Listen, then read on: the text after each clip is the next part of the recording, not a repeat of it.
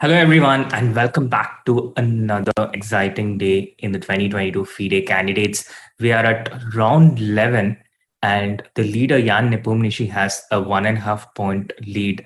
What do you think, Abhijeet? Do you think anyone is going to be able to catch up with him? And how has the tournament gone according to your expectations so far?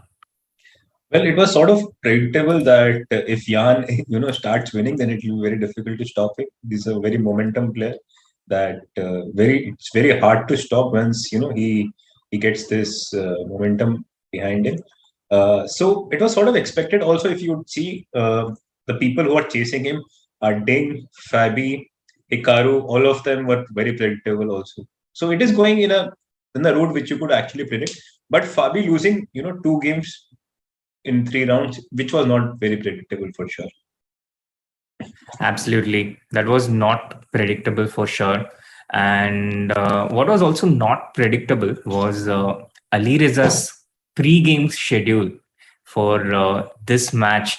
Chat, if you don't already know, can you guess what Alireza was doing the last night?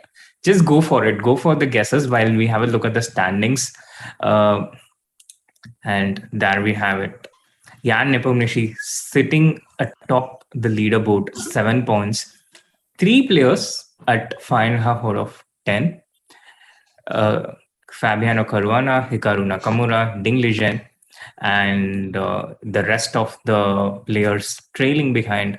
Not much in contention, 4.5, 4, 4, 4.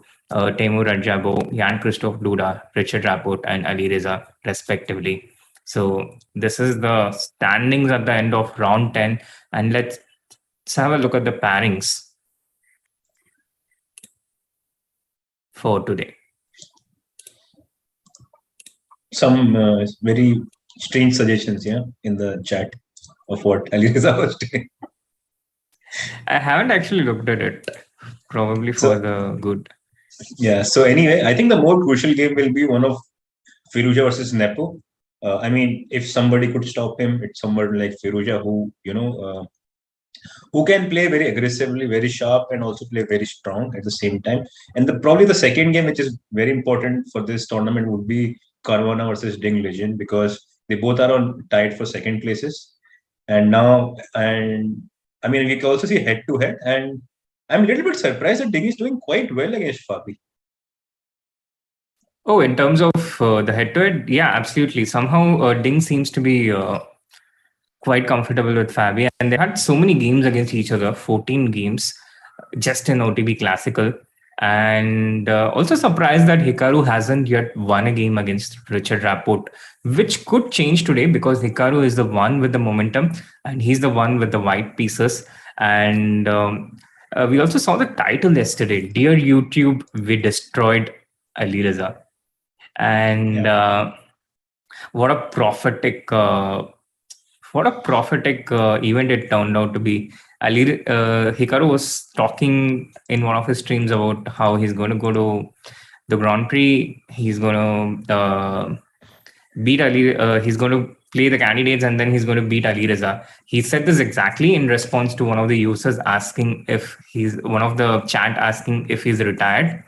This is the reply that he gave them, and how prophetic it turned out to be. Yeah, for incredible. Sure. Like somebody asked him that, are you retired? He's like, no, chat, why I'm retired? Maybe we can play that clip later if we could find it. But amazing clip where Hikaru is destroying, that I'm going to play in Grand Prix, I'm going to win Grand Prix, then I'm going to qualify for the candidate, and there I'll beat Alireza. Finito. Incredible. That kind of sounds like it sounds like a daydream for most people, but Hikaru actually went on and made it happen. Amazing stuff. And in the meanwhile, in the important game, Alireza Nepomniachtchi, different suggestions in the chat on what he was up to yesterday. But chat, he was actually playing Hyper Bullet all night. 30 seconds each against the chess.com commentator, Daniel Naroditsky. I don't know how either of them have so much energy.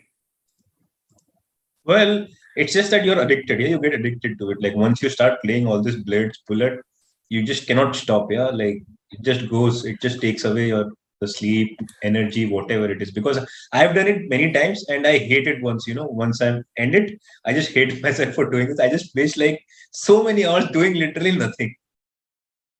Yeah, and Abhijeet, I can also imagine myself being drawn into an all-night blitz or an all-night bullet match, but that would just rule me out of doing anything productive the next day.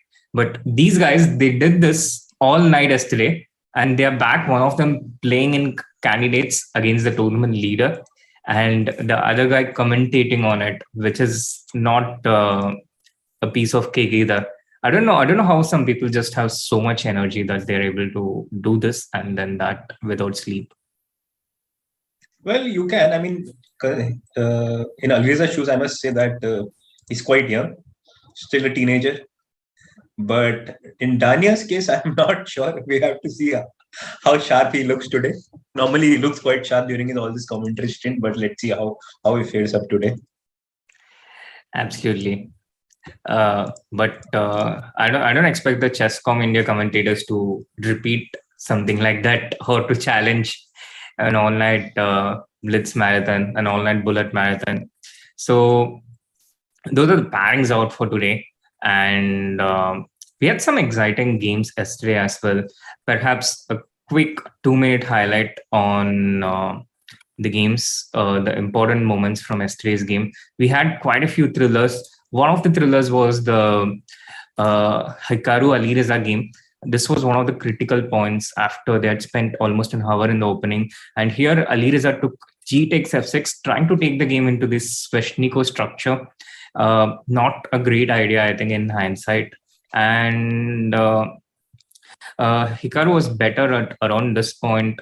And here, I think he got clearly better. C4 happened, Bishop G7, Rook D5, short castle, Rook E D1, Rook F8. And Hikaru, in fact, looked at this move G4, which we had looked yesterday. Did you also check the review? Yeah. Of course, the same day, same night. Yeah, and there is actually beautiful line, chat. If you don't know, then probably it's good to pause or maybe good to just think about it. So knight E7 here, Rook D6, Queen E4, and now Queen E4. And the reason why Hikaru had played H3 instead of G4 was he saw this position. He thought that anyway, you have to spend a move to defend this pawn on G4, so he would rather do it right away, and then also get a look for the king. So chat, here it's white to play and find a win. Yeah, this one is a cracker of a move, which even Hikaru missed, but he found it with the help of computer post game. And it turns out that he also saw the variation Ronak was showing later on, which he was not able to find. He was not able to recollect during his game review. But I think we know which one he was talking about, the rook sacrifice at the end. So lot of cracker of variations in all these games. And it's nice to see so many decisive games in at this level. Meanwhile, Shubham is asking, don't seconds and other people stop you from exhaustion before the games? Not really, Shubham. Seconds do basically what... it's like, for example, people can give you information on a textbook, but you still have to do the work. And seconds just give you data in an easily digestible way, but you still have to do the work. You have to understand it. You have to set the directions. You have to read your opponent. All these things, generally, the players are very, very in tune with it. Since they go out there and play against these opponents. So they're more, they read their opponents better.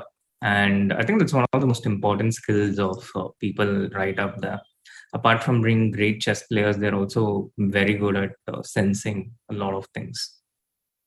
Yeah, for sure. Like also the data you get from your seconds or coaches, it's how you take it. It's like, for example, Magnus has this thing, that 4 people are going to work on certain data. They're going to send to Peter Hein and Nielsen. He will try to edit or reorganize the data in a way that Magnus understands very fast. So still he has, like, with the team, with the help of 5-6 people, he still has to take care, or he still has to go for that data. He still has to look at it. And even during the game, he always says, I always try to make sure that it works even during the game, because he start to think right from the start, like if he hadn't looked at it very deeply. So yes, the seconds are there to help, but the information is so much and so much these days that it's impossible to be not work at all before the game. Absolutely. The amount of information is enormous. And the move here, we didn't get much input from the chat, but the variation here is knight g5, f takes g5, f3, and the queen gets trapped. And this is the reason why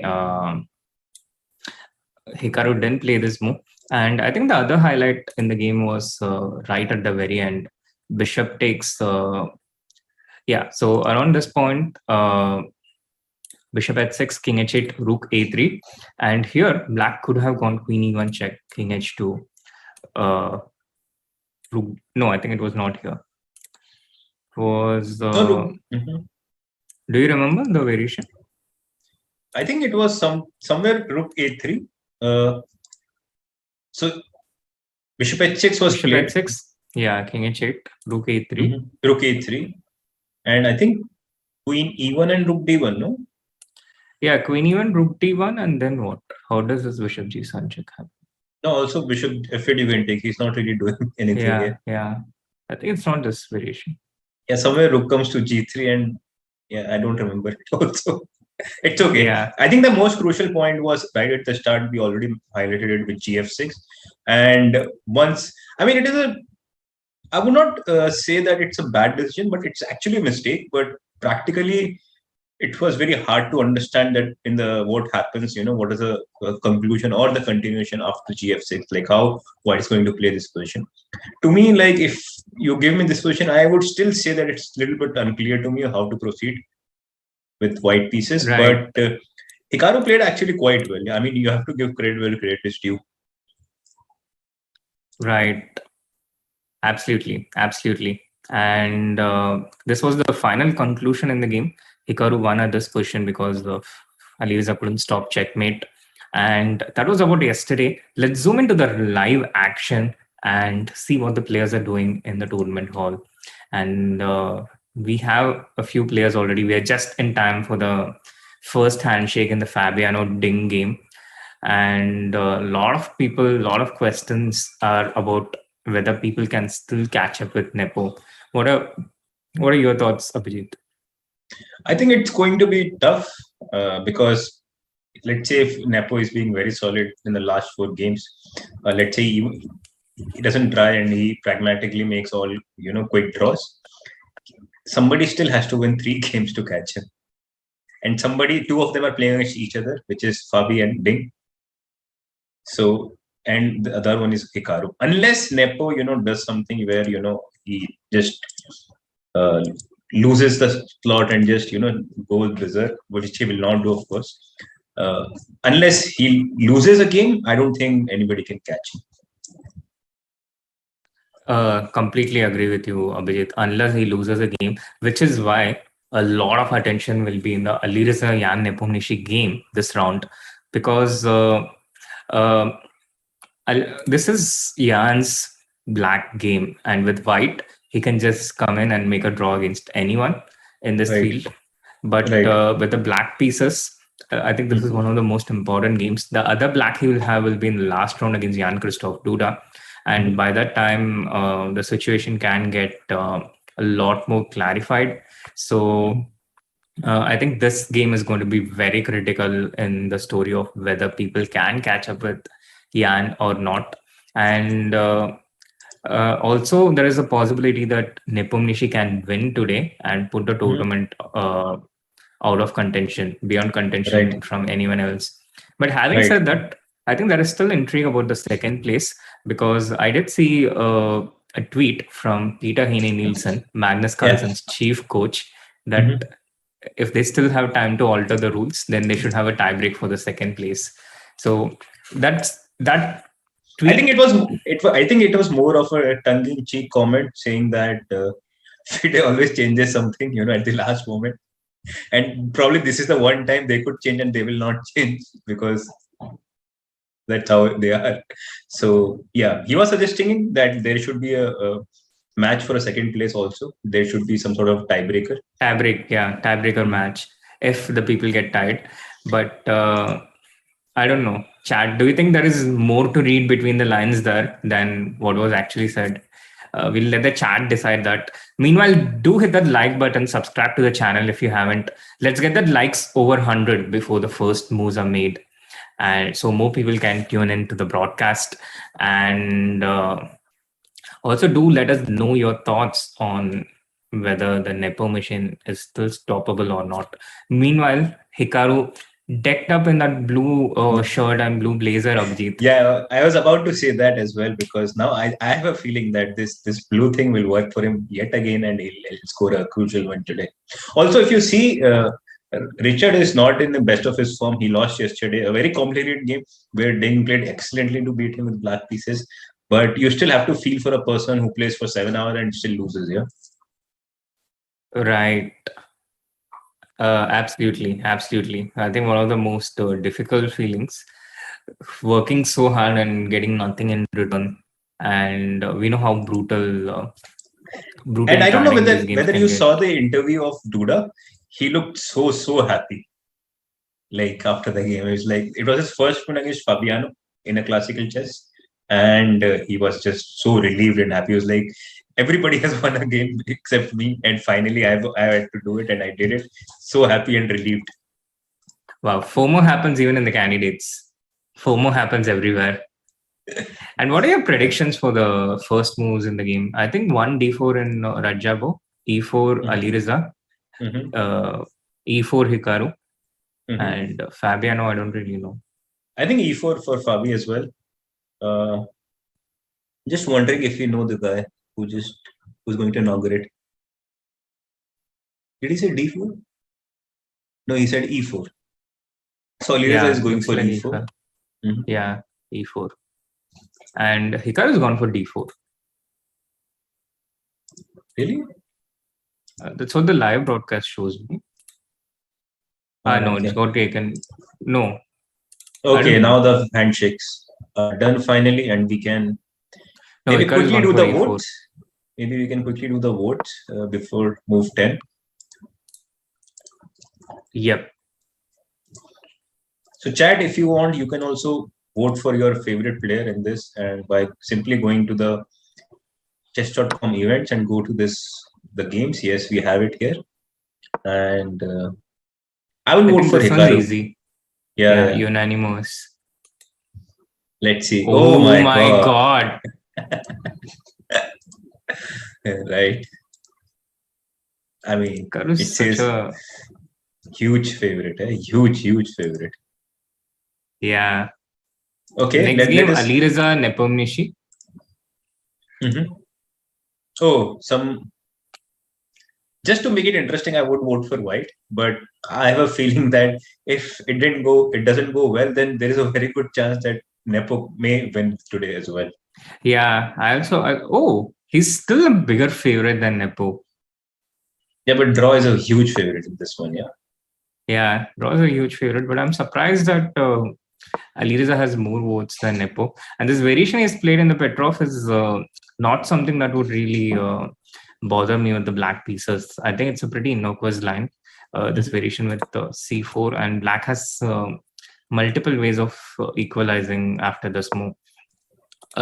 Knight c6 d3. The point is, if black goes knight f6, white wants to come with the pawn to d4 and then ask black what he's doing, whether he wants to meet this with d5, whether he wants to just ignore it and go g6. And if black does meet it with d5, then white goes c5 and tries to get this structure. So I think this is what is the main idea here. But is there any other move apart from knight f6? Why is Jan thinking here?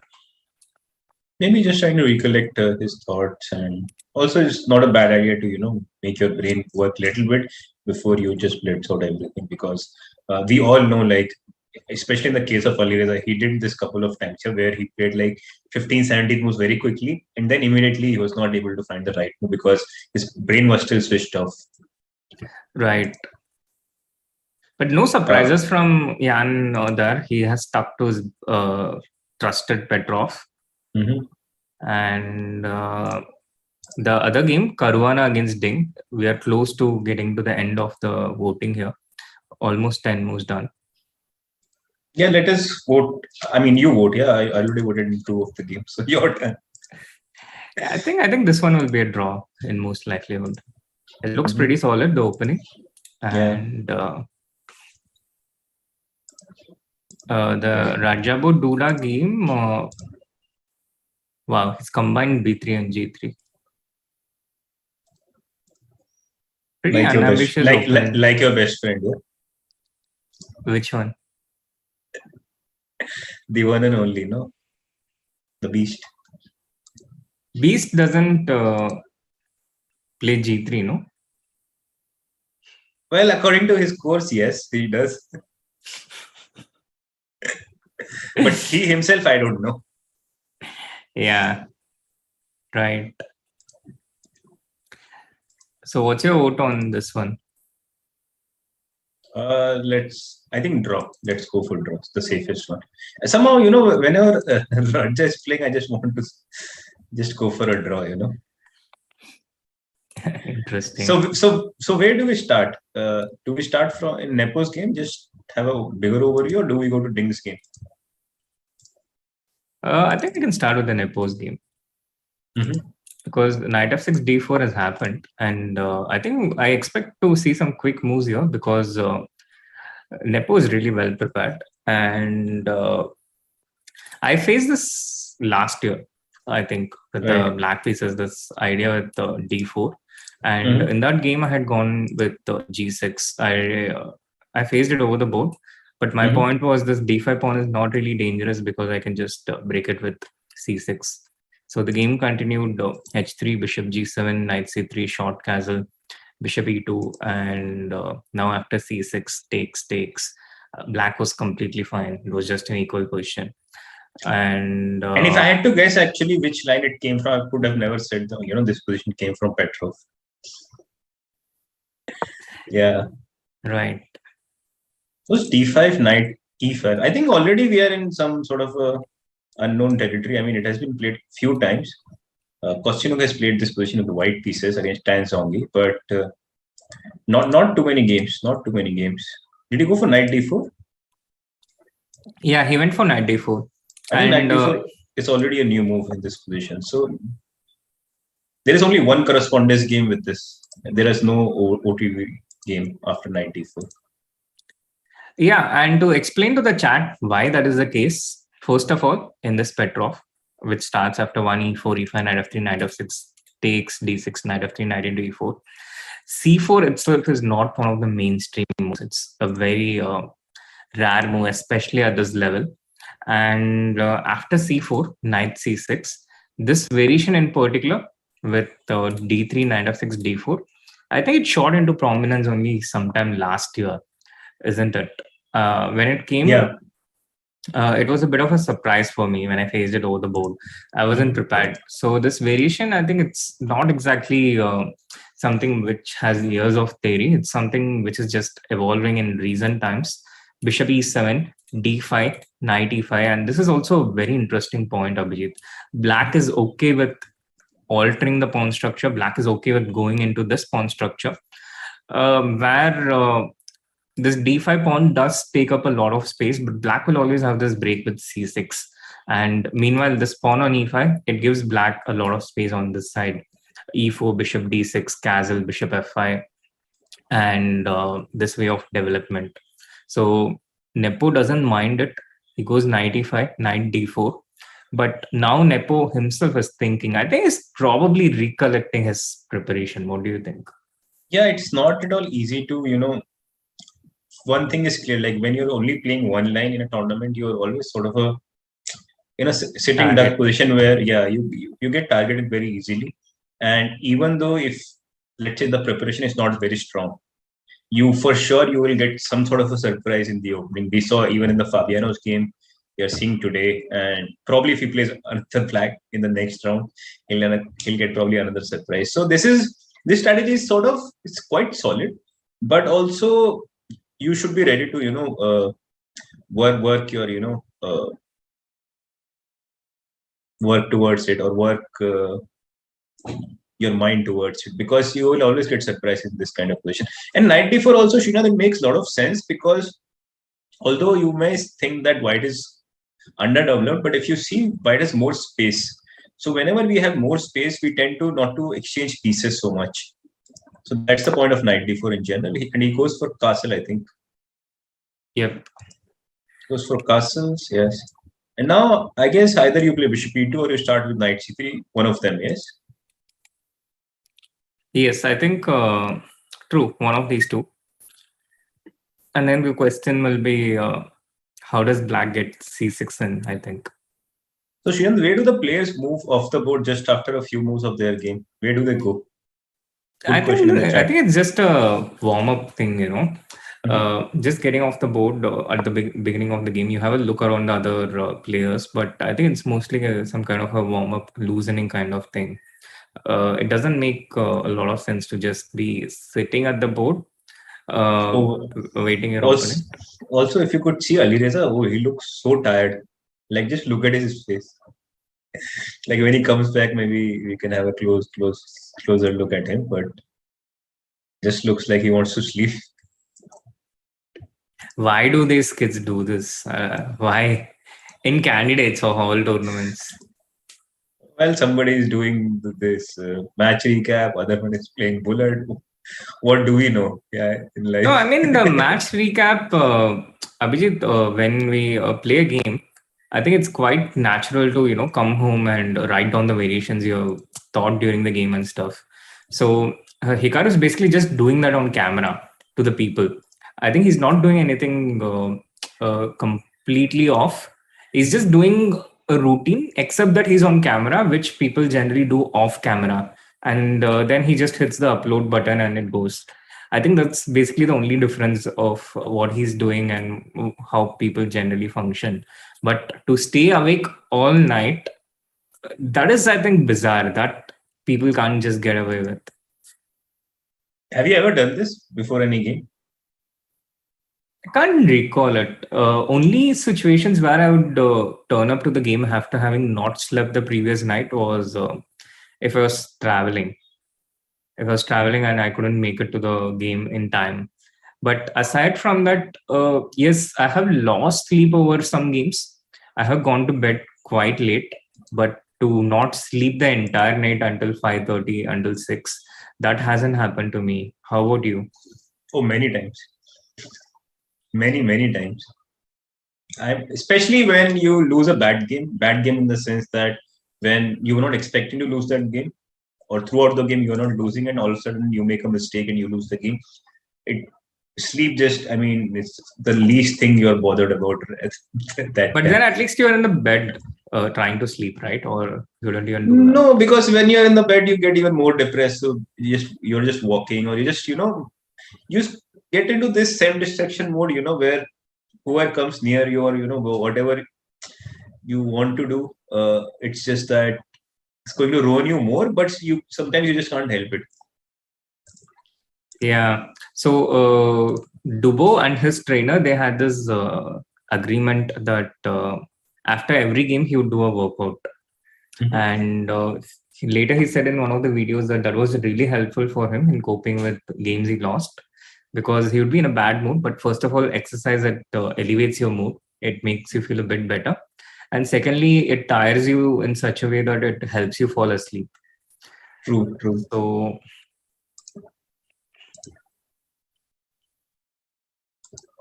yeah. I mean, it varies from person to person. Yeah, some people just play blitz after, and it makes sense also, but not till 5:30. But they just play blitz because they just want to win a game. Yeah, doesn't have to be a classical game or anything. Just to feel good about yourself, because whenever you lose a game, you feel disgusted from within. Like that maybe I don't deserve it. Maybe I'm not good enough. You just have to win one more game to get. Everything is then okay. Yeah? You feel all good. You just forget the previous losses, especially the last rounds. Because after the last round, you have to travel back, and throughout the flight, you will be thinking about that stupid last game, how you made this stupid error and then lost the game. Yeah, and you also think about how you could have done better, Abhijeet. This, I think you do a lot. Oh my God, why did I do this at this point? What should I have done?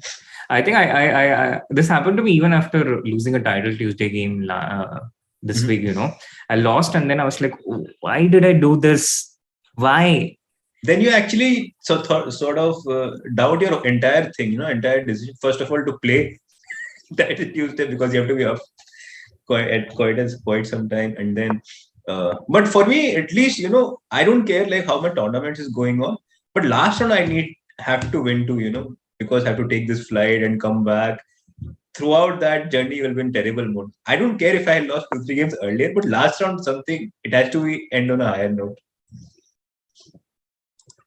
Right. All that ends well as well. Yeah, just look at Alireza. Do you think he looks fresh or? No, I don't see the freshness in his face. Somehow his eyes look a little bit bigger, no? That seems a bit hard for me to see from here because I don't have a full screen view, but I certainly don't feel that freshness from him emanating from him. Right. Also, let's have a quick overview because we haven't touched all the games till now. Also, the people who have just joined us. It'll be good time to show once. Yes. So, okay. So we have Sveshnikov on in Richard's game. Finally, he's playing some line probably which is decent, at least known as decent. And Temur, I guess, I think it'll be quite solid game. Some sort of double fianchetto. And Fabi's game we haven't looked actually, but it looks quite interesting at first glance. Yeah, I think that deserves a deeper look once we have a conclusion here. And Hikaru, it's quite pretty much in the opening. And I'm hearing that it's the first time Rapport has played the Sveshnikov Sicillian, the first ever time. And he's been doing that a lot, this candidates. And do you think it's also not a coincidence, Abhijeet, that the three people who are at the bottom of the table are all playing their first candidates? Yeah, I mean, it does make sense. And I was also telling this earlier that experience does count. I mean, Fabi has played a World Championship match. Nepomniachtchi has played a World Championship match. Hikaru has played few candidates himself. So these kind of things do matter. Like this is being second candidates, I think, if I'm not wrong. Temur has played also few candidates before. So it does count. I mean, this kind of experience does count, and they know when to actually go for it and when to just take it slow. And being there personally matters a lot, yeah, as opposed to even watching it as a second, even from a very nearby point of view. I think it matters even more when you've actually been there. You sense a lot of things better again. Right. So Bishop E2, C6 also in the game. Quite a few moves in the Alireza Nepo game. And do you think Jan is still in his prep? Alireza certainly seems to be still in his prep. Well, the move seems to be quite simple, no? Like you want to play Bishop G4 because you're trying to exchange pieces because you have less space.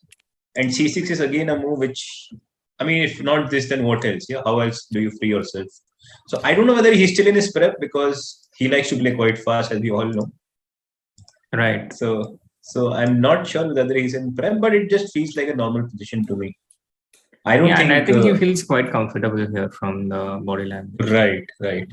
Also, I just feel like okay, C6, CD, and now maybe something like I don't know, Rook C8 or Queen A5 or Queen B6. Black has few options, obviously. Maybe even Rook E8 simply. Rook E8, maybe trying to transfer this bishop to F8, then to play G6, bishop G7. The only thing that you have to watch out is that sometimes White can have this annoying F4 after maybe let's say if White plays H3, you cover the square on G4. And also you can play F4 sometimes directly. Let's say if Knight goes to G4, then H3, Knight has to go all the way back to H6. And then maybe White can also think about your move G4 in general, try to restrict both the knights. And yeah, I mean, there are some issues, some concrete issues for Black to solve, but to me, the position still looks simple enough. Yeah, absolutely agree. I think I'd also not mind at all if I had this position with black. I'd be pretty happy with the outcome in the opening. And I think this is one of our big games in this round.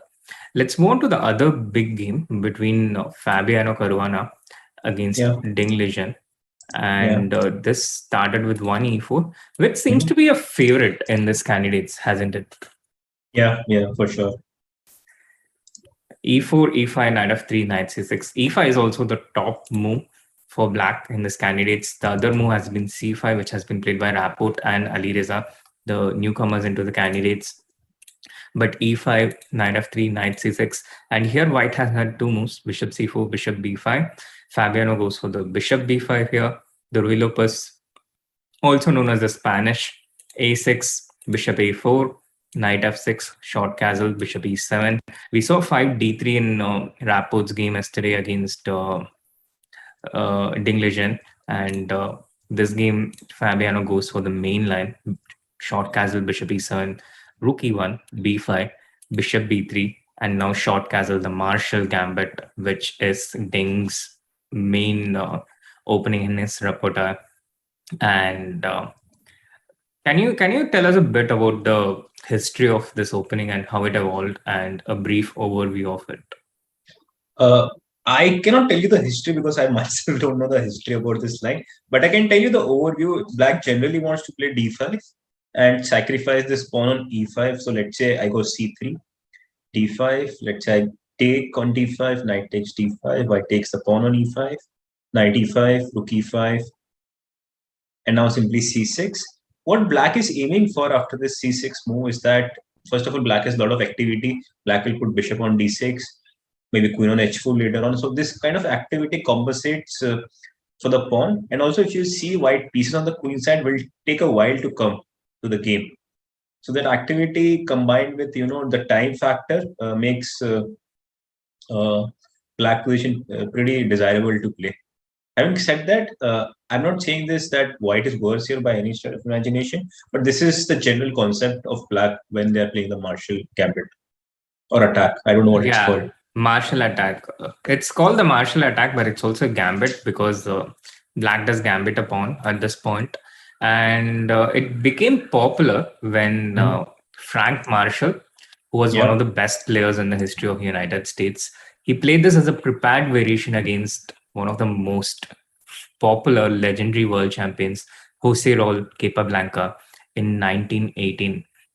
And there are a lot of rumors about how long Marshall kept this preparation for Capablanca, and this did take White did get into some difficult position after accepting the gambit in that game, but Capablanca found a way through those complications and he managed to win it.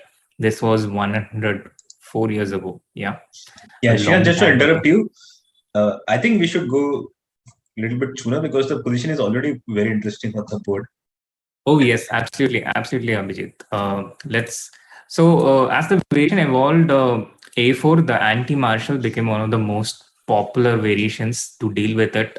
And now Rook B4 was one of the main moves, but Bishop B7 became quite popular, I think sometime around 2019.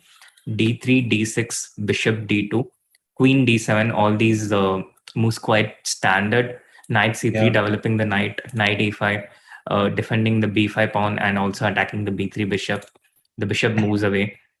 And now black gets this B4, knight E2, C5 structure on the center, taking control of a lot of important squares. We had a brief mention about this yesterday as well, the importance of playing C5 with black in these ruler post structures. And now white goes for the F5 square, knight to G3, and this knight coming to F5, going directly for the F5 square. Black defends it with G6, but white is like, okay, good luck trying to stop me. I'm going to put my knight on F5 anyway. So he goes bishop h6, rook e8, and knight h F5, bishop d8, and now knight to G7. And both the players are prepared. They seem to be prepared for this. Abhijeet, do you know anything about this yourself? No, I don't know personally because knight h4 is a new move, but it feels like This is the line which you would check when once you are starting with queen d7 because it's quite forcing. And white play has been quite logical, bringing both the knights towards black king. So yeah, roundabout here, let's say if I want to play queen d7, this I'll check knight c3, then b4 comes, then knight comes all the way to e2 to g3, and now the other knight from f3 it came to all the way to g7 from h4, f5, g7. Right. Yeah, so this is quite forced to be it. You play, I think, because of some sort of c3. That's why you sort of have some prophylaxis against that. And now, yeah, we have this position, and Ding has already played rook f8. Yeah, it's been. Oh, yeah, have a move. Did you win? Did you go knight h5? Yeah, h3. H3. Oh, he played h3. He played h3. Okay.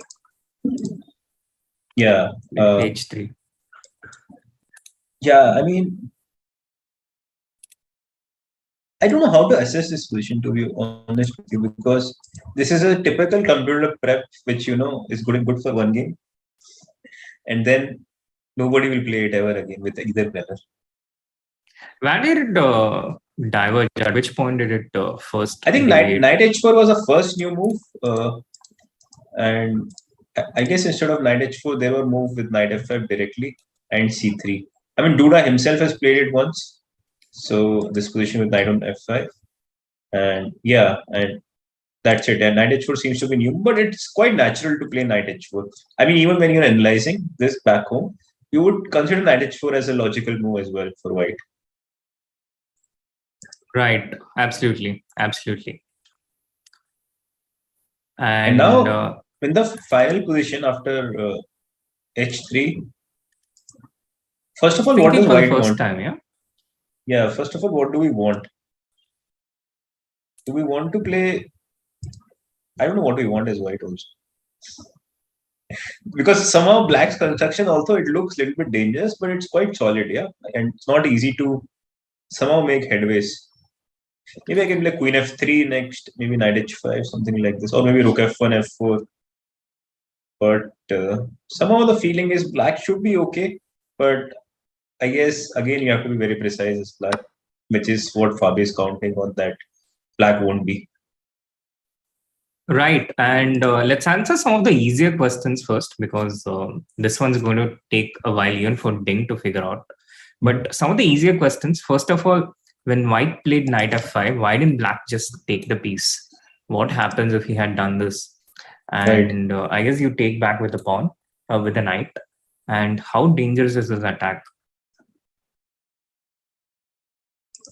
It looks lost, I think, because the king is super weak. And we already saw this construction yesterday in Hikaru's game with knight on f5, bishop on h6. And once the queen started to join, it was game over for black. So yeah, this construction is very strong. Also, if you see this bishop on a2, it's very far, but it's doing a tremendous job. Just not letting black king go away from this diagonal. So yeah, this is. I don't see a defense actually after queen f3, queen g3. To be honest with you. Right. I mean, you can play bishop f8. Bishop g7. Maybe you can start with bishop f8 just to. Or do you want to take on f8 first? Probably. not good for your self-esteem, yeah, this bar. Not so at I all. guess you have to take with the rook, yeah, because king anyway doesn't go anywhere after king f8. Probably even just play queen d2 after king f8 and should be quite good. So I would take with the rook, and yeah, the same thing, yeah, I go queen d2, not queen f3 actually, the key point.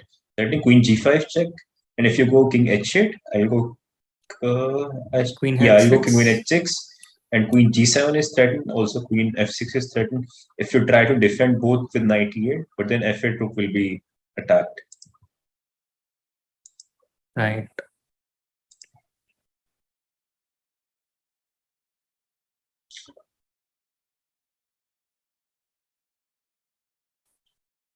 Yeah. So this is why he cannot take it.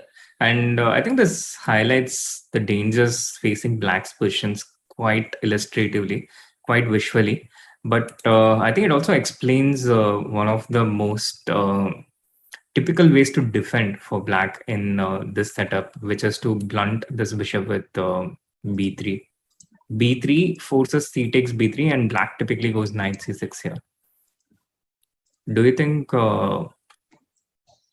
Yeah, but you sort of give up a pawn, yeah. And also, I don't get the point because I can always play b4 next, yeah, and still. Yeah, you can do that, but you take with the knight, yeah. Yeah. Let's say I go bishop c4. I mean, now my bishop is even stronger, no? Or not? Maybe d5 here. Yeah, maybe some concrete reasons, yes. Maybe black can do this, but because the point is white's pawn structure kind of becomes very right. I can also take with the bishop, yeah. Let's say bishop b3. Yeah, but then I'd be happy to get the bishop. I think it provides long-term strategic compensation. This one, it takes out the main sting, and then black has a lot of play on the dark squares, light squares, which is not just in the martial attack, but I think it happens in the other lines in the martial as well. Yeah, but I just feel that, let's say queen f3 here, maybe queen f3. Bishop c6, can I do? And can I go some knight to h5, and it will be some sort of problem for you? Yeah, this looks. Just knight h5, yeah. So white has to. I think black has to be careful against this threat of queen f3, knight h5, which is concrete, but maybe just don't do d5 here. Yeah, maybe not d5, but in general, I mean, what I'm trying to say is that I like this idea with b3, but it's just that it's so concrete, and without the prep, I don't know how much Ding will go for it, you know? Right. I think that's still pretty fair chance he might go for it, because he must have seen this concept quite a lot in his preparation in general. And another idea that he might go for is just move away the bishop so that he can play b3 in better circumstance. I think we saw this concept quite a bit. Yeah, so maybe something like bishop c6, and if the queen moves, then black strikes with b3. It's almost as a computer pre-moves the evaluation bar when I make a move. Because it's not easy. Yeah? I can just play rook e3, rook f3. I have many plans with white, and the problem, you know, in Ding's shoot, it's so concrete. Every move is a big move for black. Like every small mistake can actually ruin your game completely. Like for example, here rook e3 maybe after bishop c6. I don't care about this pawn on a4. I just feel like knight f5, rook g3. You know, it could be nasty, because my idea is simply to play rook f3, knight h5, and try to pressurize your knight to go somewhere, you know, from f6. And if you take, then okay, my other knight comes, and once again, you are in sort of. So let's show an illustrative variation. Yeah, I take the pawn, and how do you start? Yeah, this is a good question. How do I start? Also, you know, when you take on a4, you also open up my rook, yeah, rook on a1. There could be some tactics here as well, but I don't know whether it works or not. But yeah, let us go with our plan, yeah. Let us say, but you are also threatening to play b3, so I have to stop that as well. Yeah. That rare moment when b3 is a legit threat. Yeah.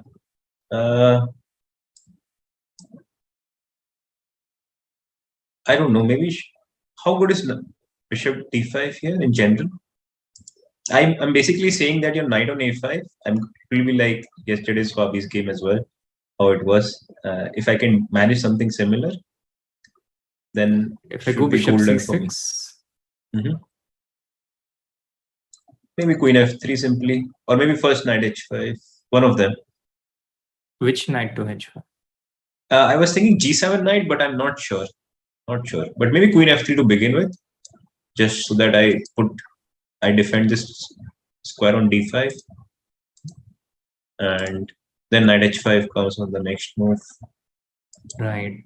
So bishop d5, e d5. Also, the problem is now rook a5 is also legit threat, yeah. Yeah, which is why, to get rid of all these things, Ding has already played b3. It's like Yes. Okay. I'm not dealing with any of these things. I'm not dealing with this bishop. I get it out at my first instance. And Fabi has two options to take it with a pawn or the bishop. But I think this is the most standard defensive idea in the anti-martial setup, a4 bishop b7. And you see this in a lot of different lines. So I think it's also the first thing you look and try to make it work as black. And Fabi must obviously be prepared for this because, again, this keeps the 0.00, must be one of the top lines of engine. And it also shows... it's also humanely, I think, one of the more natural moves to look at from the start in this position if you're playing this line. So, for sure. What do you think you'll do? Take with the pawn, bishop? I think bishop is... See, either it should be pawn takes and d4 or just get rid of the bishop with bishop b3 directly. I mean, bishop on a2 is literally a massive pawn which cannot really do anything. So either do this and maybe then try for this queen f3 and all those stuff. I play bishop c6 here. No. Okay, rook e3 in general is the idea, I guess. Yeah, just rook e3. And then maybe I'm already threatening to play knight h5. Because earlier, maybe I'm not. No, earlier my point was that I could not go knight h5 because probably just take my piece and simply go king h8 next. And with rook on e3, I always have this rook g3 check,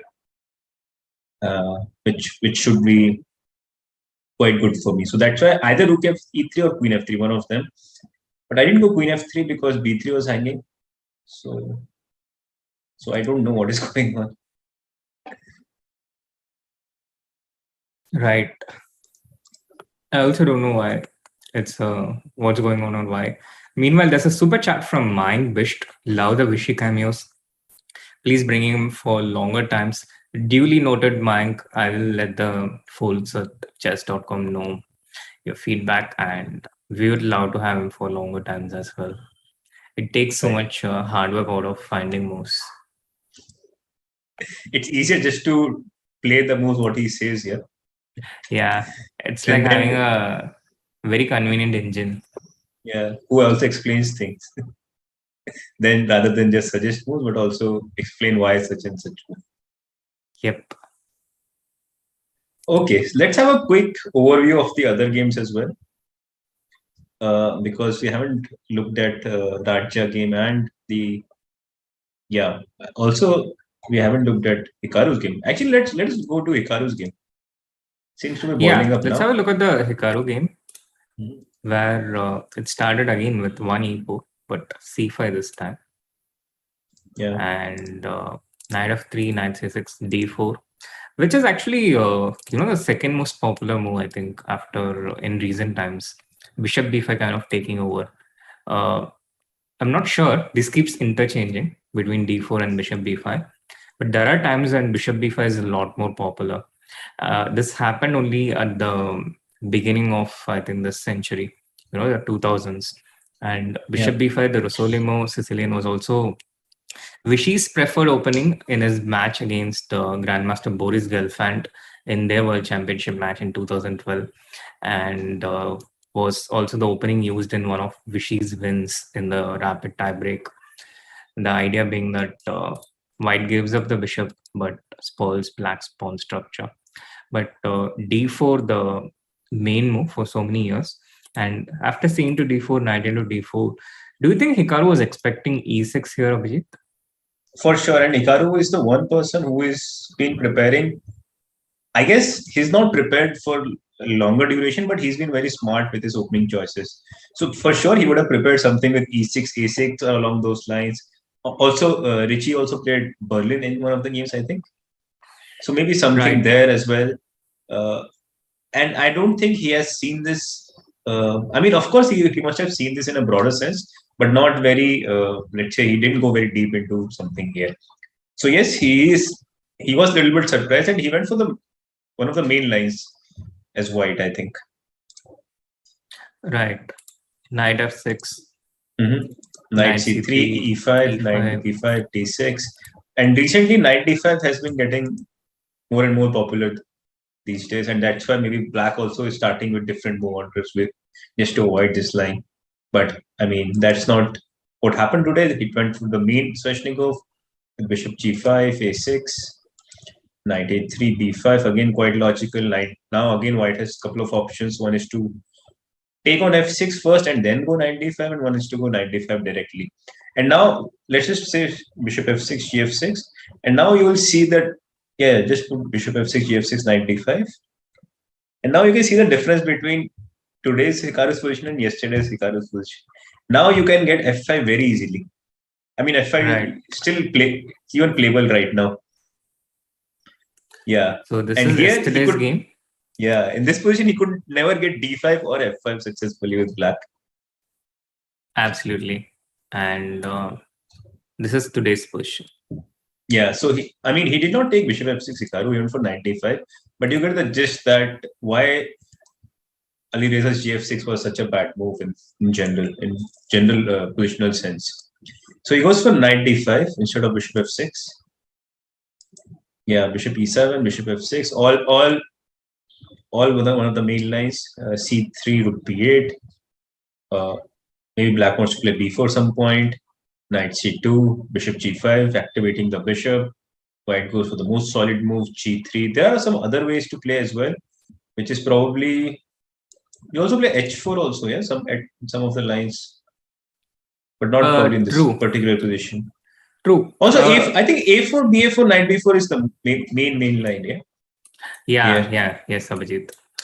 This line with bishop into f6, bishop into f6, c3, I have to mention is one of the most solid ways to respond against Sveshnikov, apart from c4.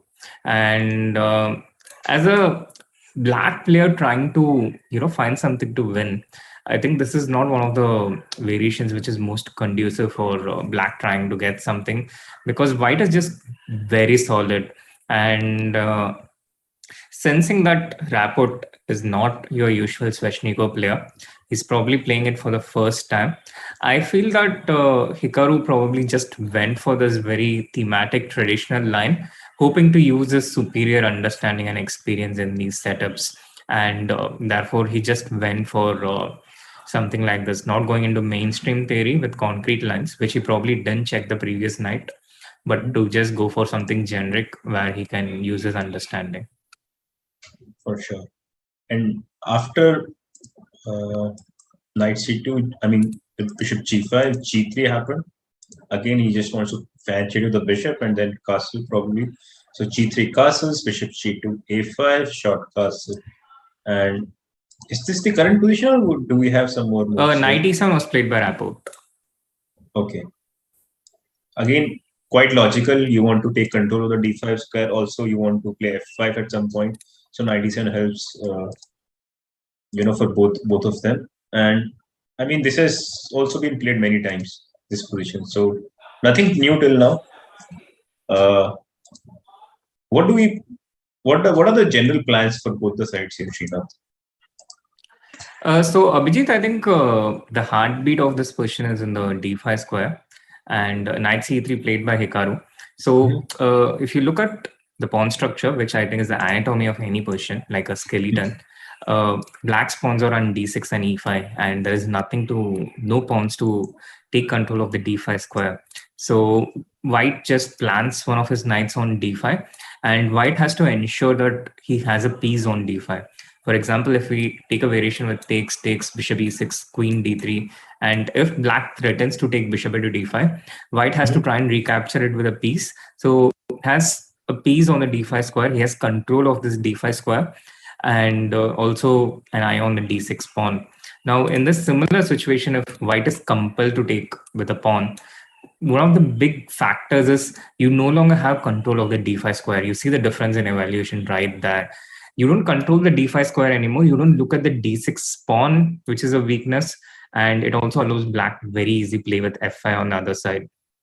So I think it comes to the d5 square first and foremost. There's a massive battle out there, and black usually plays bishop e6, bishop b7, tries and gets in more control on the d5 square.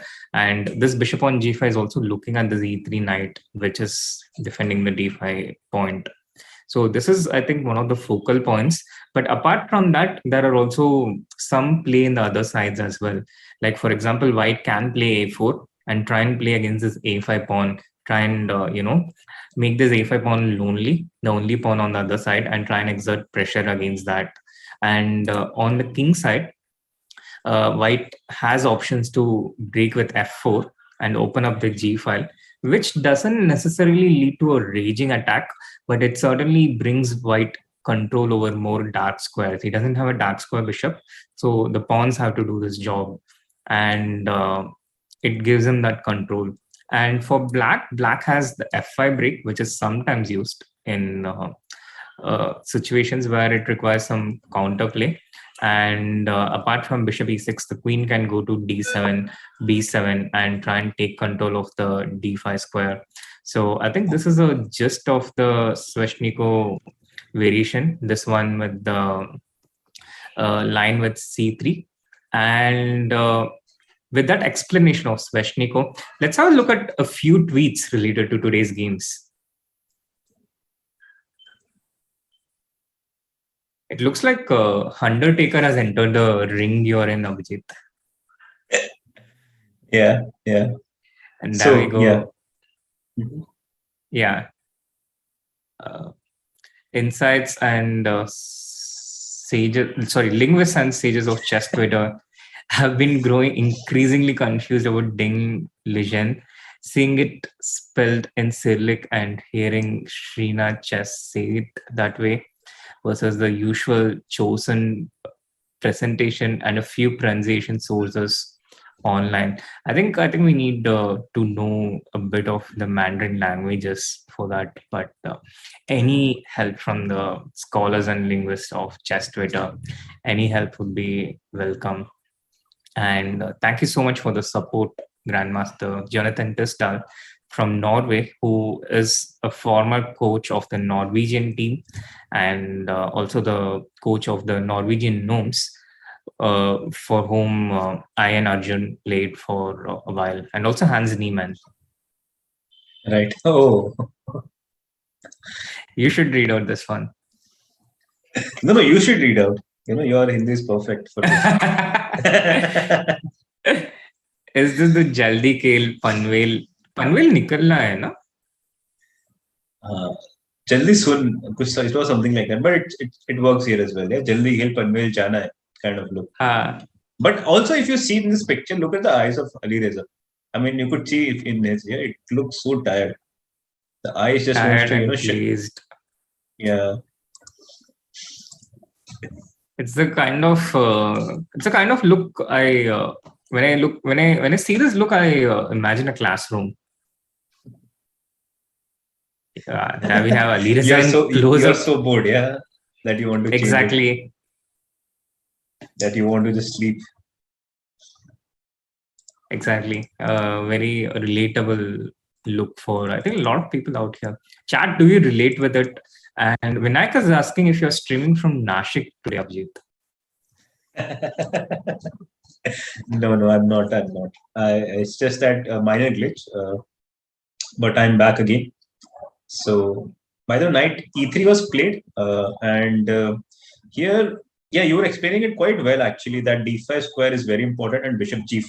I mean, you put bishop on G5, first of all, maybe to avoid knight F6, but also bishop on G5 eyes this square on E3, that sometimes maybe you want to start by maybe just take on E3 just to avoid this all sort of F4 moves, or even go bishop E6, basically to control the D5 square.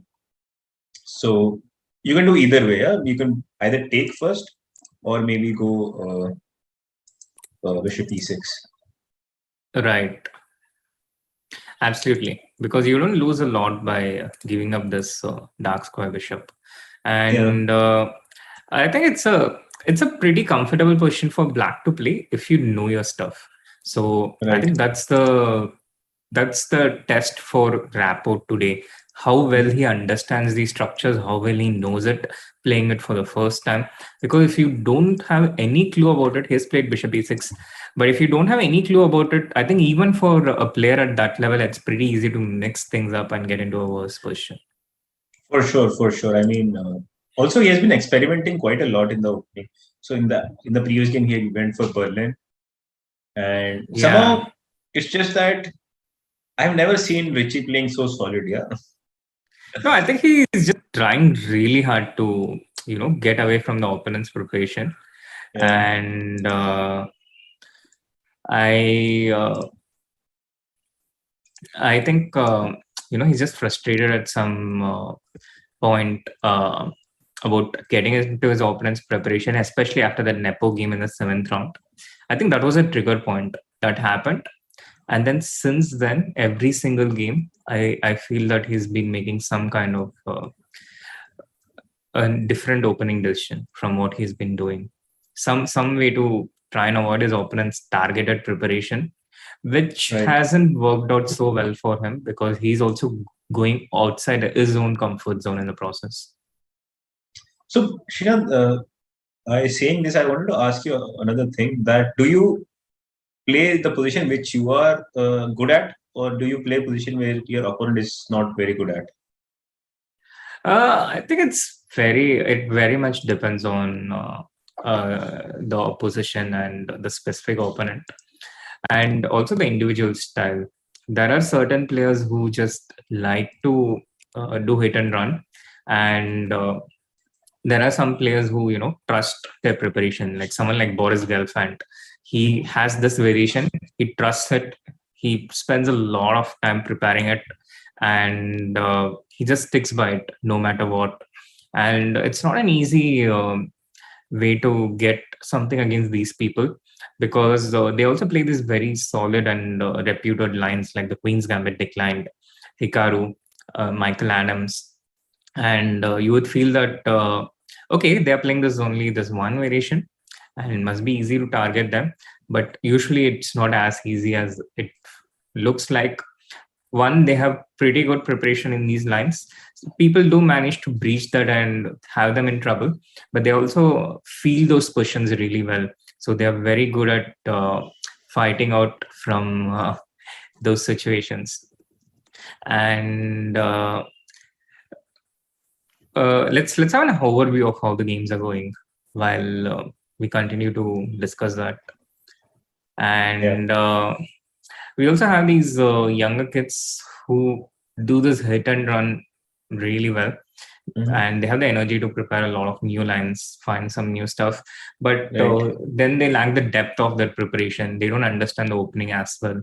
And I think this can make a lot of difference at the highest level when they face someone who has a deeper understanding. And also, we saw in the Nepo Alireza game in the 4th round.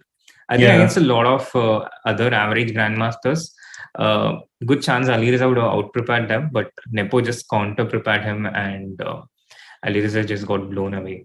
So I think it really depends. It depends on the very specific characteristic of the player.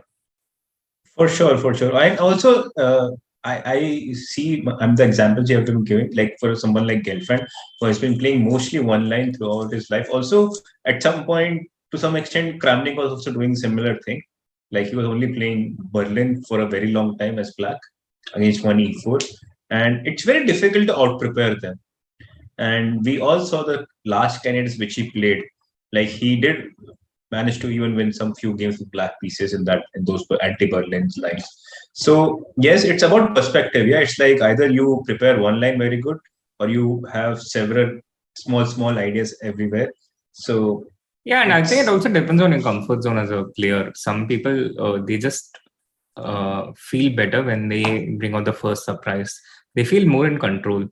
And I think some people, they just feel more in control in their zone of familiarity, where they know what's going on.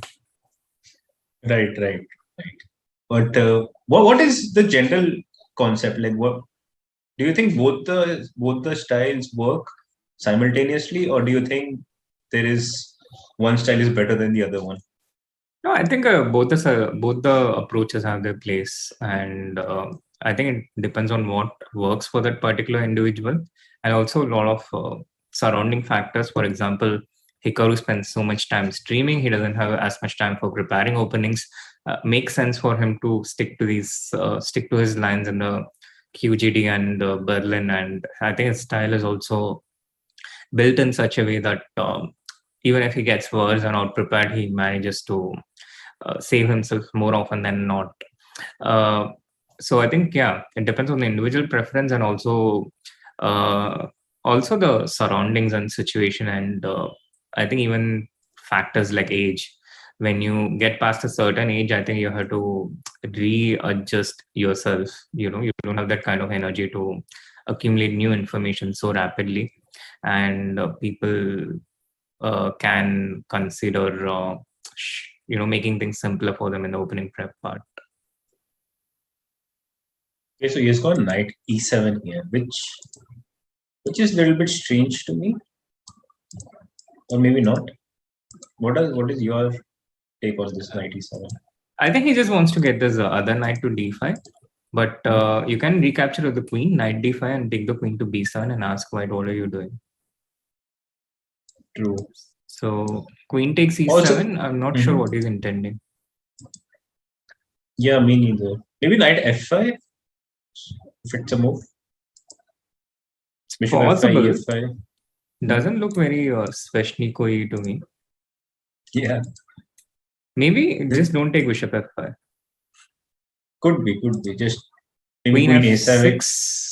Can you? Oh, here I thought the other side. Yeah, if you want to give up the pawn, it's better to. Yeah, probably. Yeah. Just go to this diagonal. Also avoid f4. And I don't know if I can take the pawn or not. First of all. So let's say I take with the queen, I guess, because knight takes rook d8, then it will be a little bit unofficial. Rook d8. This pin going to be a little bit difficult to remove. And also after queen d6, I don't know what I'm doing after g6, like where this knight is going. h4. So h4, okay, h4 is a move which I sort of missed, but let's say bishop f6. So you play knight e3, I guess. And now you start rook d8. Yeah, rook d8, queen a3. Queen gets trapped here. Yes, not like this, I think. Go back. Yeah. Just bishop d7, bishop h3. No, bishop d7 blenders this. How do we trap? Chat? Whatever we don't know, we ask chat, yeah? Yeah, that's a safe thing to do.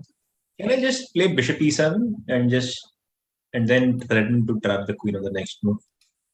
Slow approach, yeah. Maybe rook b6 and rook d6. Yeah, rook d8 is also a threat.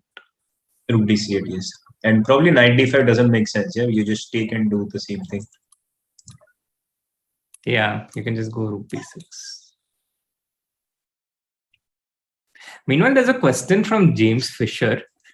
If Magnus refuses to play, will he get entry in the next candidates? I don't know. Did you get entry in the next candidates? What? But okay, I just talked to the name literally because that was the precedent. Yeah, last world champion who didn't play the world championship was James Fisher, or was it Kasparov? In the 90s. I don't know. I wasn't born during those times, so I did catch up on some of the chess games, but not so much on the political history part. But honestly, I have no idea how it goes. If Magnus refuses to play the World Championship, that would be a kind of new situation in chess from the times I was born. Right. I think that's more of a question for the Twitter audience. Aditya Bharajwaj is asking if we have faced each other in a tournament. Would love to know the score and any interesting story from the games. Yeah, so Srinath, maybe you take that one. So my score against Abhijeet is pretty brutally bad. I lost a lot of games initially. I think I lost like 3 games or 4. I don't remember.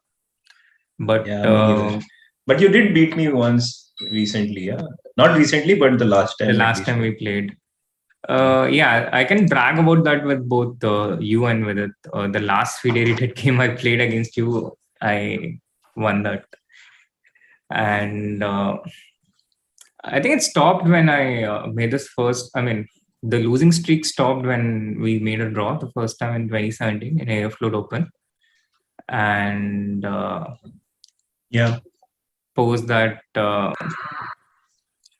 we had only one more game in which you played the Catalan against me. Right. I don't see. Oh, I know one game. I remember one game where I think it was in Dubai, if I'm not mistaken. Where I remember that one. Yeah. Where you were like dead winning, I don't know, in many different ways, but eventually, like your pawns were all like already with G6 and H6, and I was black. Your pawn had come to G6 and H6, and then somehow, yeah, you tricked yourself and lost the game. And, I know. Yeah. Those lessons helped me become a grandmaster later. Right.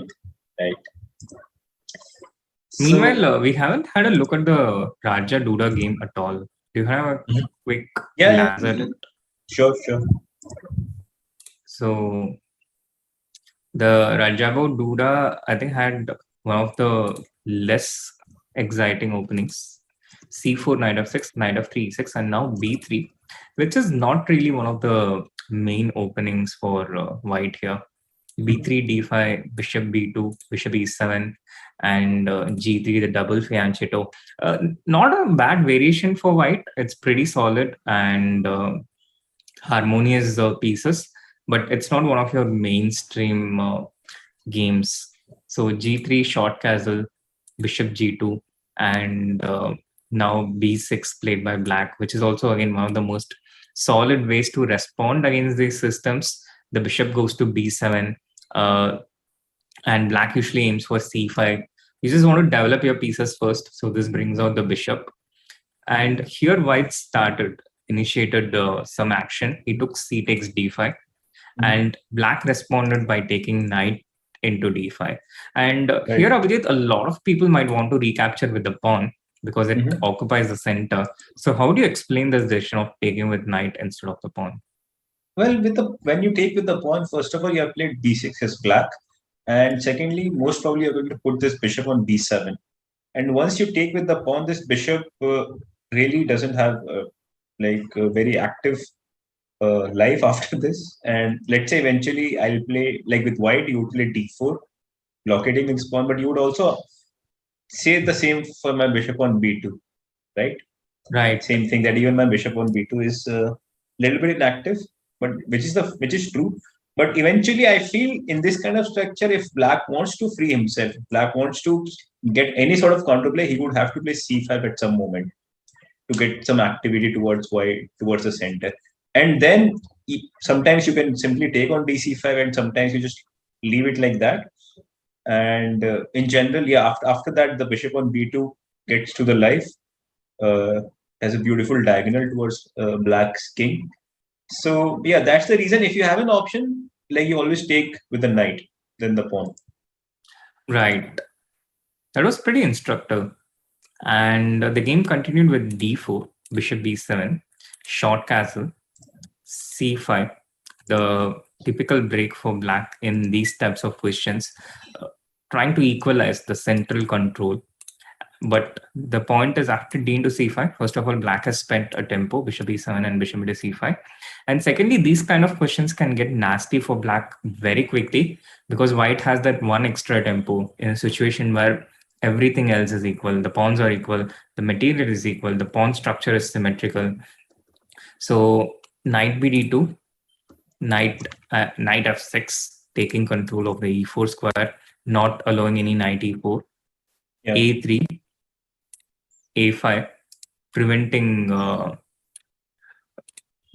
white from playing b4, knight to c4, knight bd7, and now knight e5, going for the center and also the c6 square, bishop into g2, king into g2, and this is the live position we have. What are your impressions, Abhijeet? It feels fairly equal, although I mean, this also feels like some sort of Catalan sort of position where you had this fianchetto and you maybe want to put this knight to d3, where it not only attacks the bishop, but also because of the e2 pawn. It's sort of not an outpost, but it is a nice piece on d3. But having said that, I just don't see how, like, if black simply captures on e5 here, like, I don't see how white can put a lot of pressure here on black. So for example, knight e5, let's say, first of all, how do you take? Do you take the queen first or do you take my knight first? After knight takes e5? Yes. So do you take the knight e5? Mm-hmm. And probably just queen c7, yeah? Queen d3? Putting the queen. Yeah, queen d3, I was thinking just rook d8, maybe rook a d8. It's probably important. And now you go queen f3. Probably just go rook d5. Yeah. So that's why the other rook was important, because I don't want my a8 rook to be hanging. Right. Once you come to f3. And also, sometimes you may want to play g4, g5, so just have an extra support on the f7 pawn so that I can move my knight if I want to. And the main important point is so that you just go bishop yeah. No, I wanted to play rook f5 and to drive your queen from this wonderful diagonal and probably put my queen on that diagonal afterwards. This looks very awkward for white. Also, you have to play knight f4 now. Yeah. I think. And I'm just barely surviving. Yeah. Yeah, probably I'll play knight h5, exchange this, probably go back to d5. And again, I don't see any problem whatsoever for black here. So I think my conclusion probably after king g2 that this is just one line, but probably black has different moves as well. Like I mean, I see b5 is also looks interesting. Black simply goes b5 now. But yeah, I don't know. It just feels like black is okay in multiple ways. It's just if you're not too scared with black, let's say if you're not scared of the ghost, if you should not be scared of the things which does not exist, then I think black should draw fairly comfortably in this kind of positions. I agree with you there completely. So concluding that this one's about equalish, and let's bring an overview of the games which is happening right now, and a one-word evaluation on each of the games. So the one on the left, Hikaru against Rapport, first of all, pretty comfortable for black. For sure. And I also don't like this decision to play knight e7. A bit abrupt. And Alireza against Jan Nepomniachtchi.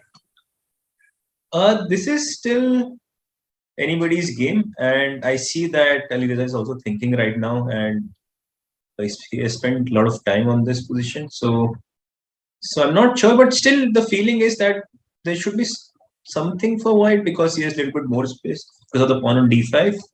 But we still have to dive through on this game, I think, later on. And we just looked at Temur's game, which seems to be completely equal. And also Fabiano is thinking. And Fabiano is actually thinking more than Ding in the final position. Yeah, and the variation which we had discussed earlier has exactly come on the board, seen to be 3 bishop c6. And to be honest, if Fabiano is thinking, then I think Ding would be pretty comfortable here because he really knows this variation in and out, the Marshall. And I would, with black, Ding would be one of the players I totally trust with black pieces in the Marshall. He's very, very solid there. So I think that's our candidates first hour. This is what has happened in the games out of the first hour. And we'll just be back after a short little break. Don't go anywhere. And meanwhile, do hit those like buttons and subscribe to the channel if you haven't. And we'll be right back.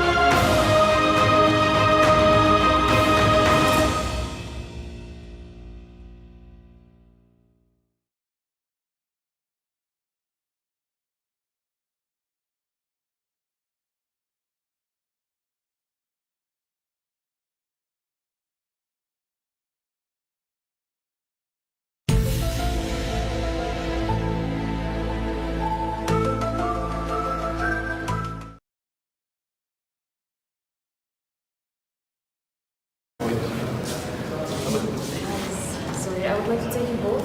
So he's more comfortable waiting. He's more. Want to play rock paper scissors first? Alright, one. 1, 2, 3. Oh.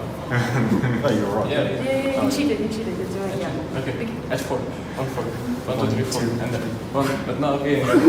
Make it straight so everybody's used to it. 1, 2, 3. 1, 2, 3.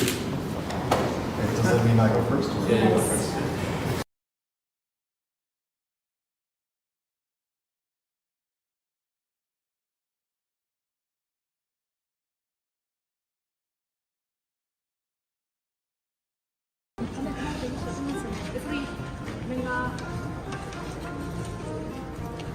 Thank you very much.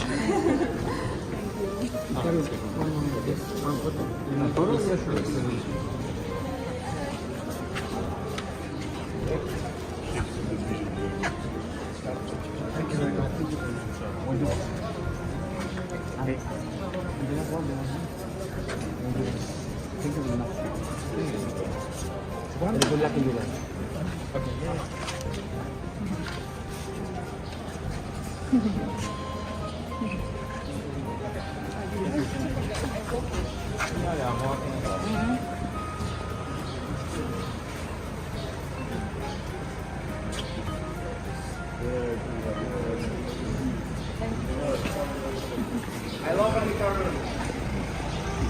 Yeah, thanks.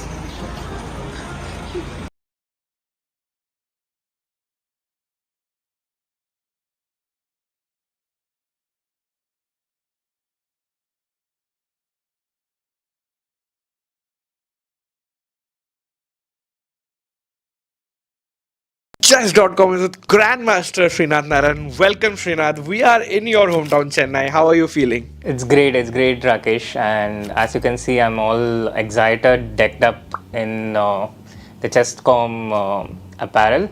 Can you please show us a little bit of that? Just straighten out the shirt. There you go. I play on Chess.com. I really do. Thank you, Srinath. So the candidate is coming up and we are excited. You are our main host. You will be running the show. You will be running our broadcast. So we want to know a little bit of insights into the candidates. So we want you to describe the candidates in one word. So let's start with... Candidates is like the Royal Rumble of chess. Yeah, it's anyone can win it. It's one of the most unpredictable tournaments in chess with no favorites. Every man for himself, and literally anyone can win. And now let's come to every candidate in one word. So we'll start rating wise. That is Ding Liren. Reliable. Alireza Firouzja. Hot. Without hesitation, and he saw absolutely nothing wrong. Fabiano Caruana. Strong. Okay, then Richard Rappo. Exciting. Jan Christoph Duda.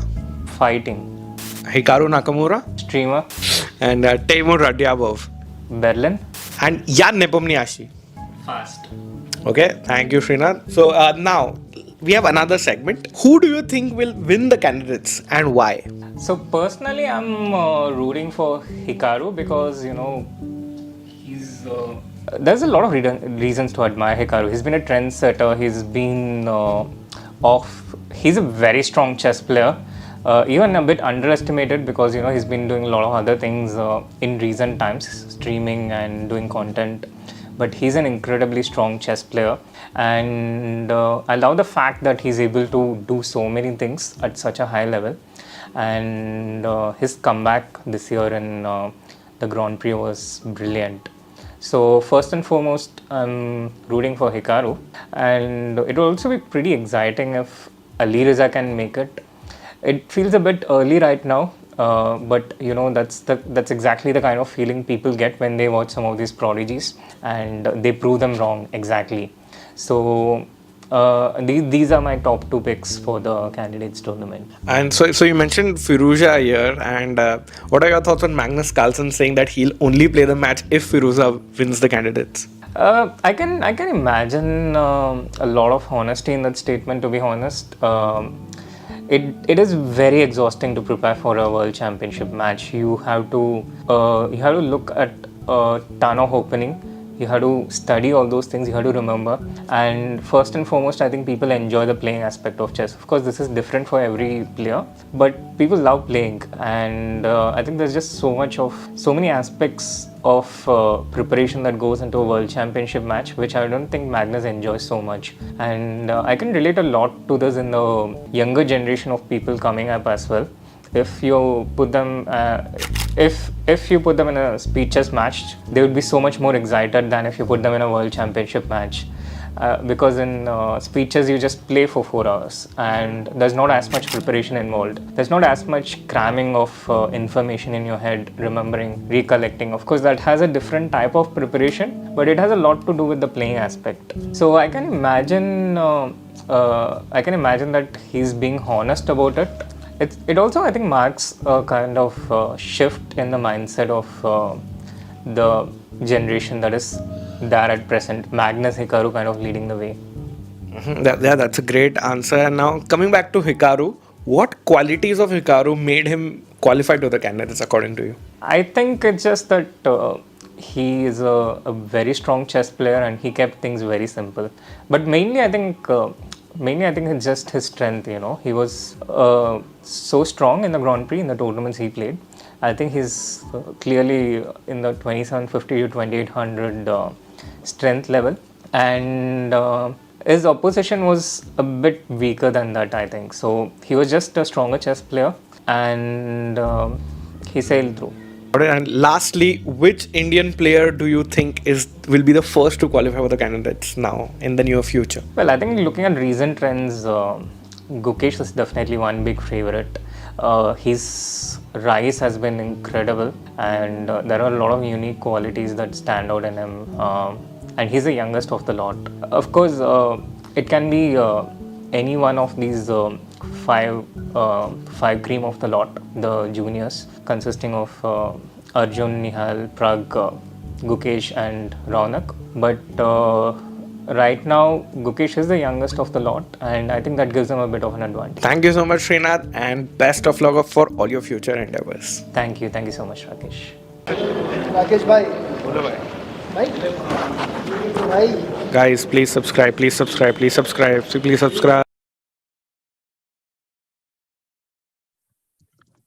Welcome back, everyone, to the Chess.com India's broadcast of the 2022 FIDE Candidates. We are at round 11 and let's dive right into the games. Let's have an overview and see what has happened during the break. Some pretty exciting changes. And look at this, Abhijeet. Alireza has unleashed G4. Yeah, not expected, but very interesting for sure. And let's actually take it from the top. Like we left it around CD, yeah, around move 14. We left it around that position.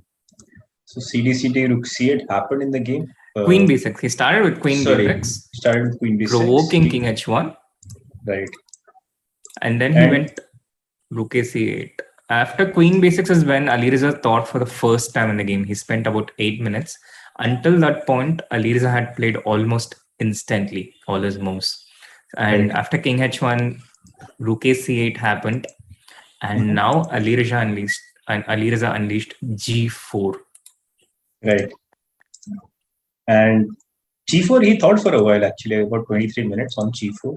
So he did spend some time. And after H6, he is thinking again. Just a little bit strange. And also, I just feel that somehow this attack, I just don't believe in it so much as white.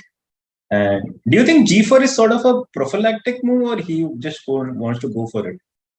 Like he wants to gain some space on the king side, or do you think he actually wants to attack on the king side? No, I think he wants to gain some space on the king side, but I think that will also lead to an attack on the king side because it feels like he's targeting black's knights. He wants to get in some G5 at some point and then also follow it up with F4, F5. So it just drives away these knights from these squares. And then eventually there might be an F6 if we assume that black doesn't make a move and white gets everything he wants. I think this will be the ideal scenario. So after H6, the most logical follow-up is H4, yeah? H4 or Rook G1, yeah? Yeah, H4 or Rook G1, true.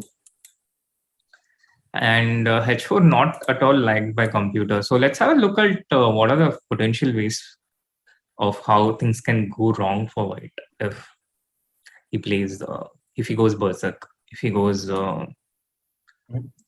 One of the easiest way I think to play this position is probably just rook c3 and 95, just to give up the exchange and take one of the pawns and also attack c3 and h4 together. So Yeah. I see computer doesn't like it so much, but I think practically it feels so much easier to be black here. Yeah, I think minus 0.5 is also a pretty handy evaluation when you are an exchange down. And I see the Sicilian player in you talking there, Abhijeet. So also Nepo is like he has been a diehard Nadov player for a long time, for most of his career, and now he has switched to Petrov now. But I guess this is quite natural to play rook c3, and probably this is the first move even Nepo would consider. So I guess instead of h4, can we look at rook g1 first? Because sure, h4 seems to be a little bit loose to me. But also this, I don't believe, like, you can probably just play rook e8, bishop f8. It's just that, like, black has too many pieces on the king side. So should be easily defendable. King should be easily defendable. So that's the reason I don't like g4. And because of that, do you think the candidates will get over today itself? At least it's the first certainly place. Possible, Abhijeet. I think Nepo is like a big favorite to win this one. I think a person who has slept well in the night has a clear advantage over someone who has spent the whole night playing bullet. Call me old school or whatever, but I strongly believe this is a big factor.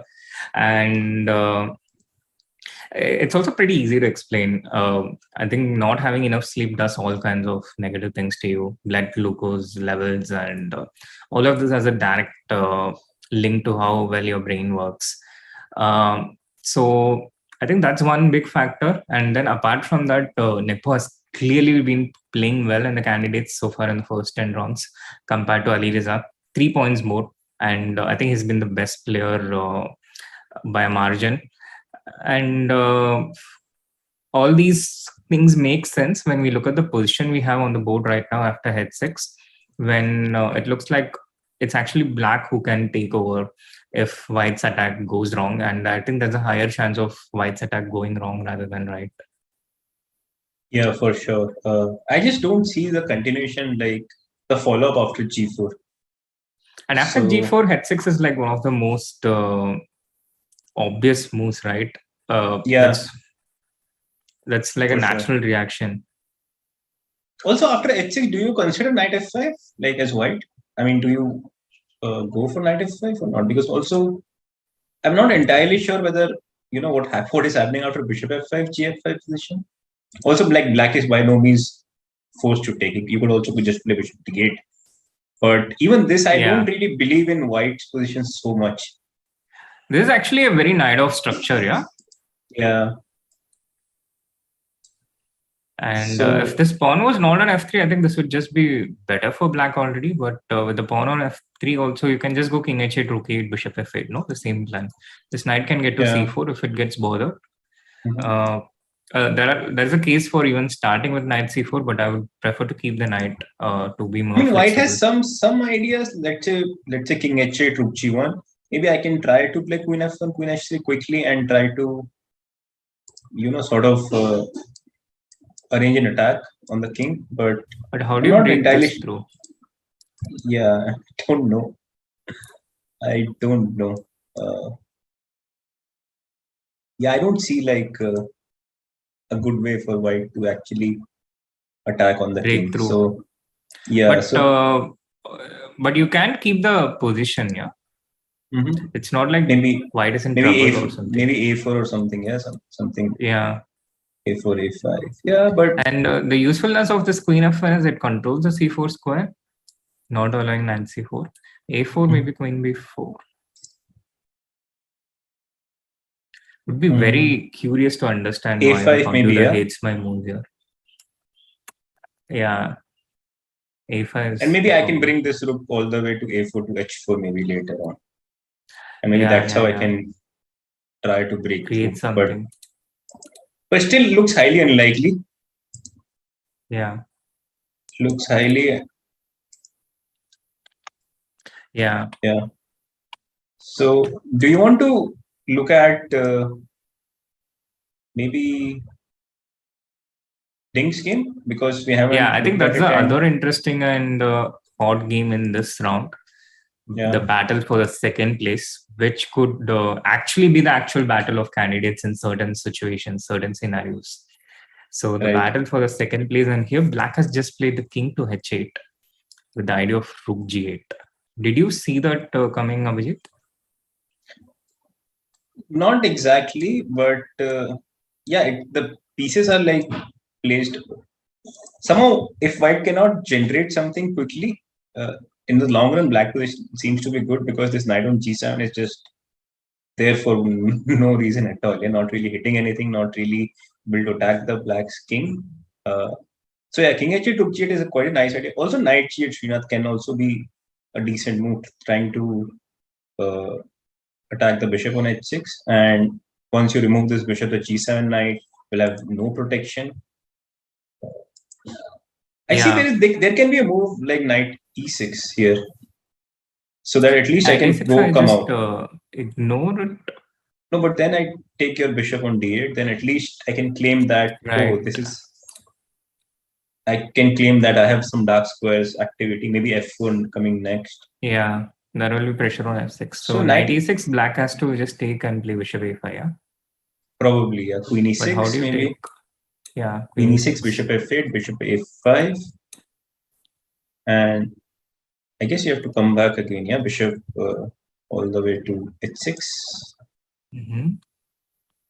Takes on I guess, e1. yeah, takes, queen takes, maybe queen b3. Somehow I don't believe in white's attack here. Also, pawns are a bit loose. The rook doesn't have any open file, and it would be good if I can, enter somehow into back in the black camp, maybe queen a5, queen c7. But it feels highly unlikely that something drastic can happen to this. Maybe queen b6 at least for black, if nothing else also. And I don't think black is worse. Maybe black might be even slightly better. Because it would be very difficult to defend all these weak pawns. Yeah, a4, b2, d3 all put together. Yeah. Right. But if you don't play knight e6, what else can you play? Because knight e6, after knight e6, more or less we reach this position, which I still feel that only black is pushing. And if you don't play knight e6, because there are multiple threats, like you said, rook g8, knight g8, not really easy to find. Maybe knight f5 here. This knight, right? I think knights, yeah, this knight, and now probably, I don't know, rook e8, rook g8, both the moves, yeah. Yeah, actually, you can also do rook e8. Because after knight g7, you can again come to g8 now. If you, now you can come to g8. And after knight f5, rook e8, probably you're already threatening to take on f5, if I'm not mistaken. If we can just go back. Let's say after rook e8, am I actually threatening to take on f5 after rook e8? Or could very well possible, to take this knight already on the next move. And also the problem is, where does this knight go? If you go knight to e3, then knight g8 just traps the bishop on h6. Only knight g4, f5 even you can do. And if not, knight e3, I mean, the piece is going in. Knight h4 also, knight g8, double attacking the knight on h4 and the bishop on h6. So instead of knight e3, let's say if we go knight h4, just simply knight g8, bishop on d8 attacking the h4, knight on g8 attacking the h6 bishop. So I'm not sure what is going on here. Like how do you play as white? Do you play knight e6 or do you gamble with knight f5? But then I don't really see like if you're gambling with knight f5 also, I don't really understand what is happening after that, because I just feel that black is just doing very well after both the knight f5 and knight e6. Yeah, I also don't see a way forward here. Oh, I feel so bad for Fabi right now. He has lost already a couple of games. and His there's a very tournament good has chance just that gone off the. Yeah. there's a very good chance he might lose again, because again he understands that this is not what he was expecting, but he also understands that draw is basically you're just giving up the hope for the first place. How do you deal What like this? happens if I just knight e3? Yeah, we saw this. So maybe you have to get rid of this bishop first, and then get the knight back. Yeah, but I understand like this could be playable, but again, I feel if anybody is better, it should be black here. No, I can just pile on the b file. Agree. And you don't have any concrete threats, with the knights. And in the long run, let's say, I mean, my general idea should be to transfer some of this bishop to e6 and the pile on the b file. Also, sometimes, I want to play f5. Like, it just feels like only black is, playing for something. Here, white just has to hold and wait for, black's reactions, black's play, so that he can react accordingly. I think Ding is playing quite well till now. And do you feel that Ding has prepared all this? Or do you think he's just playing over the board? No, I think he's playing over the board, but also it's not totally without preparation, because you do see a lot of similar lines. So in terms of concrete variation, I'm not sure if even he remembers whether he has it in his files, but I'm sure he's familiar with this position and ideas in general. And I would imagine that he looks a lot more confident based on his moves. King h8 didn't take much time for him. He barely spent 3 minutes. And how much time has Fabi already spent here? And I think it hasn't been a great prep from Fabi either in this game, which is not something we have been used to seeing from Fabiano in the candidates. But in the second half, he seems to have faced setbacks after setbacks, just run out of ideas in the openings.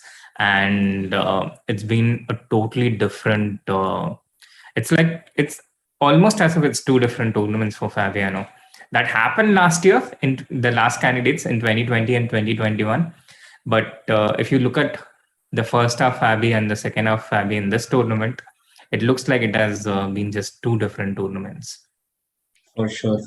And somehow I have this feeling that, Hikaru's against the loss he had against Hikaru probably staying its toll. And since then, he just could not find his form, what he was doing before. And we all saw, like in the first 6 or 7 rounds, Fabi's place was probably the best among the lot. And since then, as you said, totally different Fabi we are looking at. Yeah, Scratchy, not first of all, from the beginning, he hasn't been getting his prep as much as he got in the first half. Against Hikaru, he was out prepared. Not exactly out prepared, but he also got into an unfamiliar position. Not an easy one to play practically. He resisted, but he couldn't make it. Against Nepo, he got his prep. Not a convincing continuation post that. But yesterday, it clearly didn't feel like the opening went for him. So there was 2 games where he was out of his prep with black, and he lost those 2 games. And today, once again, he was the one faster. Ding was the first one to think. But also, I feel like Ding feels these positions much better than Fabiano. And he feels very comfortable.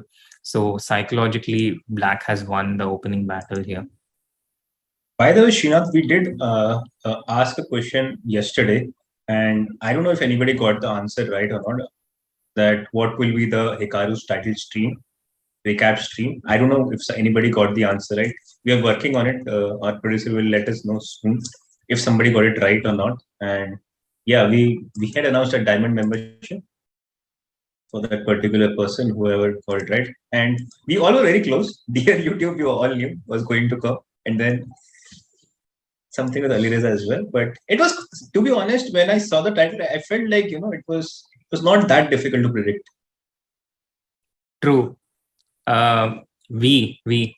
And if by chance someone did get it right and we didn't notice it, you can also send your screenshot of your comment on the chat with the time visible.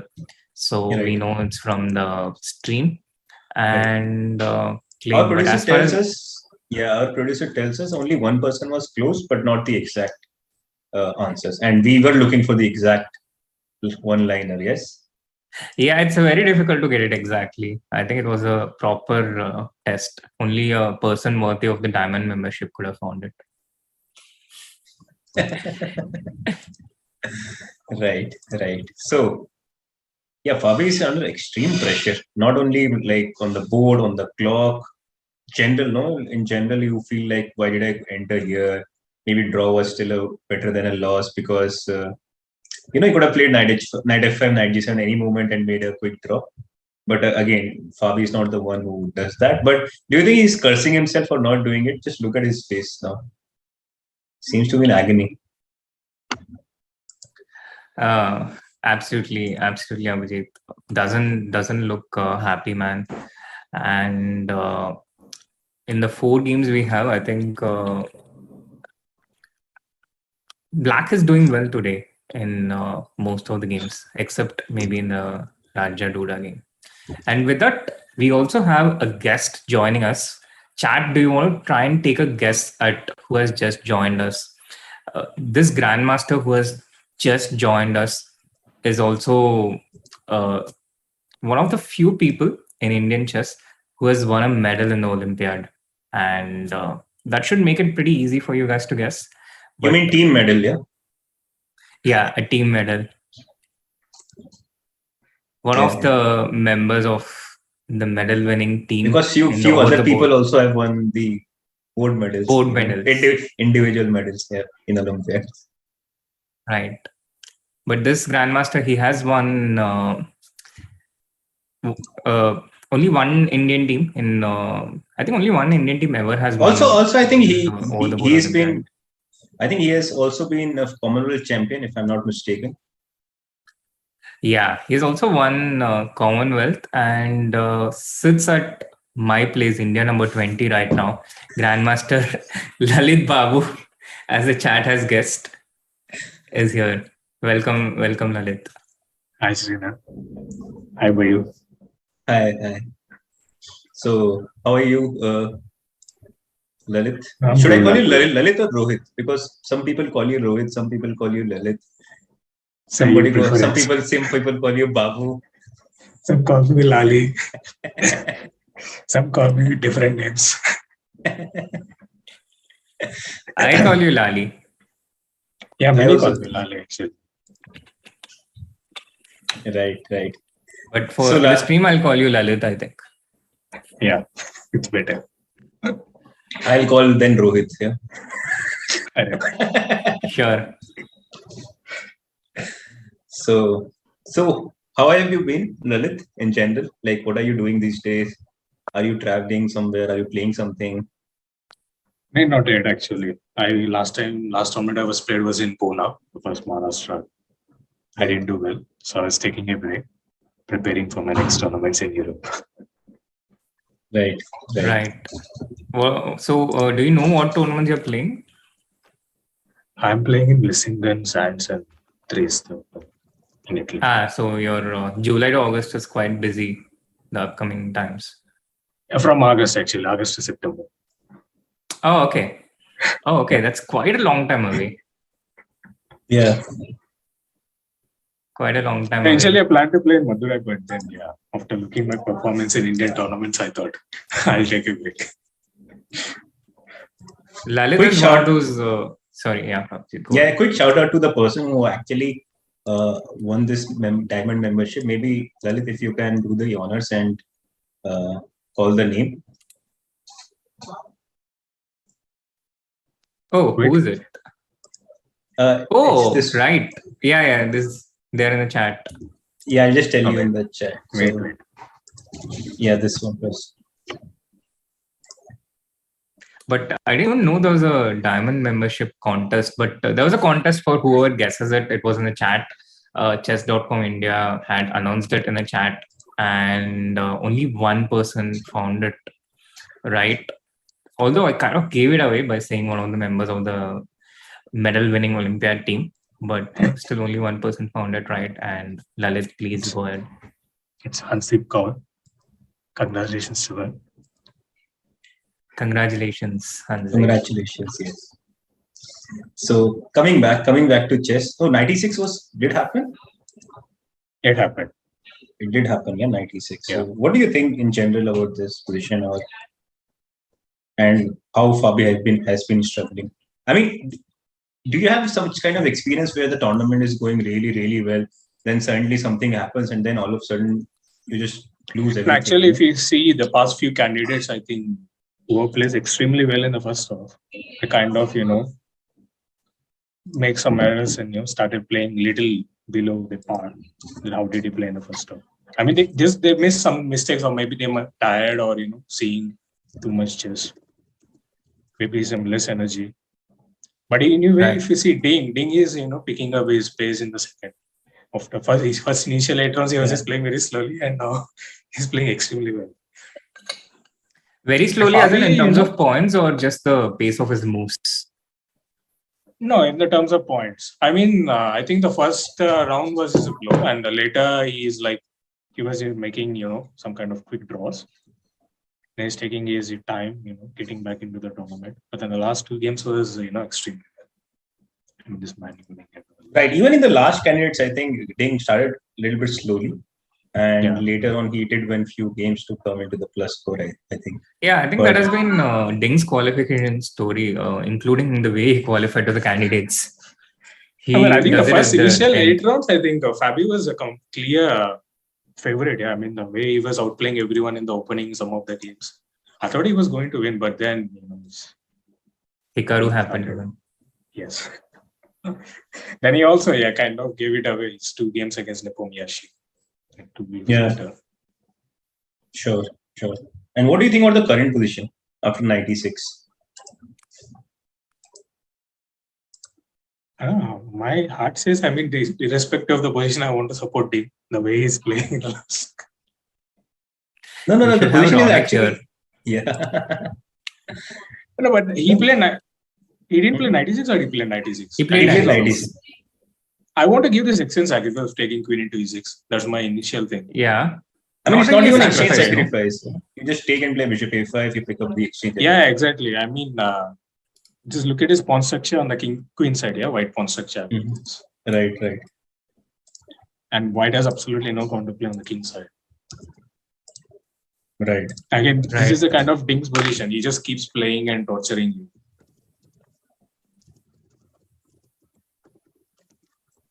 Bishop h6 back, bishop e1, queen e1. We saw up to this point, I think. And also queen d3, to b3. First of all, I don't even see how white defends a pawn. Is there some counterplay? Why is this only 0.3? There must be some counterplay, but it just feels like so much easier. Just queen e5? Which is also what we had seen earlier. Queen a5, yeah. I think I mentioned queen a5, queen b6, yeah. Minimum queen b6. And not to let the queen enter to c7 and. Right.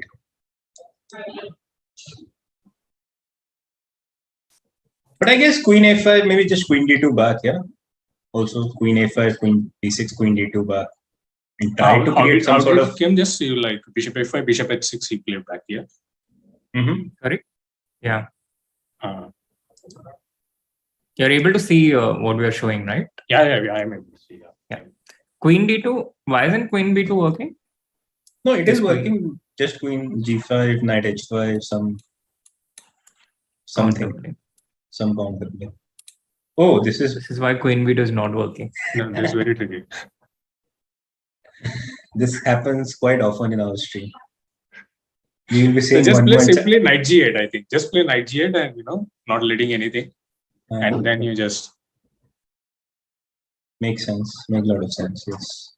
And also there's the idea of f6, knight e7 and knight c6, knight d4, some long plan if it works. Anyway, a4 is also hanging, so why to hurry?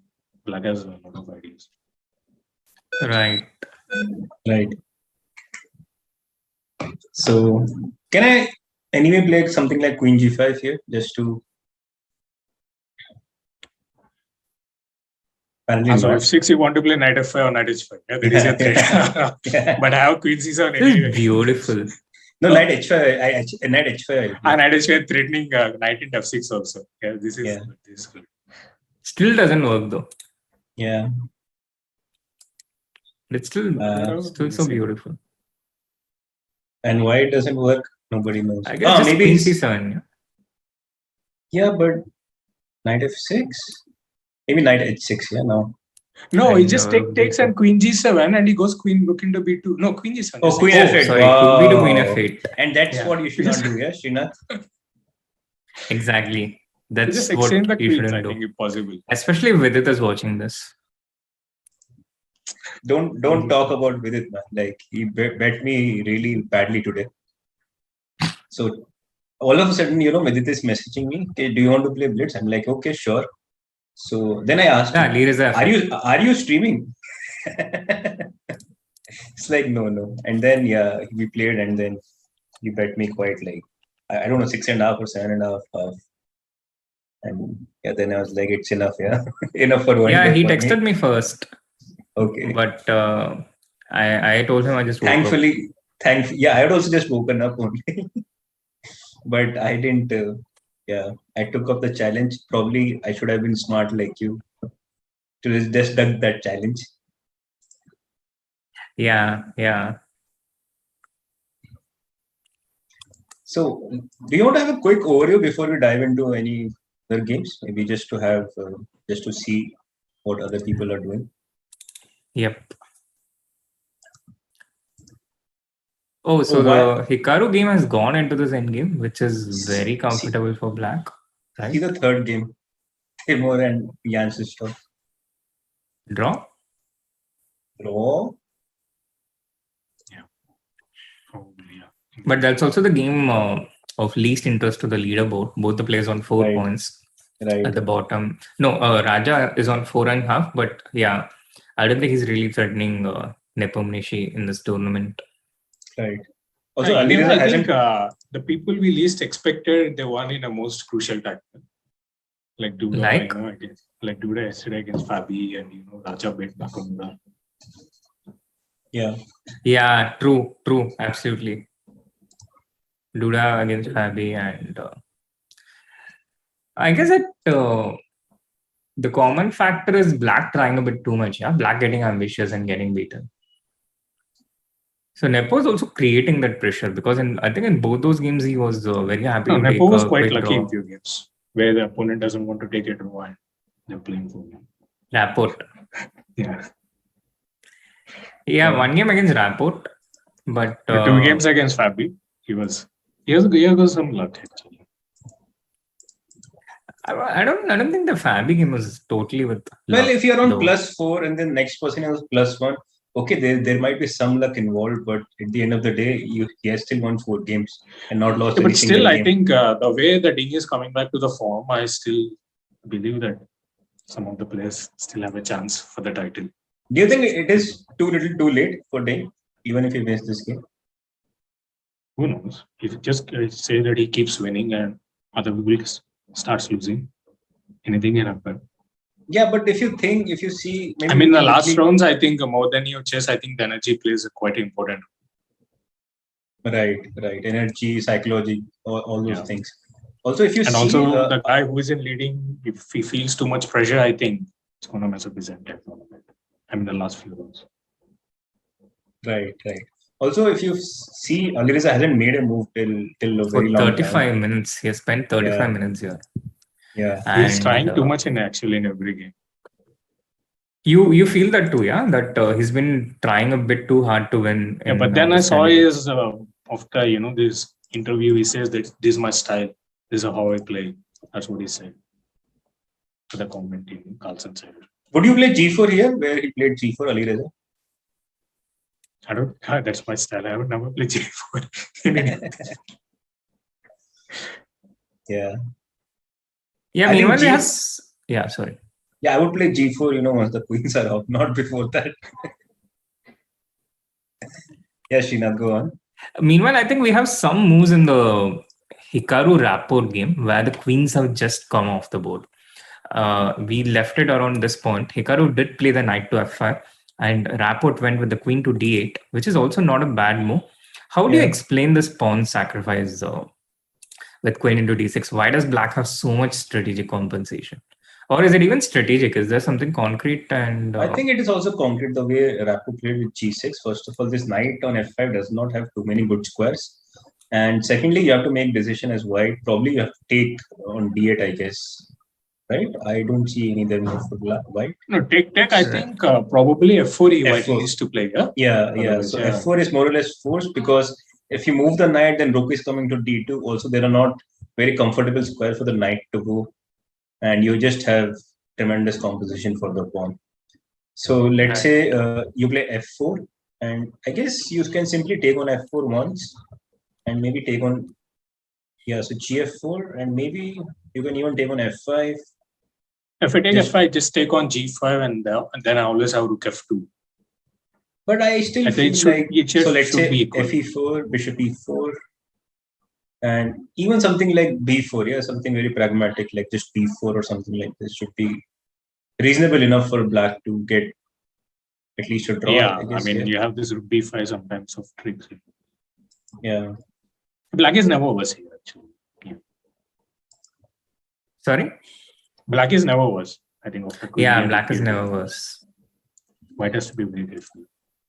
Absolutely. Black is doing very, very comfortable here, and h4 has happened. Wow! Just going on. So, do you still think somebody can catch Nepo, right, Lalit? Not right now. Yeah, h4. I think rook e8 happened or what? Yeah, rook e8 also happened. Yeah, I mean, Alireza spends 35 minutes and then comes up with his move h4. Jan looks at him, spends 35 seconds, just plays rook f8. Story of today's game. And I like h4. Why do you play h4? Because you can never really play g5. Yeah, because g5 and h5. Then again, it's your king who's under more pressure than black's. So many threats actually. Yeah, many threats for black. Yeah, it's kind of very especially with this queen on b6. I think my king feels very weak. On h1, king on h1. Yeah, actually, I can never move my bishop, c1 bishop. The b2 is always happy. If I move my knight, I don't know. This queen b4 jumps towards the king side, and this is like very scary. Okay, how long do you think Alireza is going to think on this move? Yeah, probably another 30 minutes. He'll go to time pressure then. But then how your favorite Ding is going to catch if Nepo is beating? No, I like his playing style actually. Ding. Even I've seen some of the games. He was like, though your computer says it's very equal, but then he comes up with a very nice subtle ideas. Maneuvering his pieces very slowly. It's very powerful. Maneuvering against Duda also. The game which he drew in Italian, this queen a7, c5, c6. I like this idea very much. No. My question was like, if Nepo is playing like this, if Nepo is beating everybody, then even if Ding starts winning some more games, 3 rounds to go. I mean, anything can happen, isn't it? 3 rounds if Jan wins, then it's more or less over, no? Yeah, I think probably if none of these 500 guys wins, they make a draw. No, even if they win, I do expect Jan to make a draw with white in the next 2 games. He has 2 whites up next.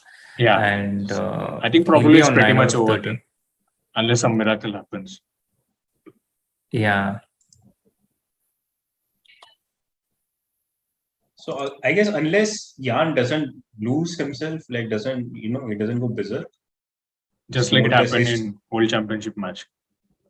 Like he gave. No, but that is different. Yeah, you lose. Yeah, that's a different psychology and different pressure. But if something like that happens here, then only it can. No, but there he had lost 1 game and then he has to bounce back. Yeah, and to bounce back is never easy, especially if you're playing a guy called Magnus Carlsen. Nothing comes easy against him. So yeah, that was different. But here he has all the time in the world. He's on +4.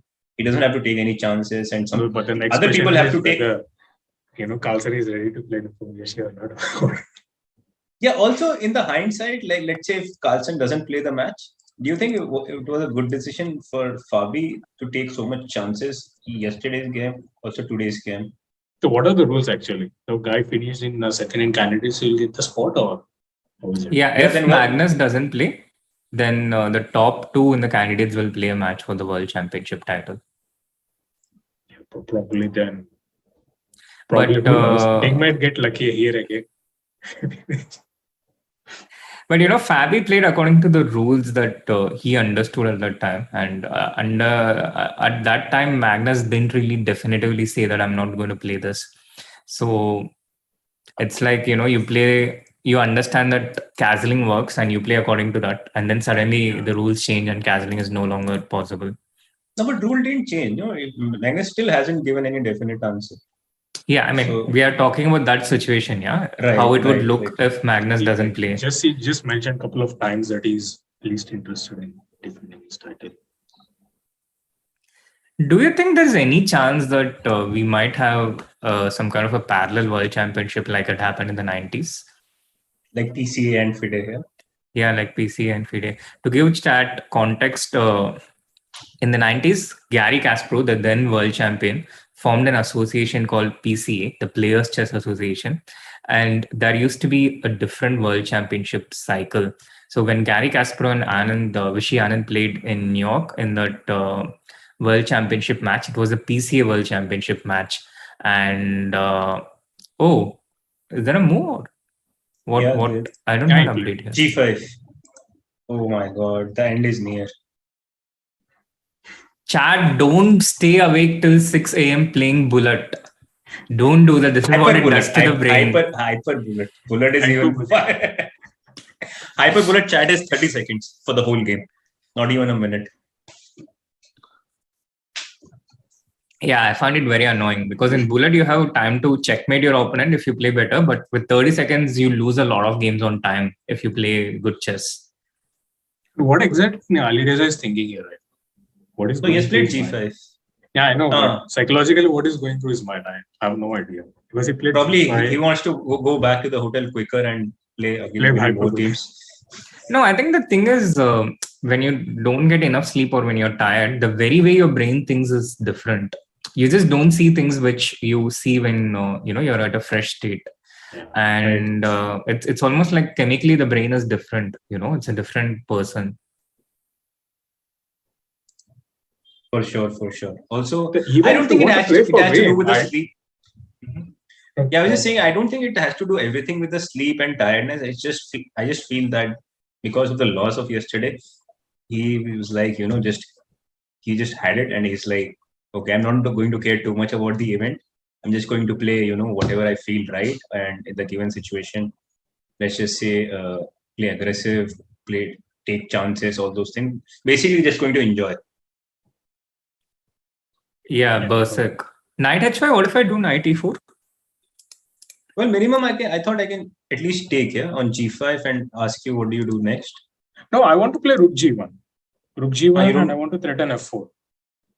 But how? Oh, like this? No, instead of knight e4. Mm-hmm. Someone in the chat is asking opinion on staying awake till 1:30 watching stream. I think that is not so harmful. Not like bullet. Gaining some knowledge. No, here f4, I think knight g3 is count. Not here. I'm just saying rook g1 then f4. Right. Yeah, rook g1 probably I'll go hg. Yeah, hg you have to take hg5. hg, and then probably simply, I guess. Yeah, even g6, king g7 and rook h8. Yeah. Yeah, that is what I was thinking. But g6 is f4. Also, I could just play knight g6, yeah? hg, knight g6. Yeah, right? Let me get the push. Yeah. I mean, I'm controlling f4 now, but he has taken hg5 first, which also makes a lot of sense. hg has happened, and probably we're going to see knight h5 now. Same, no? Knight h5, and then do we go knight e5? But now rook g1 is no longer makes as much sense, or does it still do? I think he's going to play king g2. Huh? Instead of rook g1, king g2. Ah, okay, in that sense. But also knight g6, yeah? Or at least you have f4 then, because you support the f4 square. No, instead of rook g1, king g2. King g2 feels exposed. Wrong, yeah. So knight Yeah, the g6 being king go first But is now I'm wrong. very tempted after king g2, this bishop into g5 and all is nothing. None is working, right? Instead of knight g6. No, I was waiting for somebody to suggest f4. Then probably I would take and play queen b2. No, after king g2. After king g2. Got it. So I was just waiting, but nobody fell for it. Thankfully, I was reading chat. So This is over. I wanted to see Hikaru's reaction when he sees this how people are playing against Nepo. Gifting him points. Yeah. It happens, sometimes everything just goes your way in some tournament. And Yeah. I think it's a mix of things. So you're also playing well, but things also go your way. And that combination brings in the performance of lifetime. Right. Also, I haven't seen anybody, winning this candidates with such a margin. Yeah. Already +4 is a huge score.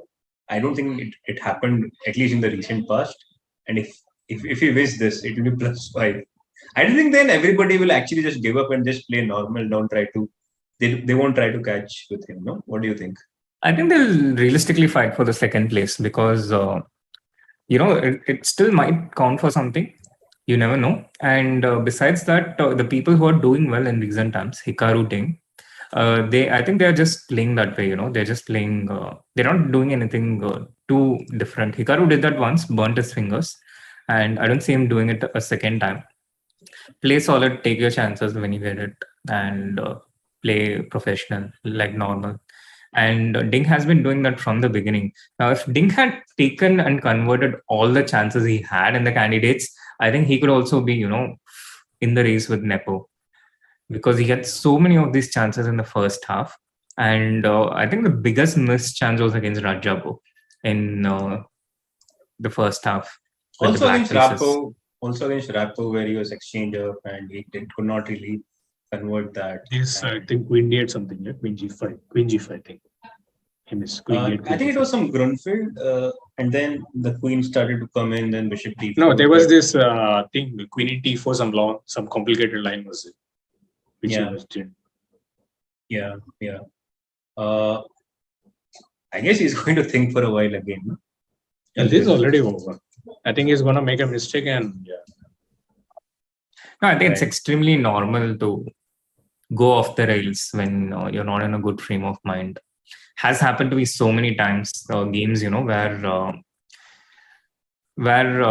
you just play bad moves. If you have that kind of scenario in your mind, I think the quick draw, some solid game was, preferable. But this guy is Yeah, I think with experience, but I think it's also psychologically very hard to do it with the white pieces. I can imagine you wanting to do that with black, just be solid and make a draw. And sometimes with good preparation, you do it effortlessly. But spending a white, I think it happens to us also, no? In many of these strong tournaments, you play someone and it's very hard to... lose a winning game, you will be very pissed off with you and you want to win at any cost. And again, you'll end up in some kind of worse position. Then you'll be praying, I need a draw right now. This happened. Yeah. And I think it's also very hard to accept that things are not going well for you. So you have to just sit and make draws now. I think that's a very hard adjustment to make. A lot of people don't do that. You can look at his Alireza's face. I think he's already red. His face is very red. His face is red. His position is red. Yeah. Right. So, Lalit, have you played any of the candidates before, online or offline? Candidates? Yeah. No. Have you played any of the candidates? Like the players, the 8 players who are playing. They are also candidates, right? They're called candidates for a reason. I played Alireza, I played Ding. You, Abhijeet? And no, I think I played Nepo against Nepo in Rapid, but these two in Classical. Actually, Liren has a brilliant win against Ding with the black pieces. And I'm not sure, but Lalit might be the only Indian player to have done it against Ding with the black pieces in a classical game. I have. But I have this kind of feel, I don't know. You why, also but beaten him in after, classical? These, yeah. After But not I after met he his, became 2750, right? No, he was 27. Yeah. But I have good score Lalit. against him. It's not the first. It's not the only time I played against him. So Ding has never beaten me. So That's some nice flex to have. Lalit, you were saying? No, I was saying, so I just after, I won against Alireza, then I won against Ding, and I couldn't see these guys. They were like, one guy went to, reach 2800, another guy reached something like top 5 in the world or something. Then I bet Wei when he was 2500. Then next year I saw he was, youngest grandmaster and he was in 2750 or 2710. I was here and these guys. So now to become a successful chess player, you have to lose to Lalit once. No. Yeah, true. It's a rite of ritual. I examined. I mean, if I see what is the common between these three, I mean, I won against all these three, but I'm here. They are not here actually. Everyone is in about 27. Talking about Chinese player, you also had a brilliant win against one of the former women world champion, Hu Yifan. Yeah, actually, I didn't win that game. It was just given to me as a gift. But still, yeah. What happened? What happened in that game, by the way? What was your experience, after the game? I was thinking she will not turn up, that I'll get a free point, but she turned up eventually, and she has 2 or 3 minutes left. Then she played G4. Then I saw, Nakamura's face. He was as usual, smiling and laughing. I was like so tensed. This game I shouldn't lose because everyone was watching and laughing. Then the next move she played F3. Then I was like, why I didn't play E5? In 2 moves I would have won the game. Yeah, but after F3 I kind of realized she was kind of giving up, but I didn't know the reason during the game. But after the game she was like, I was kind of protesting. Right. Something happened like to you also before? Like Srinath, did it happen something like this or not? Never. I don't think so. Yeah, me neither. I mean, people. So first I don't get free rating points like that in general. Yeah, nobody gets besides very own Lalit. Chad is going. Come on, Lalit sir, defeat me, please. No, I think Bayu shouldn't talk. I still remember he got a walkover in Align and he won the tournament against Jabova. But we are talking about free rating points. That is a championship, dude. He got a entire championship for free. Who got it? Yeah, once I was playing in Align. So last round I was actually trailing. There were 2 people who were leading the field, and they drew each other. So I was trailing by half a point, and I was playing a person called Jobawa, and he didn't show up for the game. Jobawa is popular. He's quite popular. He's a streamer now, and also we have the Jobawa London after D4, knight f6, knight c3, d5, bishop f4. So I think a lot of people will know him. Yeah. So he didn't turn up to the game, and then because of that I got a walkover. And what was a tie break? Like once you tie the same place, the tiebreaker was number of wins. That counted as a win? Yeah, that did count. Obviously. But anyway, prize money was shared, so it was all good. Nice. But also, it's not like I have also beaten him like once, like on the board. So when he came and when he showed up, actually. So yes. I can easily imagine Borat going, it's nice after that win. Meanwhile, guys, King G2 on the board. Here we had seen knight G6, F4 and knight into F4. And do you think Alireza might have missed this from afar? Jan is not on the board right now, but if he comes back, I do expect him to play this in like about 5 minutes or so. Yeah, also the thing is, if you don't play knight G6, to be honest, there are not that many moves here. Yeah, f4 is a threat, and you kind of want to. No, why can't I just play knight c4 also? Possible. Yeah, knight c4 is also a move. Knight c4, f4, let's say I go. You have to go g6, yeah, at some point. But maybe even that is fine. Or you can also take knight b2. Yeah, like what if you take... Yeah, knight b2 is very tempting, but then... Yeah, I wanted to play queen d2 and see what is happening. Probably then again, this is what Alireza wants. Yeah, knight b2, maybe knight c4 back, queen d3. And somehow this is not what you want, in general with black. So knight g6 is much better. It's very simple. Keeps things under control. Yeah, knight g6 is very simple if you see this variation. And after queen into b2, it becomes very apparent immediately that it's actually white who's in all kinds of trouble. And it also feels like a very Nepo continuation. Yeah, for sure. Do you think Alireza spotted it now? Just by looking at his face? Oh, you must have seen long back. No, I think Alireza avoided. You know what will the first game which will get over today? The Rajabo Duda game. Yeah, exactly. 1 point. Let us quickly go there because I think it's going to end pretty soon. Let us. Oh, it's finished. See, I called it. Abhijeet OP in the chat, guys. That was pinpoint detective work from Abhijeet. I think the very same position he got opposite color bishop previous game with very similar structure, right? Or the same structure. I think yesterday he did with the bishop. Now he did with the Timur. Yeah. Tomorrow with knight. Yeah. So uneventful game, I guess. But once again, you would expect something like this, from the players who are bottom of the table, and not really much to play for, for them. Absolutely. Not much to play for. And Duda will be happy to end his losing streak with the black pieces. He didn't have a lot to defend today, but it could have still gone badly for him. Those kind of positions can get very dangerous with a few inaccurate moves, but he was up to the task. And here he is. Let's have an overview of what is happening in the other games, because I see quite a few moves and updates. Yeah. And there we have it. What is going on, Abhijeet? The first one, Hikaru against Rapport, hasn't gone well for Hikaru, has it? Yeah, it feels fairly level to me. I think black has enough counterplay for the pawn, and I don't think black is under any pressure whatsoever.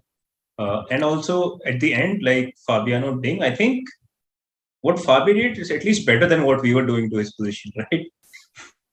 Right, absolutely. So I guess I don't think he's worse here, Fabi, but I don't think he's better also. His position still dangerous, yeah. Yeah, I was thinking how to defend this. Maybe we can just but go to that. The first thing I saw Queen C8, but then bishop C5. C5, yeah. Yeah, I was about to mention the same thing. Yeah. It's very dangerous. And although it's still not so bad for some reason, but it looked very bad to me. Bishop B7 he played. Okay, makes more sense. But at least, okay, if Queen C7, you have Queen E7 sort of a move or not? Yeah, he brings his knight C6 and yeah. Yeah. So yeah, fairly level game, I guess, and not really much is happening here. Computer is not too fond of Bishop B7 though. It calls it a dubious move. Yeah. Not sure why, but I think Fabi wouldn't be too unhappy with how his position turned out. Yeah, and the difference was Ding took rook into b3 here, not queen into b3. This was what deviated from our analysis. And after queen e5, he went knight g8. The bishop came back, bishop b7, and Ding probably thinks he has protected his pawns, but white still has to defend one of these pawns. Queen d2 defends both at once. Yeah, I was thinking about it because it makes a lot of sense, to defend both the pawns. Then but somehow I didn't want to make this play. Then he wanted to play f5, f5 and c3 something like this. Also, I'm thinking maybe f4 can be a possibility at some point with white, just to open up black's king even further. Yeah. And somehow with bishop on b7, this rook on b3, unless if it's not attacking something directly, like if you cannot attack d3 or b2 once again, then rook on b3 is somewhat, I feel it's not the ideal place for the rook. Yeah. True. Queen d2 played, by the way. Yeah, Queen d2 was played by Fabi. And f5 you will just meet it with f4, yeah? Either taking or without taking. It's better if you open up the position, because this h8 diagonal is always a weakness for. Yeah, I think without I'll do this, because e5 I have to also worry about queen d5. Yeah, the same kind of battery on white also can be a problem. Then rook d3 can be an idea as well. So probably I'll play f5, f4. And to be honest, I started to like white's position more than black after this. Yeah, this f5 is looking very annoying. f5 d4. Right. Now, for example, if the queen is not on e6, at some point I can even directly play d4, giving this sacrifice. Right? Just take right. Queen into d4. So for example, let's say queen c8. After queen d2. After queen d8, let's say after f5 and also f5. Let's say some move queen c8, some move somewhere. Maybe I just wanted to show that d4 like you can play. Yeah. Right. I mean, here anyway you can play because the queen is pinned. But the point is, there are some pretty dangerous attacks on this diagonal. Yeah. Right. Ding has also played very fast in this game, yeah? Yeah, the last few moves he has been playing quite relatively fast, and Fabi has been taking his time. But somehow, yeah, I would rather be white here than black. I mean, so much easier for white to play, yeah? No, I mean, this, especially queen d2. Like, queen d2 is a very nice move. No, usually you don't see this move backward moves, where you have to, because in the previous, like, say, 2 moves back, he played from queen d2 to queen a5, yeah? Yeah, probably queen was too slow, yeah? Allowing white to just regroup his pieces. Which was too slow? Instead rook b3. Maybe should have gone queen b3. Right.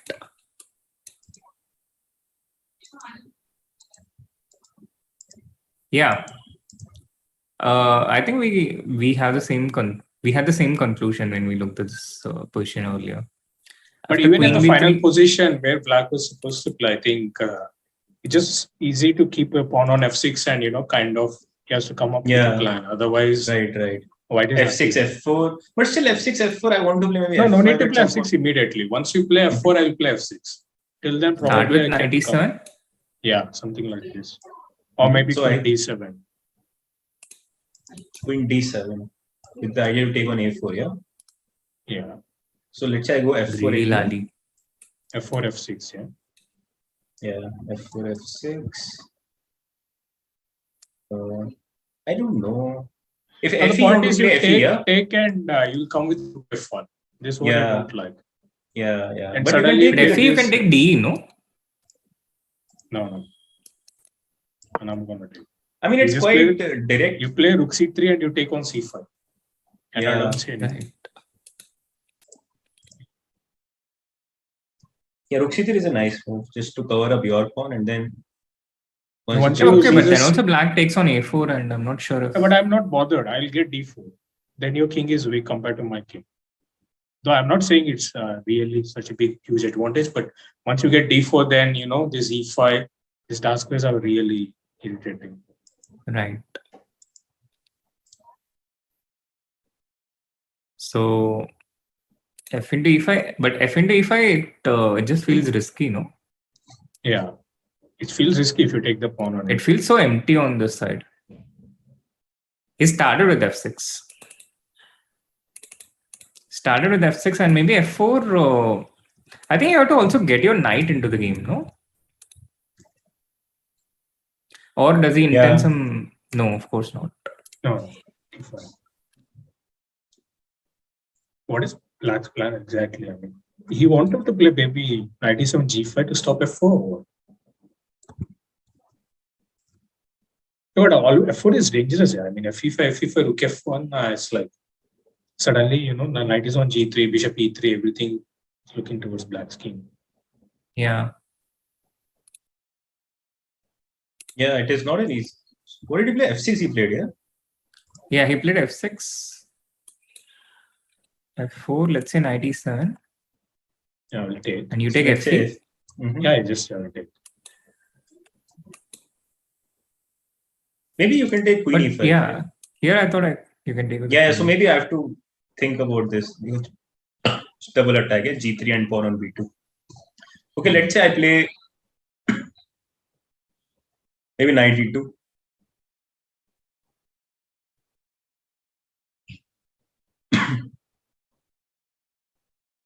I mean, next move I can play this and go knight c3.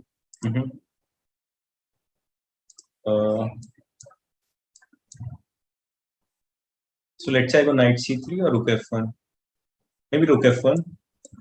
And now already I want to play f5, yeah? If given a chance. Yeah, I guess you have to keep the knight on e7. Yeah, Can I do some a5 here? Right? No. Bishop c6 maybe? No. This is not the way, Srinath, to find the correct move. I thought this was called the process of elimination. So you make a move and the computer But once eliminates the move. knight e2 came, d4 is also a threat of f5, d4. Also, I think knight on c3 is a little bit better placed. So maybe I can then reroute my rook and queen on the f file after fe. And also, this rook on b3 should be somewhere on the back rank, yeah? On the 8th rank. Then feels like black should be able to hold. No, then I'll start play b4. I'll play on queen side. True, that's true as well. Yeah, I think Right. it's what Fabi got from the position he had. He would be quite happy about it, right? Yeah. Yeah, true. At some point, we were even thinking that he was clearly worse, yes, white. Right. Yeah. Something majorly happening in the Fabi Oh. game, the Alireza game, by the way, the Nepo game. Knight has f4 has happened, in what? fact happened, yeah. Knight f4, and now that's it, no? GG. You think this is the next game to finish? Yeah, Bishop f4 is pretty forced, much queen possible. b2, and I don't see a move. Maybe somewhere to move the knight, yeah? Some knight e4. But Let's just refute knight a4 because I think this should be easy to do. Just takes and knight f4 check, yeah. So the knight can't go to a4. A1 yeah, and will hang. A1. So The knight can't go to b5 either, I think, due to the pin. And some bishop g5. So only way is e4.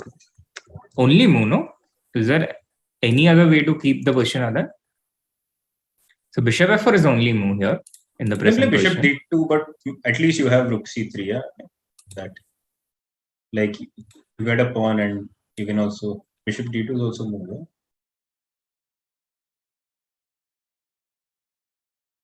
Yeah, everything, yeah? h3, knight h4, g5 hangs. And on top of that, you have two pawns also for the exchange. Yeah. Yeah, but after queen c3, you have queen d3. Huh? At least some more. Still, he's not losing immediately. Yeah, right. So bishop. Well, you have three pawns. Okay, you can play knight f4, yeah, and a1 hangs. So queen a1 and knight f4. Or even, yeah. Skew. So this one's losing, I guess. So not bishop d2, not knight a4. He has to go knight e4, I guess. And how do we refute knight e4? So it's all forced until this point. Yeah. Can establish that. Knight e4, rook. Many moves, yeah. Rook Rook c4, bishop d8. Like it just feels like it's all the pieces are old already, yeah, for white. Yeah. Like something is going to give. Yeah. Ship d8, can I take the pawn? Yeah, maybe you can, but I think I wanted to play rook e2. So let's say knight e2 and then maybe even rook c2. No, take with the queen. But take with the queen. At the very least, he can take this. Yeah. Yeah, I'll take on c8. No, I'll take on d4. Yeah, I'll take first on d4 and threaten knight f4. I have to play something like bishop g3. Yeah, but at least queen d5, everything is hanging. And GG, no? Like queen d5, king h2. I have like 3 pawns. Yeah, no, just 2 pawns to be exchanged. Yeah, but then f7 is already hanging. Then it's getting. Well, okay, let us see. It's not so easy to evaluate this, I think. No, it should be just dead lost. Yeah, this is winning for black, but to But evaluate until you between find the right continuation till the end. Yeah, I mean, okay, this is just the first line that popped in our brain. I'm sure if we spend some time, then it should be quite straightforward to figure out. Yeah. No, I think it's Alireza is just thinking. Nepo is playing very fast. Probably must have calculated already. Yeah. I mean, I feel even queen g5 should be good enough to win this game. Here, you mean? Yeah, but queen g5 sure? No, obviously I'm not sure. Because I have knight c8. and you stop bishop d6 check. Yeah. Yeah, exactly. Yeah. But even this wins, yeah. I don't know. I won so many games like this from white side. I know. I was thinking the same.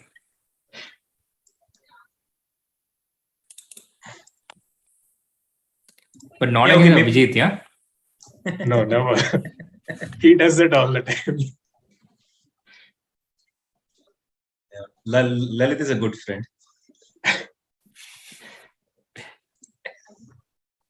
So somehow I lose every position against Abhijeet. Doesn't matter. Let's have a quick roundup, I think. Maybe it's a good time to have. Probably we are going they should play some simple way. Bishop f4, queen b2 will happen. Yeah. And here we expect to see knight e4, and here Jan has to decide. So I think simply we can even go for bishop f8. Yeah, no need to give alone knight d6 also. No? Probably. Apparently not. But yeah, I didn't like this. It's going. White is better, yeah. After this. Yeah, so I think there's still something. Maybe rook b1 and I don't know. Yeah, I took queen b2 very quickly. Yeah, 33 seconds. Queen b2 will happen. And now knight e4. Knight e4 will also happen, and then Jan has to figure out what will happen. Meanwhile, let's have an overview of how the other games are going. Once again, the Raja Duda game has ended. He got f5 to queen e5. Oh, this has happened. But this looks even worse, no? Now you even have the f5 square. So how did it happen? He got f4 and he took and played g5. That's very nice. Yeah, I guess Hikaru, first of all, Hikaru Rapo game, I think it's just going to be draw pretty soon. And here, after queen e5, knight, it just feels like quite straightforward, yeah. And here, queen f5, queen e5.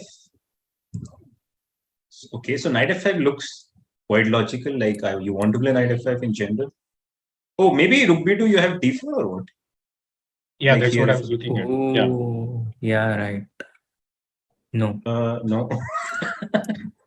Some rook d2, rook g2 happening? No.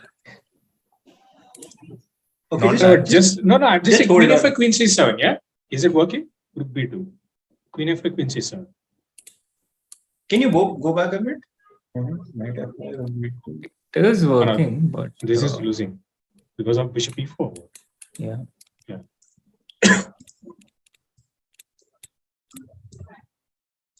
This is such an interesting position. I just want to bring my bishop to c3. I think game should be over. Dude, can we play knight f7, rook b2, knight d6? Sorry? Knight f5, rook b2, can we play knight d6? What? Wow. Wow. Okay. Yeah. Meanwhile, we have Soumya in the chat. Nepo has seen everything playing so fast. Certainly looks so Soumya. This is the point. Knight f5, knight d6. I think Ding missed this. He missed this knight f5, knight d6. Knight d6 is a key move.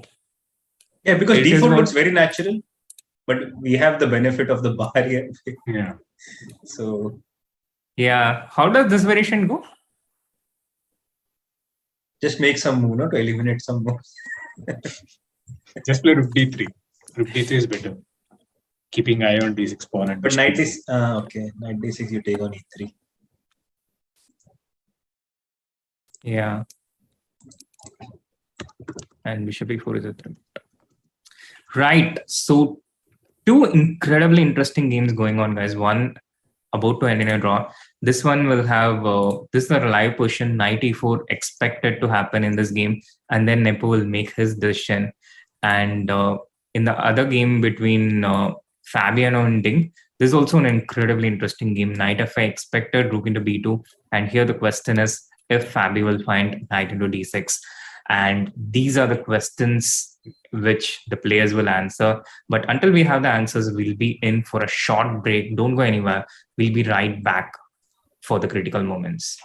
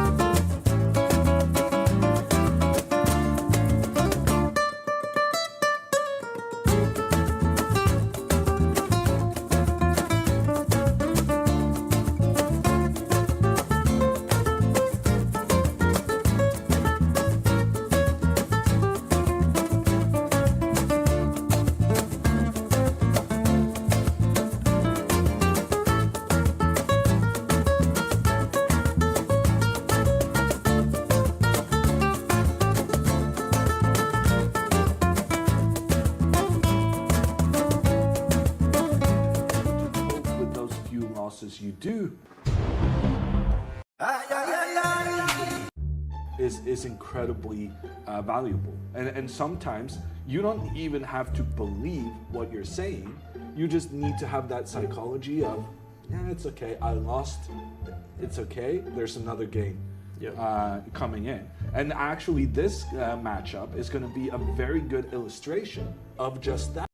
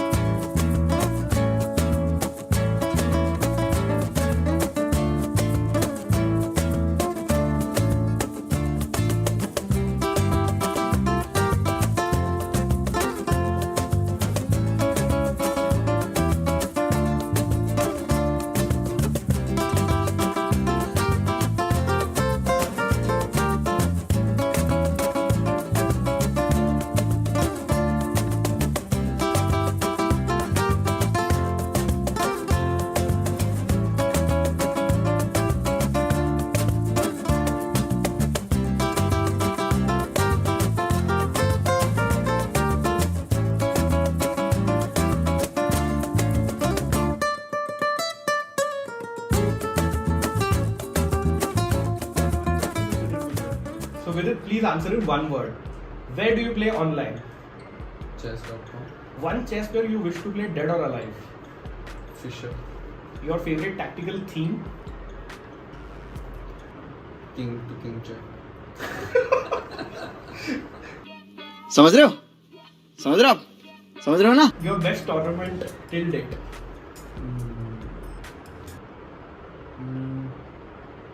Best tournament. I think I've won Wheel Masters last year. I think that's the tournament. And your favorite chess game till date that you have played? I think against Dubov it was a very good game. And In Tadasco. your favorite game in history? Anybody has played?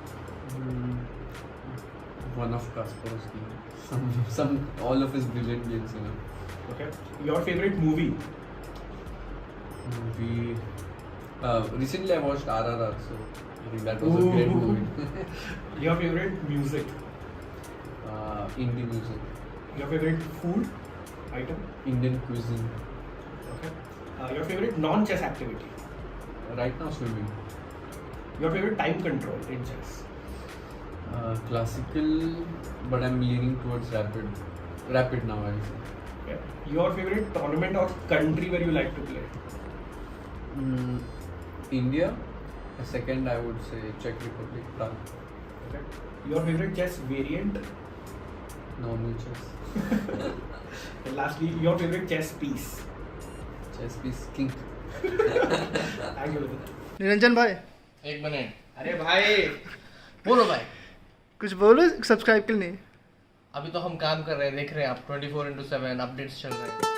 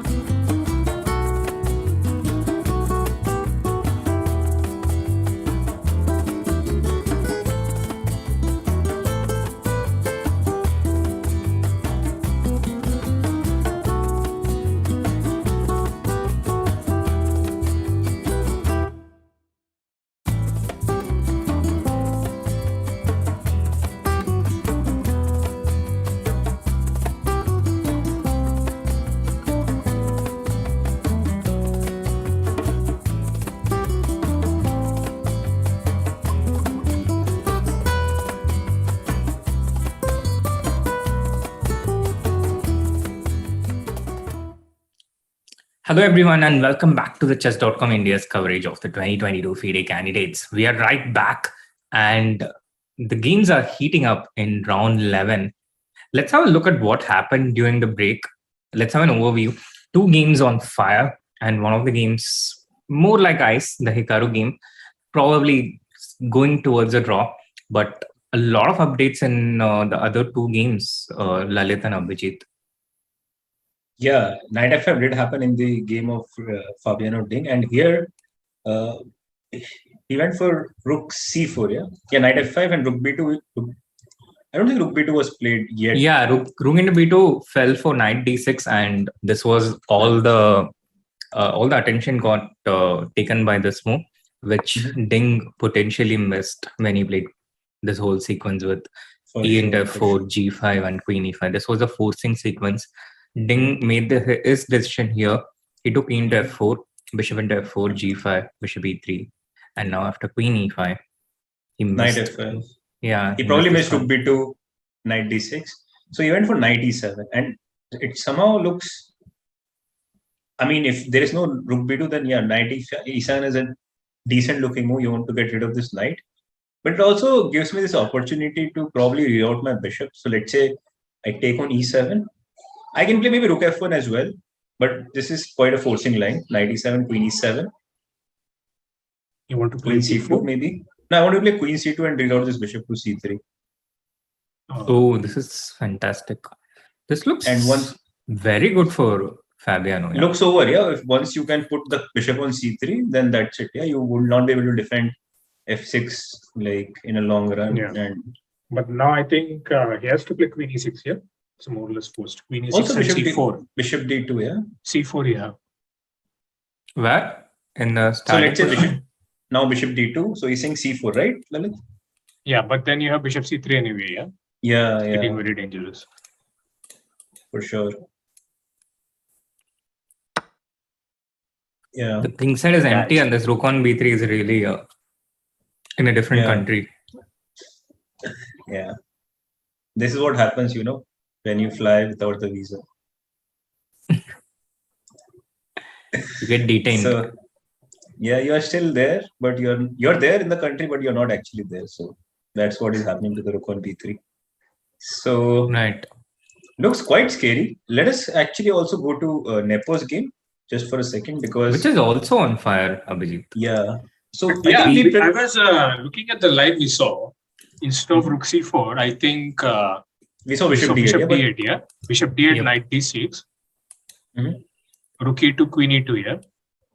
Yeah, queen d4. And yeah, queen d4, knight c8. I went bishop g3. Bishop g3. On knight c8, I think queen and f4 is good.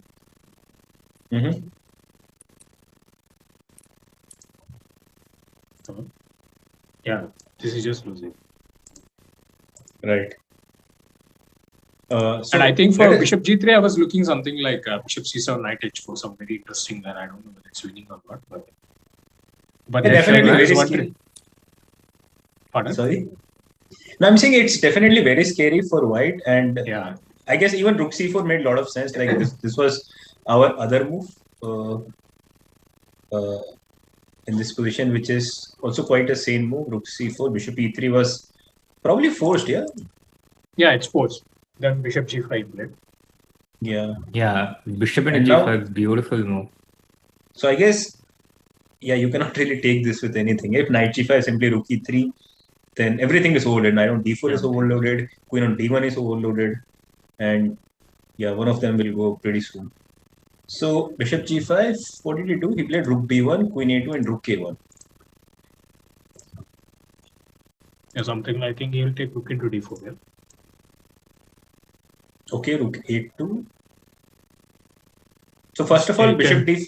Beautiful. First of all, bishop d4. You probably play queen d5. Yeah. Yeah, queen d5. Yeah. Yeah. Bishop f3. I think I have knight h4 also. Yeah. Or even rook in d4 probably. Yeah. Yeah. This looks hopeless. Yeah. Yeah. Everything is hanging actually.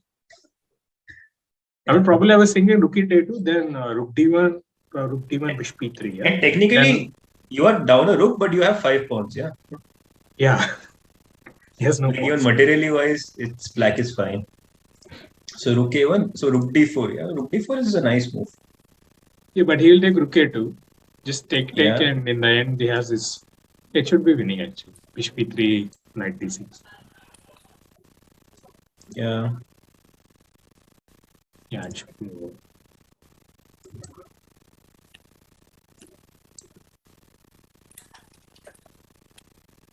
Right.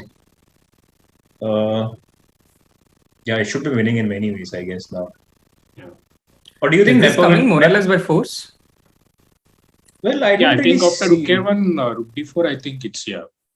Otherwise, probably he can repeat and he can go queen a3 if it's working. Mhm.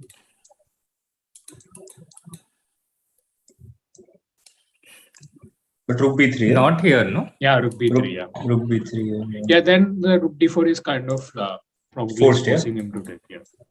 Right. Yeah. You know, I have another option actually. After rook d4, rook a2, maybe I can just play bishop e3 directly. And I have so many pieces, yeah? It feels like if you defend the queen. It's true, it's true. Like I have two pieces. Okay, I don't have so many pieces, but all the pieces are there. You're Here's the winning king. a third minor piece, and Yeah, I think but I that's think pretty much. you're gonna take he'll play bishop d3 for sure. No, I'm not winning the third. I'm winning the second minor piece. No, just Oh, play yeah, bishop right. d3. It looks like too many pieces, but actually this is just two pieces. Just one. Even knight one e5, piece. yeah. Just one piece. Oh no. And Oh so no. many pawns. Oh no. Also rook e4, yeah, rook e4. Like you have,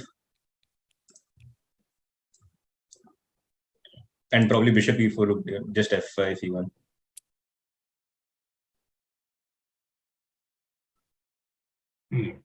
Everything looks lost, yeah, for white. So Also, many the pawns. fact is, even a7 pawn is protected.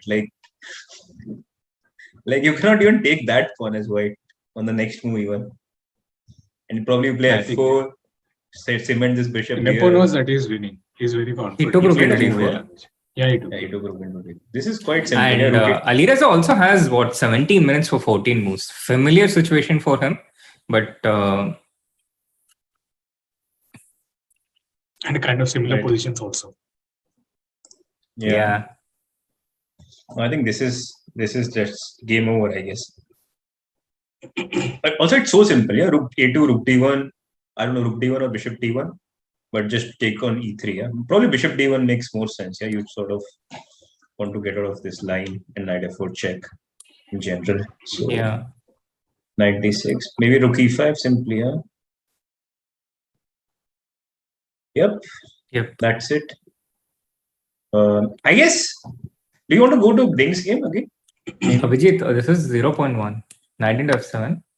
So maybe rook e5 was not the move then. This rookie sound we need to support. Also not knight f7 was. But even this looks very pleasant, yeah, to play. Yeah, but what move do you make here?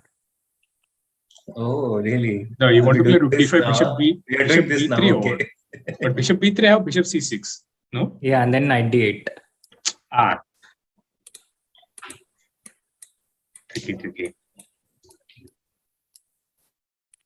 No, probably white is winning. Yeah. So this is happening. Knight d6, and here black has to play the correct move, which is Probably rook b8. Huh? And so. Also rook d8. Rook yeah. d8. Not rook d8 also. no. I thought I heard rook d8, but No, I if said you're rook b8. but f7 you're losing. Yeah, I thought b7 is more important. Can't you just play Whatever some move, rook e7? Whatever move I play is just winning for white. So, Yeah. Okay, I think guys, let's move to Fabi's game because he has done exactly what we predicted. Knight e7, queen e7, queen c2. And GG's, yeah? Yeah, this is very nice. Yeah, Bishop this to is bishop, bishop to strategically very bad for Ding. I wonder how his body language. Tell me one thing, queen c2, if you go rook b6, do you play b4 here just to get another tempo? or do you start with bishop d2? You can take bishop d2 just to get a tempo, yeah. Also, maybe play bishop a5 to put the rook on c6 even. To prevent d5. Yeah. Maybe this question is not as simple as it looks. Yeah, but then he goes to rook c8, rook f8. And well, queen b2. Still everything hangs for black, yeah? Yeah. Like rook f1, king g7. But probably it is fine. And no need to give the pawn, just keep it. No, my point was if you don't do this, maybe he can play d5. Yeah, let's say if you play bishop d2, can he play d5? I thought this is better for me, no? Can I get something like d4 is not okay. Just take d4. Or b4. Yeah, that's the problem. Just bishop g8 is coming. What? Let's say if I play a5 here, a5 first. Rook e6.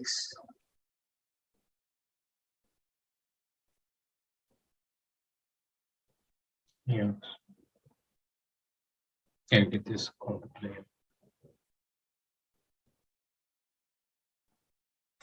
No, I think this one's not so simple. There's a lot going on. It's actually Fabi who has that. It feels like it's actually Fabi's turn when you look at his face. Yeah. Because he has less time, he's thinking. Also, I think after rook b6, if you don't want to give up a pawn, you can maybe start with a5, yeah? So that... a5, rook c6, yeah? Yeah, but then you cannot play d5 immediately, yeah? Yeah. e5. So maybe now bishop d2. Yeah, makes sense. But it's not over, yeah? Yeah, no, it's not over. No, this is a grind. I mean, can you play win the c5 pawn? I take just a pawn, yeah? You take with the queen. Rook b2. Then bishop c3. Oh, okay. Also, dc4, your point bishop was g5. Something queen c3, bishop g5 is going on. Yeah. No, guys, here rook c5 is possible, no? Guys, after queen c4. Yeah, rook c5 was my initial intention. But you just pawn up. You just play queen d4 and you just exchange. Yeah, you exchange, play queen e5. Maybe queen e5, yeah? No, queen e5, I'll go queen b6. Queen c5. And maybe you're winning, maybe you're not, but you have to make sure this beforehand, yeah? When entering this. Yeah, the thing is you're not keeping the pawn. Yeah. No, but c4, what was the point of dc4? You play rook e5 or what? Or bishop e4 directly? Bishop e4, yeah, maybe? Bishop e4. Yeah. And now I have to play... Yeah, it's not very comfortable. I want queen d1, rook b2, if queen c3, rook e5, but still... Yeah, it's not entirely clear. Yeah, I don't know. I mean, d4, I don't know it's only move or not, but it's definitely a decent move. And it was like yesterday, yeah, when Duda found f4, when we didn't give him any chance to find f4. Quickly, I mean. Yeah. I was very surprised. No, but these things can be sensed by the players, I think, because they can instantly understand how important d5 is for counterplay and all the other related things. If black doesn't get d5, I think it's over. It's going to suffer. Yeah. But just in b4, case, how is does this variation go? Rook b4, bishop d2. Let's say bishop d2, he doesn't play d5. Let's say he plays rook c6, bishop c3, I go rook c8. Who's going to suffer? Rook f1, rook f8.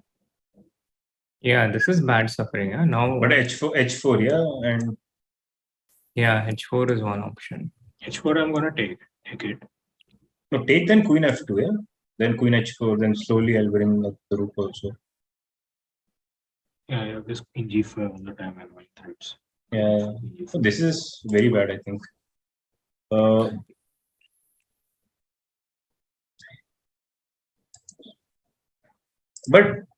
D5. I think with black you want to play D5 in general to sort of get something. Bring that bishop back into the game. Right.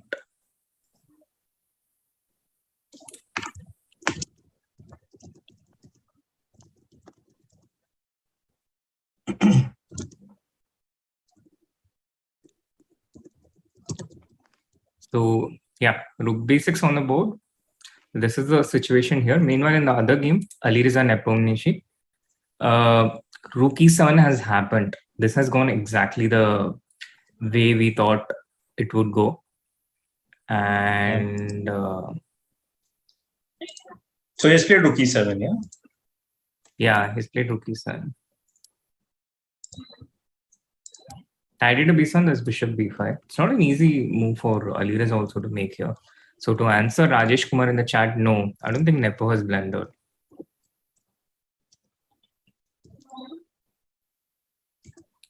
So this is the situation in both the games and the two interesting games.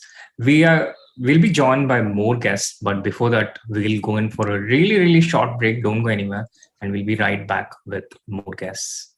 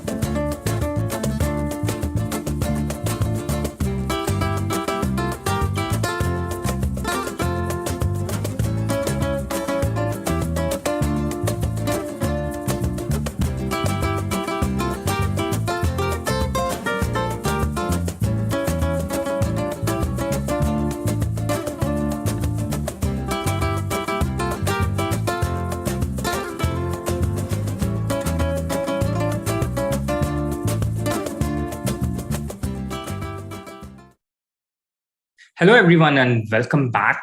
We are right back with Grandmaster Raunak, and the games are also heating up. Rook e7 and Bishop b3 on board in the Alireza game. So we'll quickly bring up the board immediately because the action is just impossible to miss. And Bishop b3 just played by Alireza, after which the bar went all the way from -1.5 to -4. Guys, what's happening here? I can't see anything which is -4.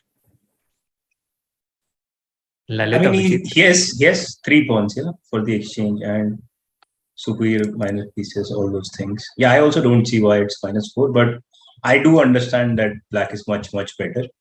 But I would not think that black is already winning. Right. What is white's threat here? Is knight into f7 a threat? Not really, no. You can take and just knight f4. Knight f4, yeah. He has knight f5, he has knight b7. He just wants to push the d pawn. so that he can put some pressure on f7. Yeah, just to understand what was wrong with taking the pawn immediately here. Bishop b5 probably. Yeah, nice. Which is also working after the white bishop is on b3, right? True. So knight into b7 is still not yet a threat. I think his logic is he wanted to defend the d5 pawn, so knight f4, knight d5 doesn't hang. That's it. Right. And he has 11 minutes for 10 moves, which might seem like very less time. But for Alireza's standards in this tournament, he's actually having more time than usual. But yesterday he has warmed up, so time is not an issue. Yeah. Do you play this bishop b6 here with the idea to probably bring the rook in with rook e3 and stuff? But now can I take f7? Yeah, rook e3 anyway. No? I don't care.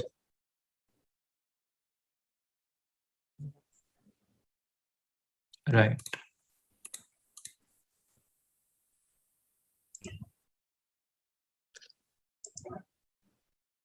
Raunak, do you also play Hyper Bullet? No, I stopped all that. Not anymore. But you do play 10 seconds plus 1 second increment. OTB, but that's very rare. Yeah, if you meet someone, only then you can play. Probably you, Nihal. Yeah. Archie. Yeah. You once used to challenge me for Hyper Bullet, no, on chess.com. Yeah, but that's long back already. Yeah. Long back is like 1 year back. Yeah. Yeah, 1 year back.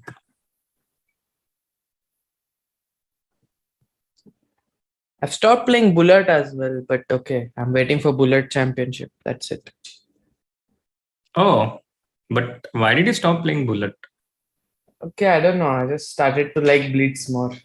Because I was losing. Bad for chess, yeah? Playing Bullet is bad for your chess. No, not really. It's good for your chess? Not sure, but okay, also not bad. The jury's out. It's fun.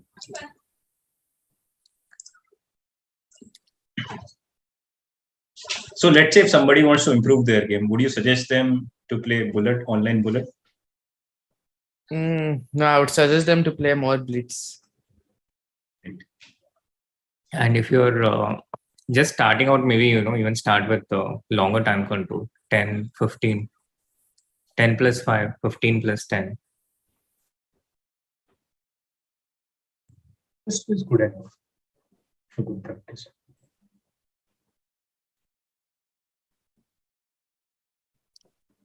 So guys, how do you win with black here?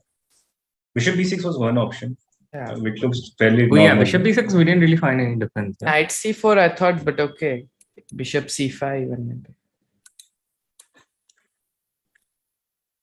Probably we can also play b5. Yeah? b5, bishop c5. Can we trap that knight or we can't? So instead of bishop c5, start pushing the pawns. Bishop b5. b5, pawn b5.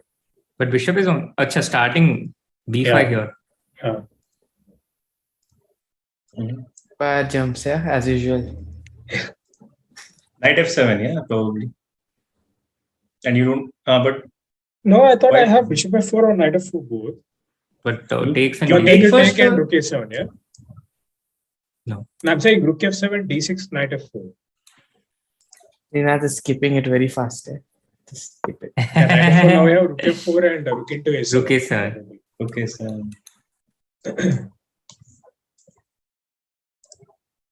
Yeah.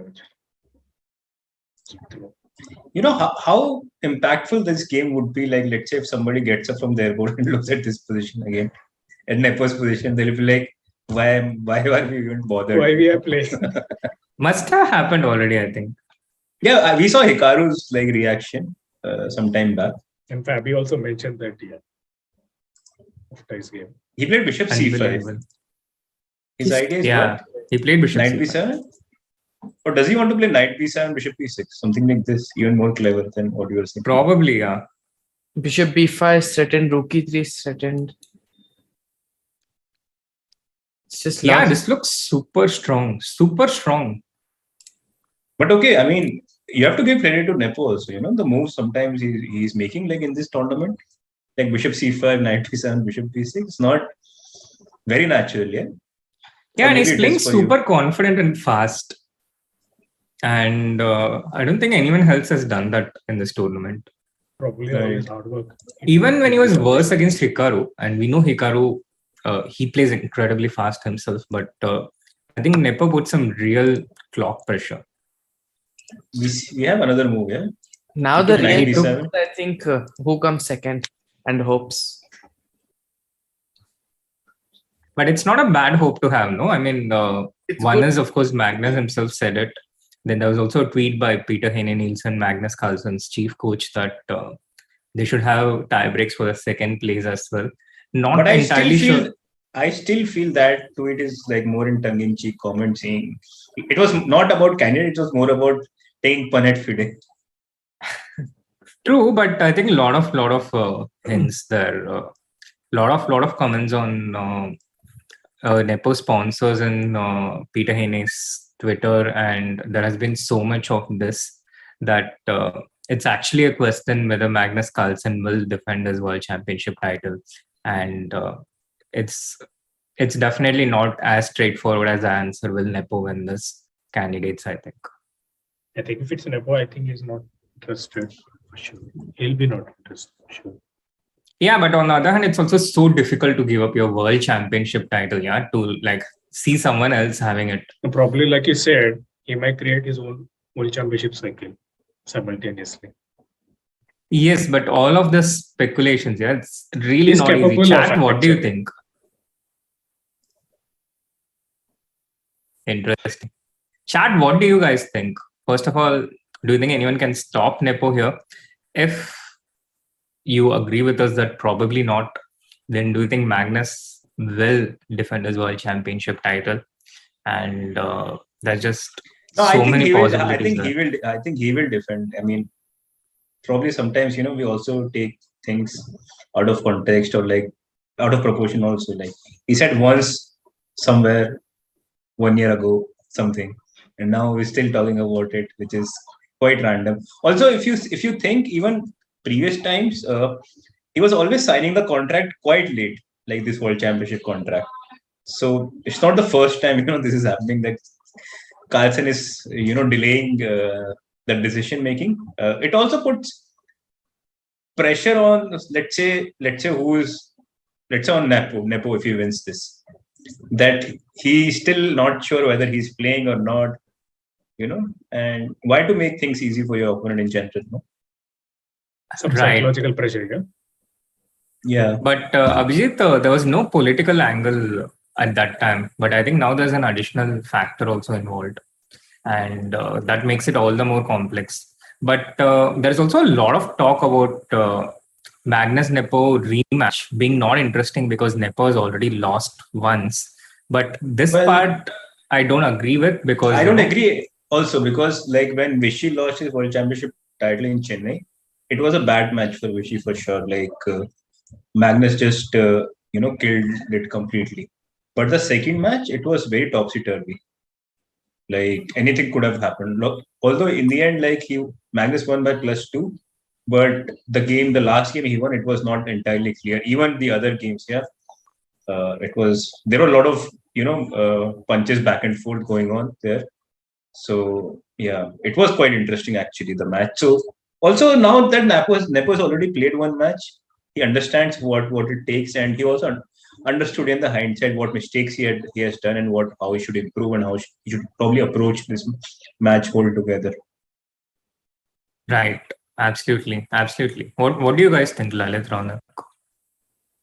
It will be fun to see the rematch between Nepo and Carlsen, because this time Nepo will be coming with all his weapons ready. But I still feel that it's like huge chances that Carlsen wins it easily. No, this time Carlsen will be under pressure for sure. But I mean, be it Nepo, be it anybody else, Carlsen playing anybody, there is a big chance that Carlsen will win easily. No, I don't agree with that. I think if you place Fabi, it might not be decided in the Classical. Well, it did not, like last two World Championship matches. Before Nepo, it was first Karyakin, then Fabi. Karyakin which was up till like 10th game, so. Yeah. Yeah. Karyakin even led the match at some point. So that was already a big thing.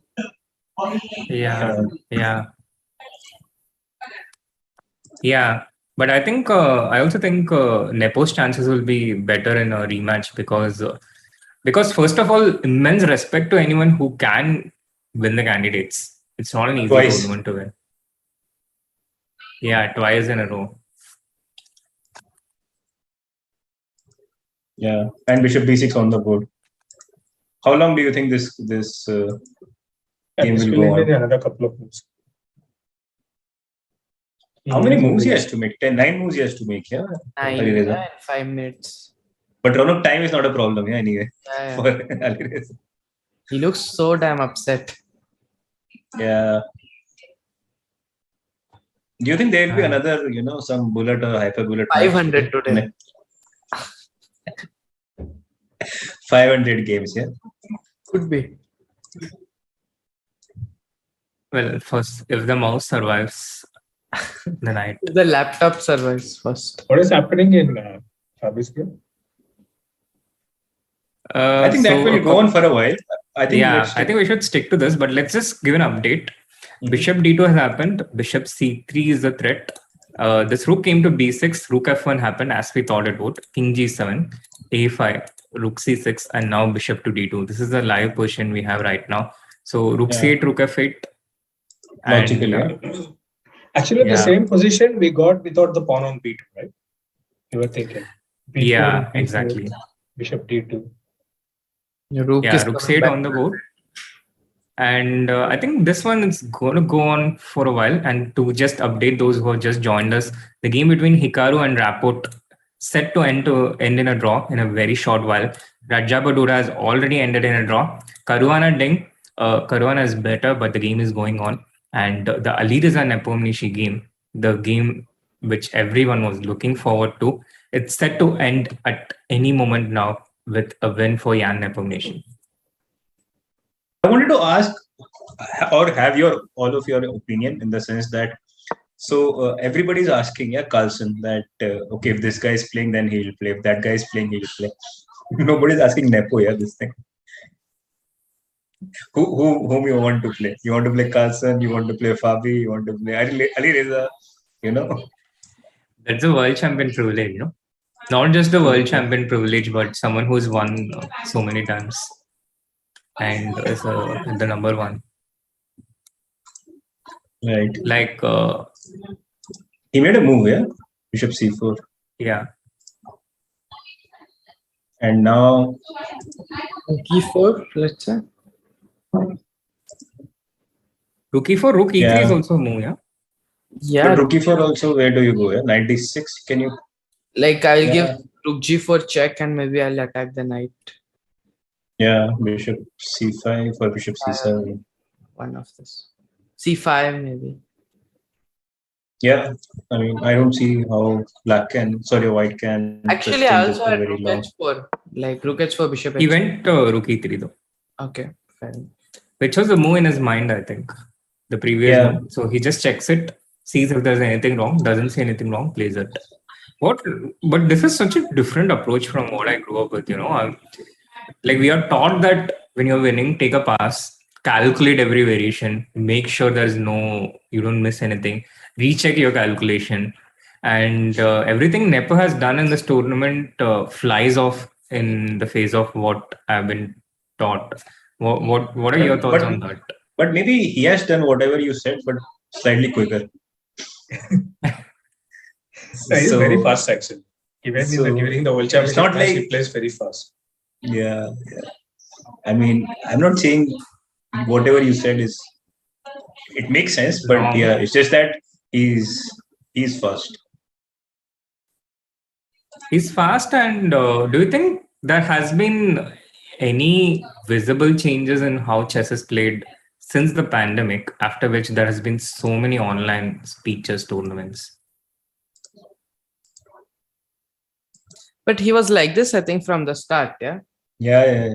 I guess he was always a big talent, and once he stopped, with this all this video games or this esports, Srinath, Yeah. Esports. So probably after that, it was once he stopped that, then he certainly rose to the top. I mean, he was always very talented. He was always around 2700, but once this thing stopped, then he became 2750, and after that in top 10 in the world, and now already fighting for the world championship matches. I think the only problem with him is like if the tournament is going bad, then it can go really very bad. Right, but think, it doesn't his work first if you loss. don't lose a game. He can't cope up with his first loss all the time. That used to be the thing, but that's also not something permanent. Yeah. Meanwhile, Alireza totally getting into this hyper bullet mode now. He wants to get to 30 seconds no matter what without increment. Probably to resign this time. No, I think he has played King H1 somehow. Oh yeah, it's not updated. Yeah, it's not updated. He has played King H1 already. Yeah, but he You can looks see on the screen. Yeah, devastated. No, he looks. Look at his face. Many things are going to break today. Yeah. And it's a sad look though. So it's sad look which you feel sad just to look at. Yeah. Well, I mean, he can only go up from here. Yeah. I mean, right now he must be feeling like he's at rock bottom. He's at the rock bottom. And yeah. But it's Is it Nakamura is looking at the game? No, not Nakamura. Nakamura is wearing blue suit.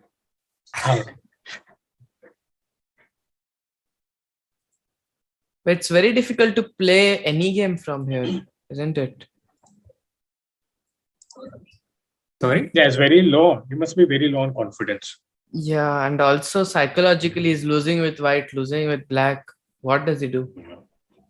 Probably quick draws next two games. Yeah. Which makes sense actually. Just try to finish the tournament. Yeah. Yeah. Just want to get it over. that tomorrow, okay. If it's India already, people would have written from this one.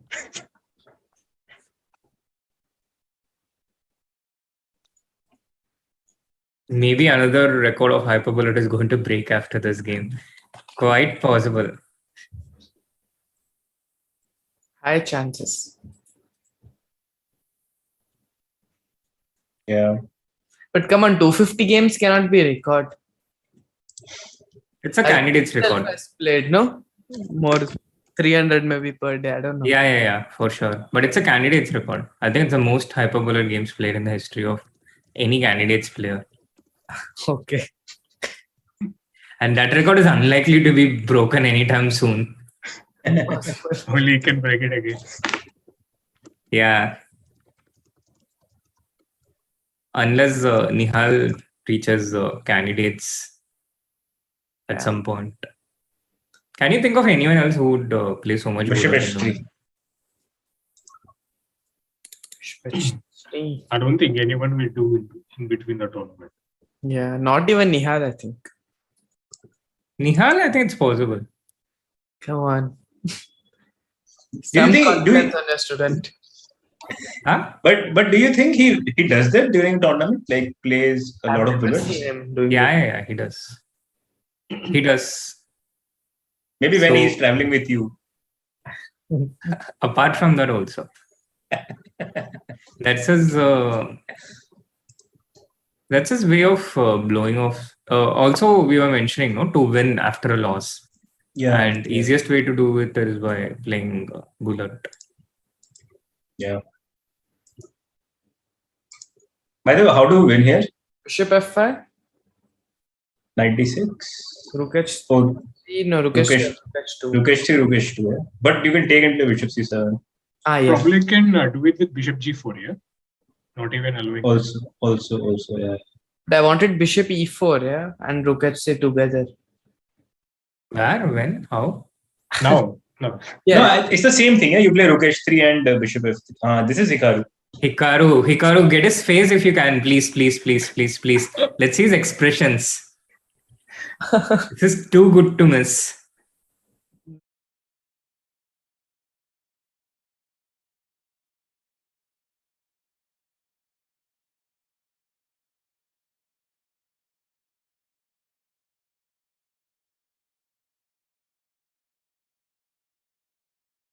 No. Yeah. I want to see his recap on Alireza's game. Hikaru's recap. I think that will likely happen post the candidates. I think Bishop G4 is just he'll resign. He'll catch 3, everything is unstoppable. Any bishop, light squared bishop move, apart from bishop d7, it resigns. Yeah. Well, I can make many light square bishop moves which he'll not resign after. Okay, yeah, sure.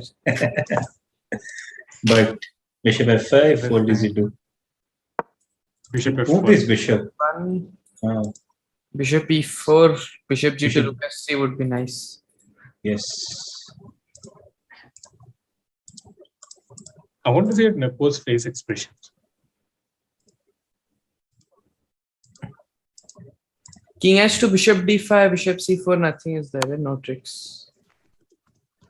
Bishop e4 check on the board. Yeah. I don't see a move here. Put king h2. Bishop g2 would be a nice. Oh, that's it. GG. Did he Plus play 5, bishop g2? man. Plus 5. No. Oh, he just resigned. Wow. The machine, you can't stop him. Absolutely. I mean, whatever you say, due credit where it's due. Nepo has certainly deserved it, and he's in the lead at the end of round 11. He keeps his lead. And chat, I think we should go increases Nepo. His lead, yeah? Increases his lead.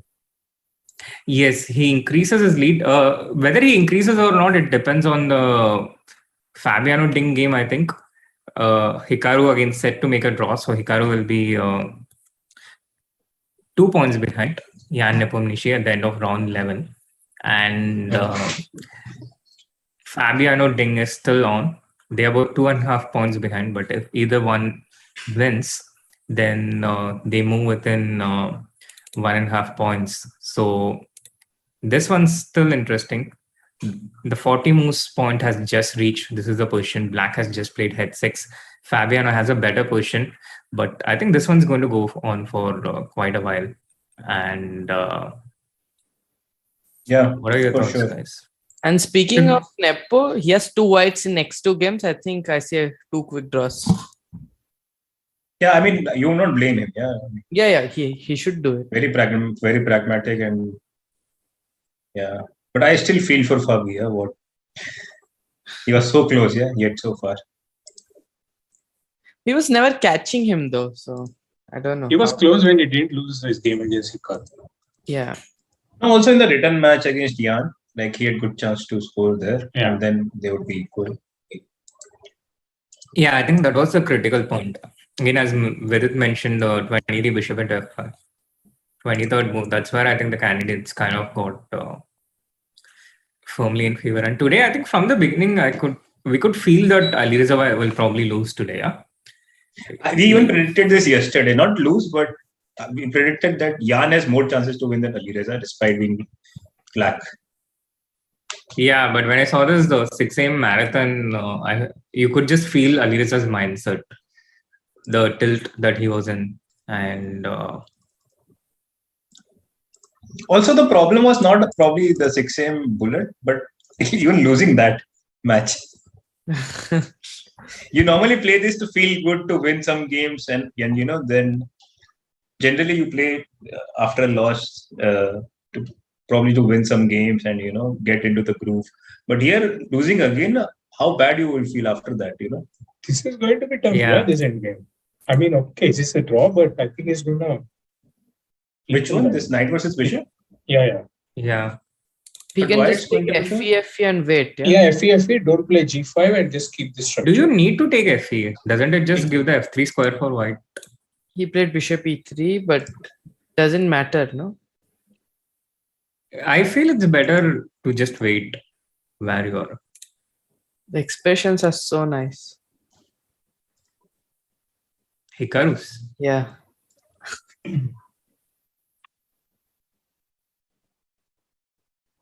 Yeah.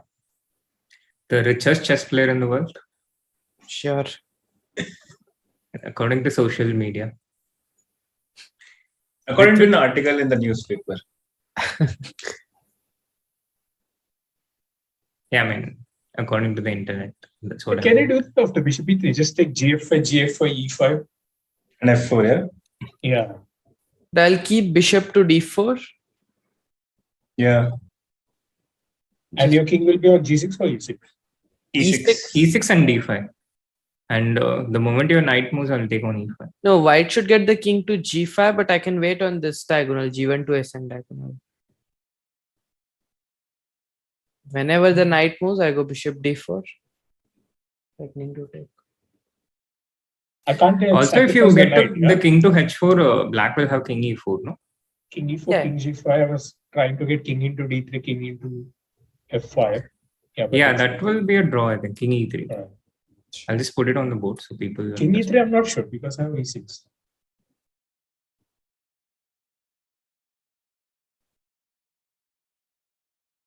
How do you trying to?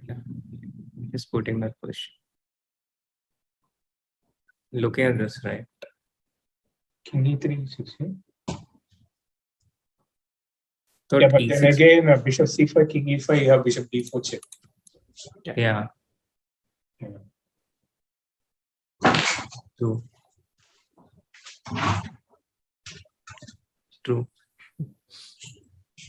So the only thing is I have to bring my knight to g5, then to h3, then king to g5. Yeah, if let's say black keeps waiting, white gets the king to g5, gets the knight to f3, and then somehow he wins this pawn. That's the only way he can win. Yeah. But it's far.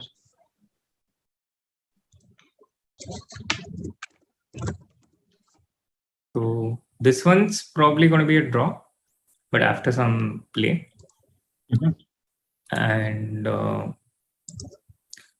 this one. The main, this how we are going to convert this position. Probably he will at some point play b4 and try to attack the d6 pawn. Yeah. Because that is the only thing you can be exploited. And if we start with queen g3, yeah, is d5 h4, yeah? Yeah, and b4 also, but d5 might be a problem if it works. Yeah. But d5 still you can take and play h4, yeah? It's not like... But then I also wanted b4 side by side. Okay, he plays h4 directly, which makes sense. So queen e6 or something else. Hg, queen g3. King g6. Rook f5. Yeah. But is there a threat? Yeah, exactly. I don't see. No, there is a threat. You can't take bishop. Yeah, just take but rook f6, rook g5, rook g7. But rook g5, king h7, rook g7 and rook g7. Yeah. Yeah, let's just show it on the board. Let's say you go bishop c6, then is there a threat? He goes bishop c8 anyway for h4. Okay. I think he also put the bishop to e6, king to g6 and hold, yeah.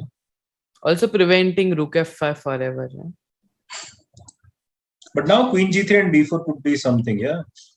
Or queen g3 and b4 as well, putting pressure. Yes, that's what I said. Oh. b4 you meant or d4? b4 I meant. Yeah, b4. That's what he said. Okay, I heard d4.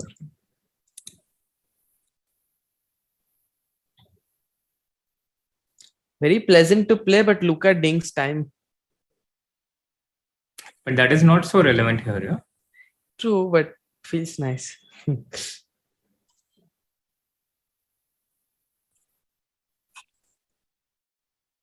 I think probably we go Hg, queen g3 and b4. So Someone wrote in the chat, Nepo will finish candidates in 12 rounds just like his world championship match.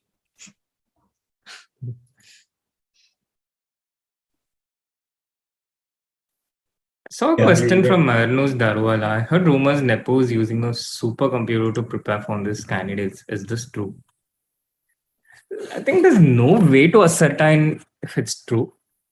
These information is generally not out in public. But would it really make such a big impact, even if he was? No, there was an article in 21 while they were preparing against Carlsen. That is access of supercomputer. Which was, I think, Peter Nielsen published in Twitter. It helps, but okay, he's also playing well over the board, but it helps a lot, I think. It makes a big difference.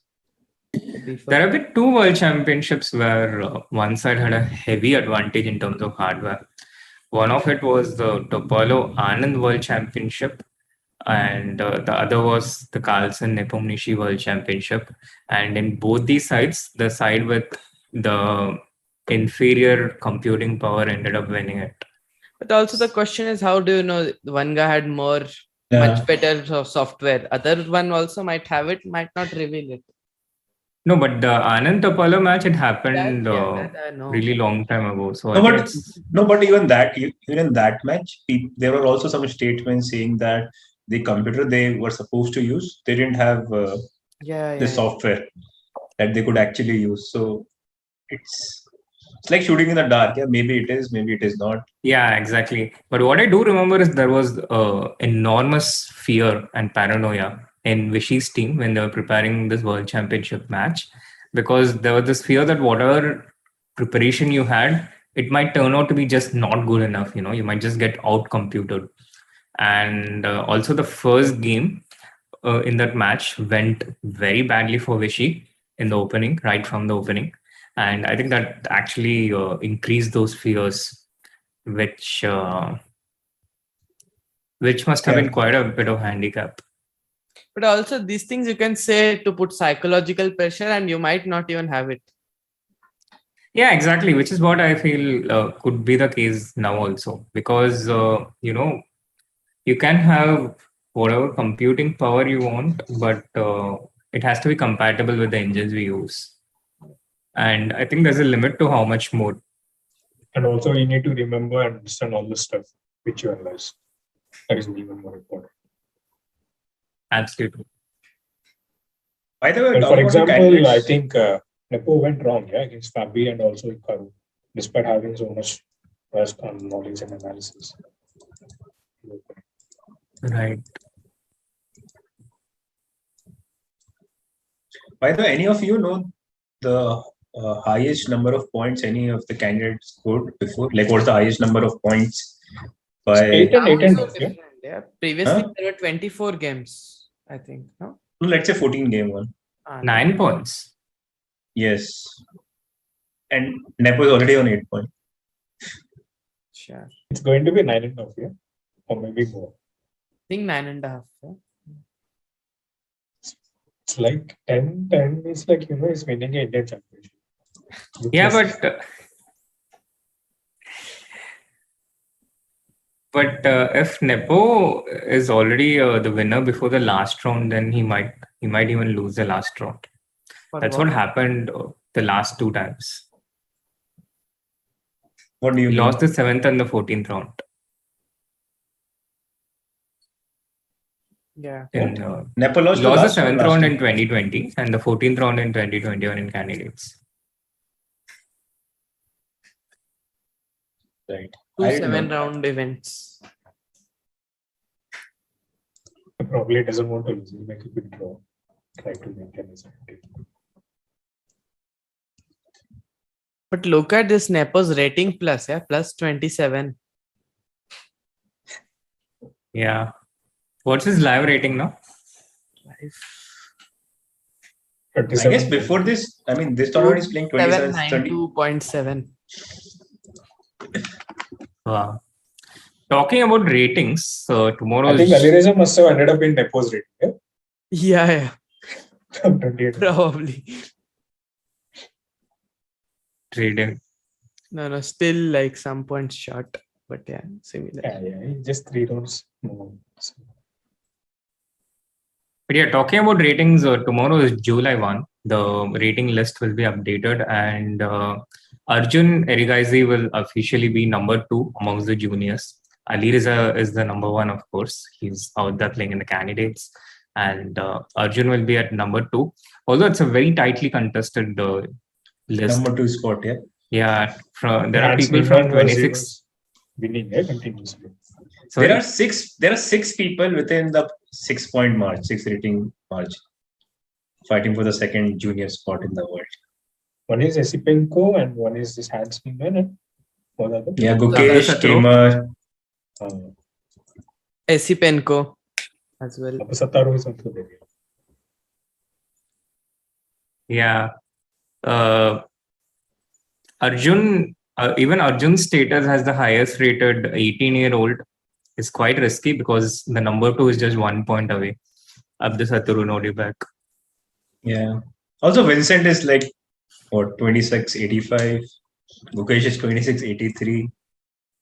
And Gukesh is playing in some tournament, a couple of tournaments before the Olympiad. Yeah. So that's a very, very, very competitive place out there. And there's also the Indian rating list where the big update, Hare Krishna will be officially number 2. Vidit will officially move to the number 3 spot. And I think I'll be back to the number 20 spot. Yeah, for sure. I know you're going to say that. At least for the next 2 rating lists, you will be there. Next 2, I don't know, because Harsha. Yeah, I think there were 2 inactive players, Gopal and Vaibhav. Was it turn up? Oh yeah, Hampi will also become active. Yeah, we'll no longer be 20 anymore. Then we'll be fighting for 25. Then I'll be fighting for 25 unless I get my rating up. What's your live rating? Mine? Yeah. Live, everything is 25.59. Okay.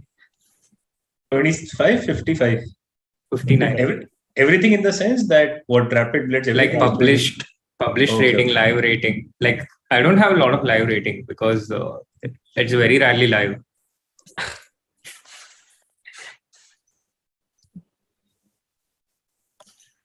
Looks very pleasant for Fabi here. Bishop d7. The question is, do you take bc5 or you ignore it? By the talking about candidates, have you seen the rules for women candidates? Any of you? The rules? Yeah, there's some fight. The regulation and the format. Yeah, it's a 4-game knockout. Yeah. No, it's like but they have compromised a lot of pool.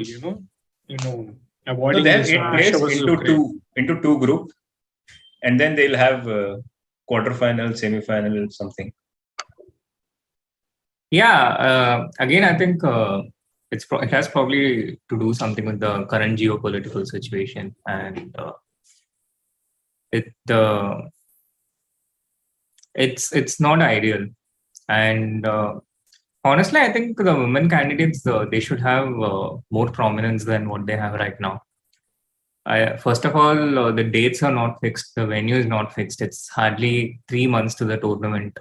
And it's nowhere treated close to how the open candidates is treated. And at the very least, I think players should have information on when the tournament is going to be held, and so that they can prepare and have clarity. It's all a bit too unclear at the moment. Yeah.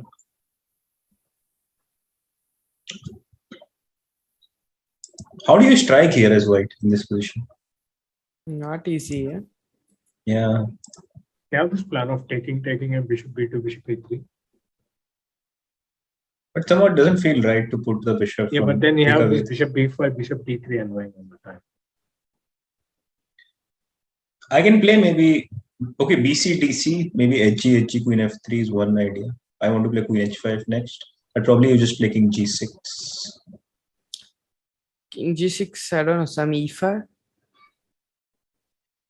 Or it's too much. f5, maybe.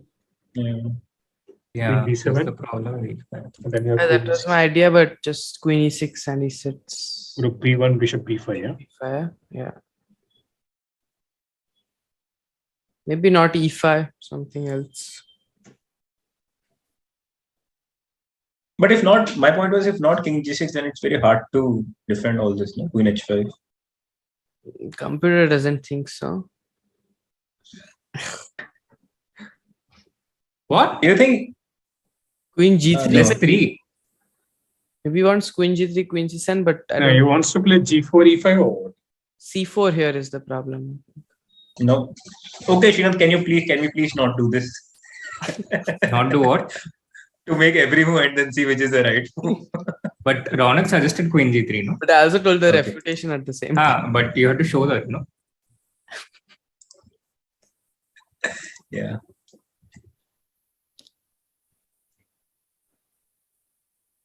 I really want to play G4, but probably G4, Queen E6 and... No, I think the simplest is Rook B1, Bishop B5, D4 or what?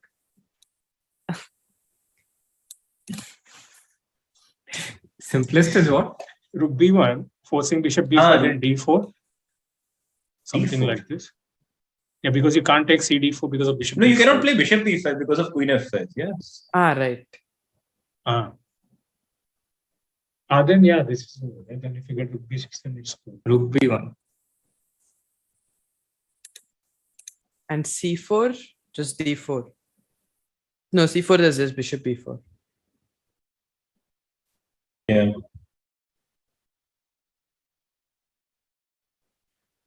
Queen H5 is key, and generally Queen F3, Queen H5 to see this. I guess Rook B1 is not so difficult. And is it all forcing for... it's all forcing from Bishop D7, no? No, Queen Yeah, F3 maybe King G8, yeah? To have Bishop B5 after Rook B1. Right. King G8. Queen H5, maybe Queen But H5. Bishop into F6 is hanging, right? Oh, yeah. Yeah. Oh. Yeah. So Bishop E8 directly. But then Queen F5, yeah? The same thing.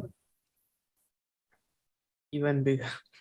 Every move will make the bar is going very high. Yeah. It's not easy to stop Queen H5, no? It's maybe Yeah. G4 you don't want to play, no? Generally. Yeah, you don't want to touch anything here. But is G4 the only move by the process of elimination? By our process of elimination. Queen E6 is working or what? I mean, after Queen H5, you can play King G8, so that is one thing. It's not like... Yeah. But what move do you make? No idea. Probably Queen E6, yeah? Yeah, Queen E6 was what I Queen was G3? thinking. No, but now... No, Queen H5 and Rook F5, everything. No, Queen H5, I'll play Queen G4. Yeah. Oh. Yes, nice point. And Queen G3, you just play King G6 or what? Yeah. Rook F5? Again, same question. Queen go somewhere, yeah? Yeah, Queen E7. Queen E7. Now the No, D7 no. bishop is protected. No, actually, okay. what happened? Queen C6, there could be Bishop F6. No, Queen E7, I was thinking. Yeah. Same Bishop F6. Does it work? Rook F6 and King H7, Rook H6. Yeah, you defend. Yeah. Probably just to draw somehow.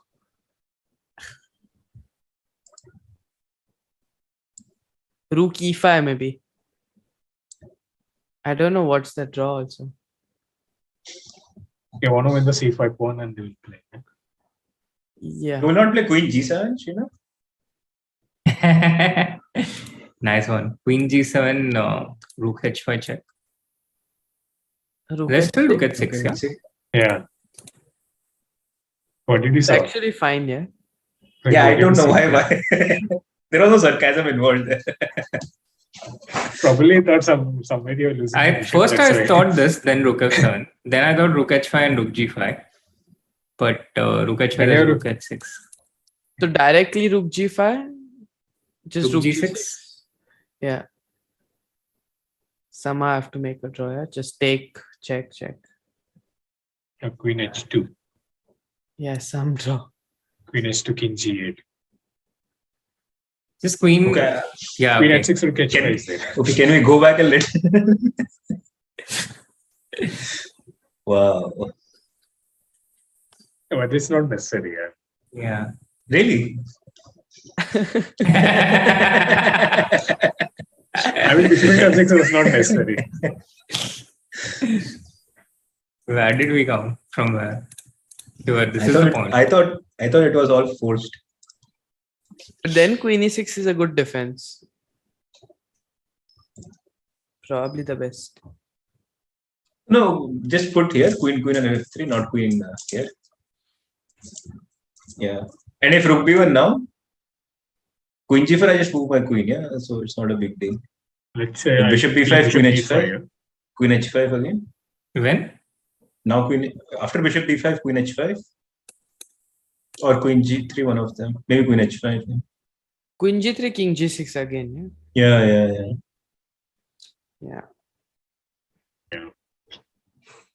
Very But annoying. you can still.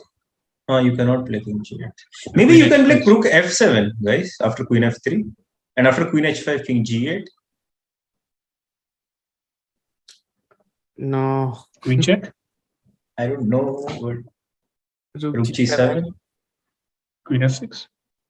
This doesn't feel attractive at all, no? No, you're losing one of the pawns. Yeah, I mean, you'll end up with rook g6. No, rook into I will take.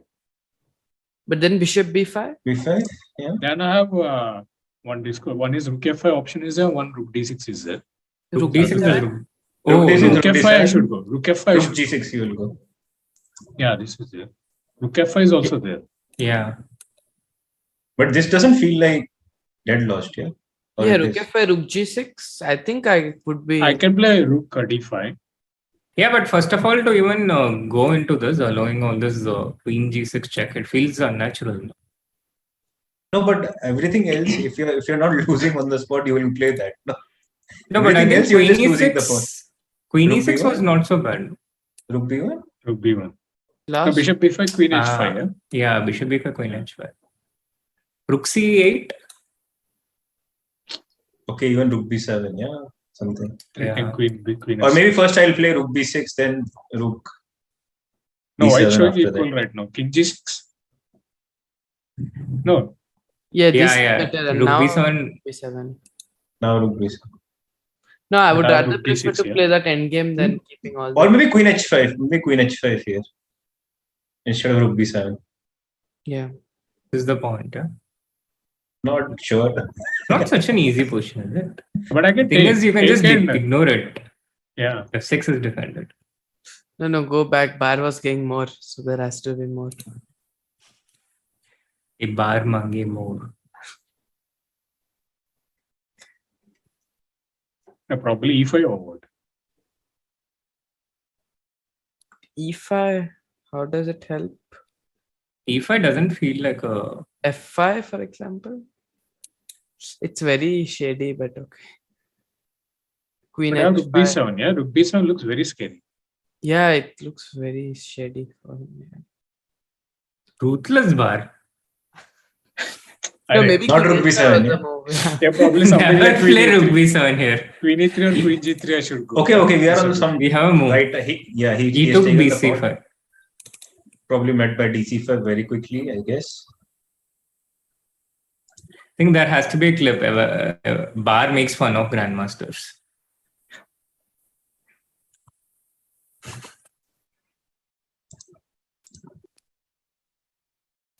So takes.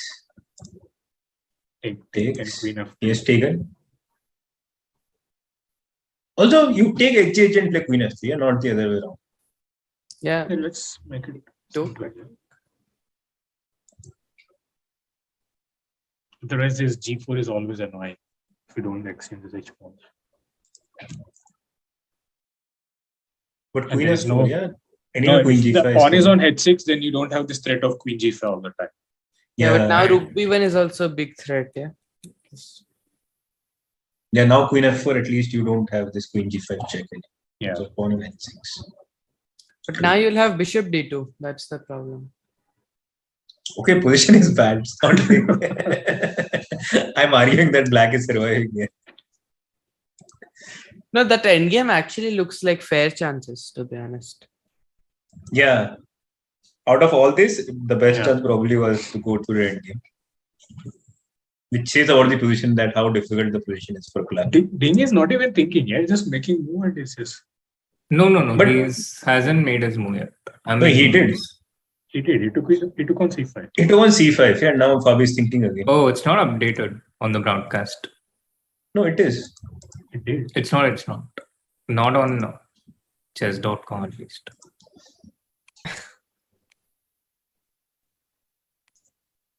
Maybe not on the live board. You can see it in the camera. Yeah, on the live board. That's what I'm saying. It's not updated on the broadcast. Fabi is thinking again. How do we reach the endgame? Queen Rook F7, Queen H5, King G8. Yeah. All the analysis, eh? How do we reach the endgame? Meanwhile, chat, you can vote on the YouTube channel. Will Fabi convert this? Oh yeah, or You can also Ding's play got this. Queen H6 here. You play Rook B1, huh? But Bishop B5 Starts with Rook B1, yeah. and Bishop B5. Takes and then Queen some F5. F5. Yeah. Transposes in many variations. King G8. And it comes back Rook F1, huh? But then take on D3 is No, just Queen D5, Queen D3. Yeah. Okay. So Queen D7 maybe? When? Rook F1 after Rook F1.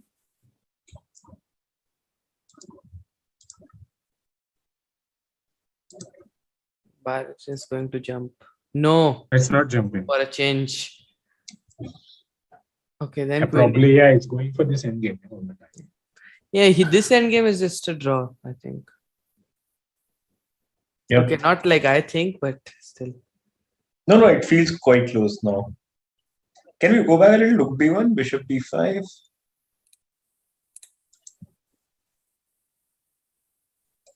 And now what?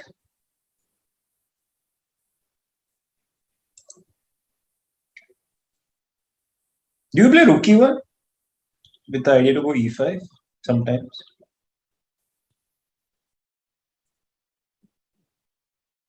Looked a bit artificial, no? Like go provoke Bishop. Yeah, I didn't like Rook B1 at all. No, but I can even take, yeah, D3. If you play Are E5, you sure? take on E5. No, I'll play H Queen G3 here. No, Rook E5 is not working. Okay. Or Yeah. Queen E3. Lalit is brave. Yeah, this is miss. But even E5, E5, Queen G3 looks very dangerous. Yeah. But somehow I thought the E5 is not threat anyway, because I can take. I mean, if I Bishop E5 check with the Bishop on No, E5, I'll prepare it. Yeah, but I'll prepare E5 here. Yeah. And I want to keep Queen on F2 because always Queen G3 you're playing King G6. Let's say if I just play Rook E1, King G8 if I go. So maybe HG, maybe you can also take FG. Yeah. No. Yeah. That's why I think you had to include this and do it. No, I can also play HG and play Rook E1. Yeah. Exactly. That makes more sense. Yeah. Yeah, it's same. I go for same King G8. King G8 anyway. Yeah? And E5? Now I'll play F5 at least. No, I can. I think I can take. Take F5, yeah? G3. E6. Yeah, here E6. No, I'm saying F5. Queen G3 then. Rook F5. Yeah. Bishop E5. You're just holding by a thread, yeah? Somehow. Yeah, I know. But actually, the king feels a bit safe now. You can also play, after when Queen was on F2, you can also maybe switch Rook E3, Rook F3. Yeah, this is also good. Just to keep, prolonging the game. But now my point is I don't want to support that F6 pawn anymore. I want to go for this D3. Yeah, Bishop B5. Also on the board.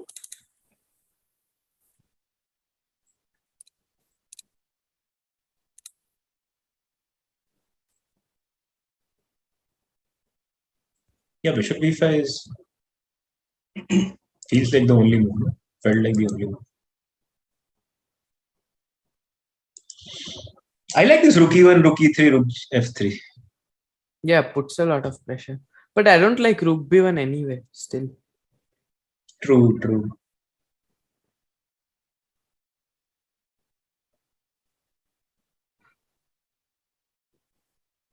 Also, the more you're thinking in this position, it feels like you will go into the wrong direction because if you see it. Moves, yeah. Yeah.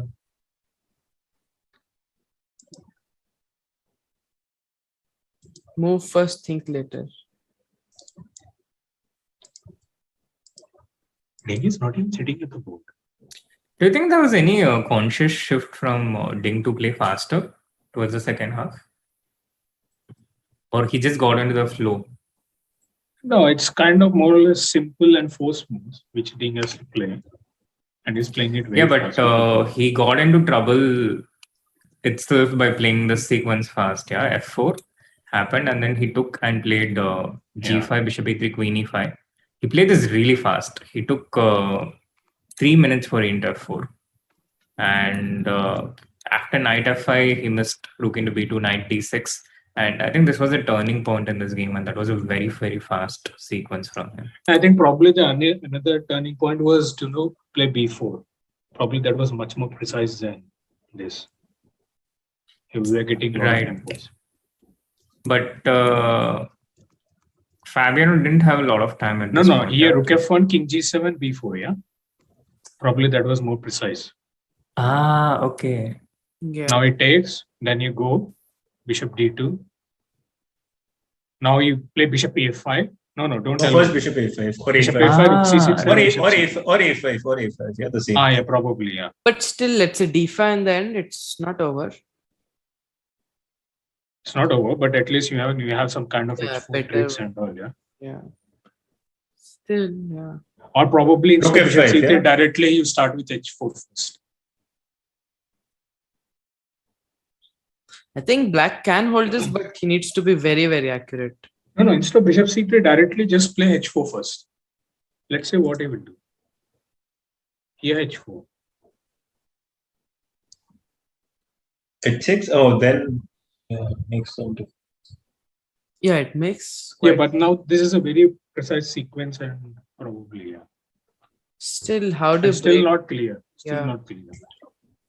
Yeah, still not clear. But the problem with black is that he even can't afford an inaccuracy. Yeah? He has to be perfect.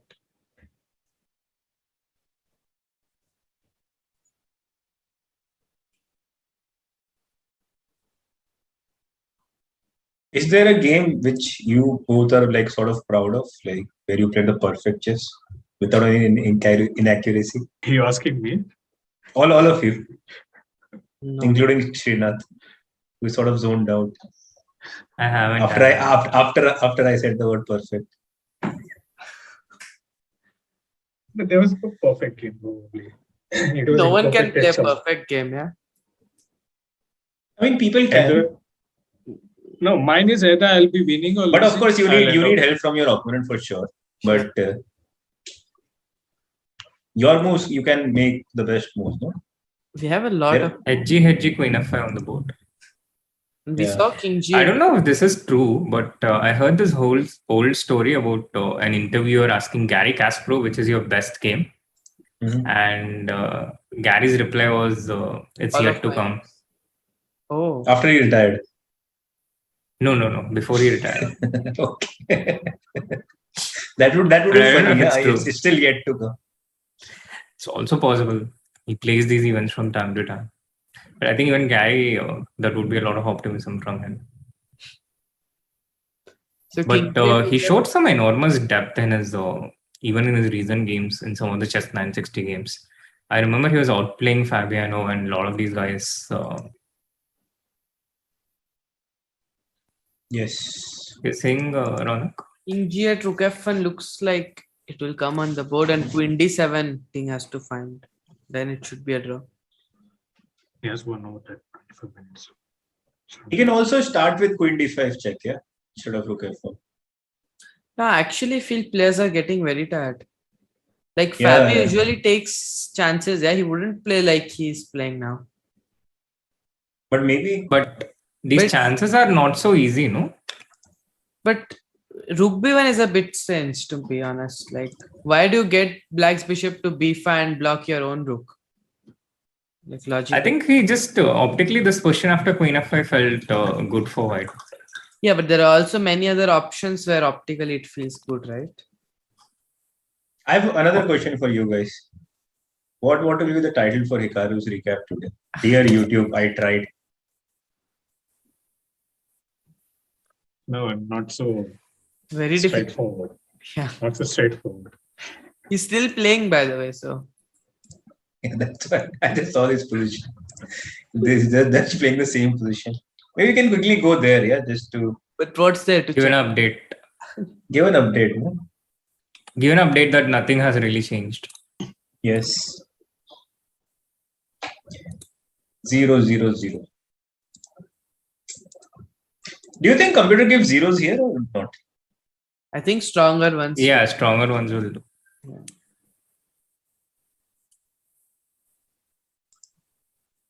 Even Stronger this one, probably stronger. A stronger one gives 0, 0 in every position. Yeah. not in Fabi's position, maybe. Yeah. Fabi position, it gives some, +1 or something, but it will be a drawing eventually. Yeah.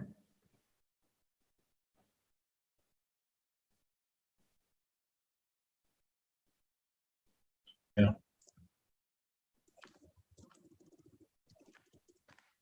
Yeah, I'm just really looking, thinking what will be his title.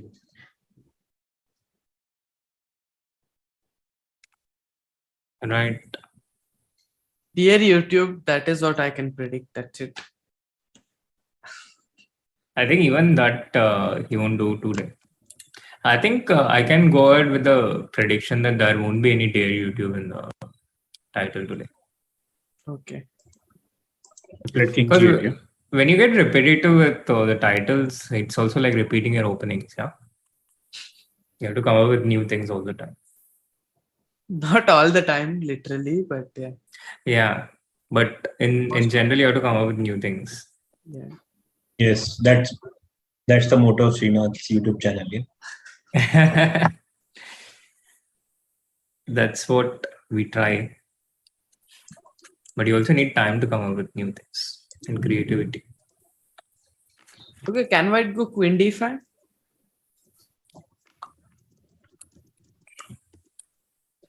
Queen f7. Queen c5? Bishop d3. Rook b6. In C4. Yeah, and press this maybe queen into c4, bishop f6. I know it's a draw, but why not? Yeah. Yeah. G4 in the end or something. Rook e8 even. Yeah, okay, it should be a draw.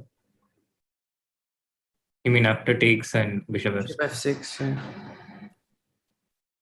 But you would still play on, yeah? Yeah, it's not a dead draw. You can put the pawn on e5, get the king. True. Right. So this is the status and it's a quick overview of what has been happening. Queen f5 happened, king g8. This is the present position we have right now. And it's Fabiano's turn to move. But here we checked rook f1 and queen d7 is a really nice move, which equalizes. And Ding has been playing confidently for a while now. So it feels like Ding is having this. And in the other game between Hikaru and Rapport, this feels like a dead draw for a pretty long time now. And there are a couple of other games which has already ended. No surprises in the Rajabh Duda game. It was the first to draw. And the all-important Alireza Nepomniachtchi game where Nepomniachtchi won and takes his score to 8 out of 11. A minimum 1.5 lead and potentially a 2-point lead with 3 more rounds to go. So Nepo's almost having it, and we'll just cut in for a short break now, and we'll be right back. And Lalit, are you staying, or it's time for you to go? Yeah, I'll go. Sure. Thank you so much for joining. Thank you so much, Lalit, for joining us. Thank you, guys. Thank you, everyone. Thanks. Thank you. And we'll be back. We'll be back in a really short time after a break, but don't go anywhere meanwhile.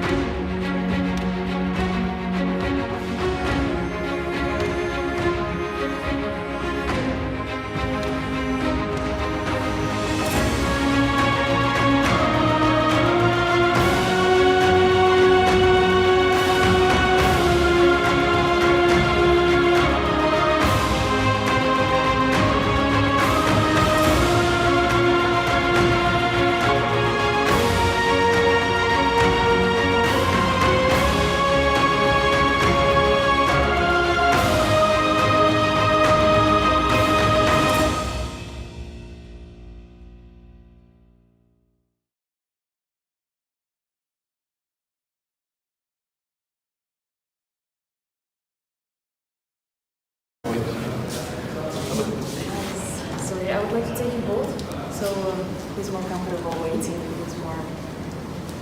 I'm going to play rock, paper, scissors first. Alright, no, one, 2, 3. Oh. You were wrong. Yeah, you cheated. It's right, yeah. Okay, that's 4. 1, 4.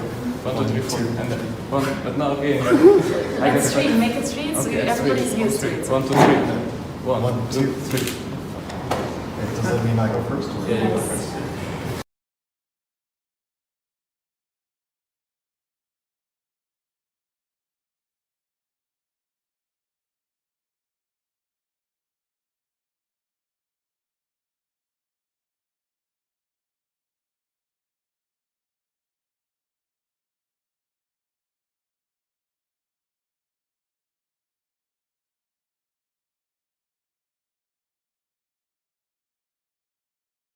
So the rules are very simple. This is 1, 2, 3, 4, 5 and then 6. And you have to just place 1 second per ball, okay? So teams are Arvind Chidambaram and Rahul VSS versus Grandmaster Arjun Kalyan and woman Grandmaster Divya Deshmukh. Okay, let's do a toss. Team captains, Arvind Chidambaram, Divya, toss. Order even. Who won the toss? So Arvind won the toss, and you would like to? You would like to ball first. Please come in the frame. So we have a baller here. I don't know. This is 1. The game is very simple. Yeah. You should keep different from him. Yeah. You have to just try to dodge. Okay. Ready? Get out first. Okay. Start. Out. Duck out. Oh no. All right, we have another batsman here, Arjun Kalyan. 3, 6, out. 11. Oh, wow. 6. So the target is 7. And who do we have as a bowler here? Arjun Kalyan. Okay, here comes the batsman. Rahul VSS, all-rounder. All right, start. 4, 2. Okay, 2, 3. Target is 7, 6. You can't duck out. What are you telling me? Can also use bad words. He doesn't mind. All right. Video will mind. No. Win. Wow. 6 is there. So obviously first match we know Arvind Chidambaram has won. Team Arvind Chidambaram and Rahul VSS. We have second round. Do you want to change teams or keep the same teams? No, I don't want to be on his team. No one, but why does no one wants to be in this team? Arjun, don't worry. Don't worry, Arjun. What we can do is let's put Arjun and Arvind this time. Rahul and Divya. All right, ready? Okay, toss time. Arvind versus Divya. Toss. You choose to ball. Yeah, we choose to. And Divya. Start play first. All right. 7. Hey, wait. Okay, yes. 10. From now on, same timing. Okay. 10. 14. 19. 20. 19. All right, good performance. Next. 25. 28. Out. Very good. All right. 28. And now, Team Arvind. I can't even count, no. All right, start. Arjun is batting. 6. 6. 6 is unlucky number. What? Target is huge. Target is. What is the target? 29 plus. 28. 28. 29 to win. No, 28. Yeah, we 29. 1. So what's the total? 7. 7, huh? 7. 10. 10. Wait. No, let me think. Okay. Out. Oh no. Okay. Bye, guys. Bye. All right. Thank you, Arvind. Thank you, Arjun. Thank you, Rahul. And thank you, Divya.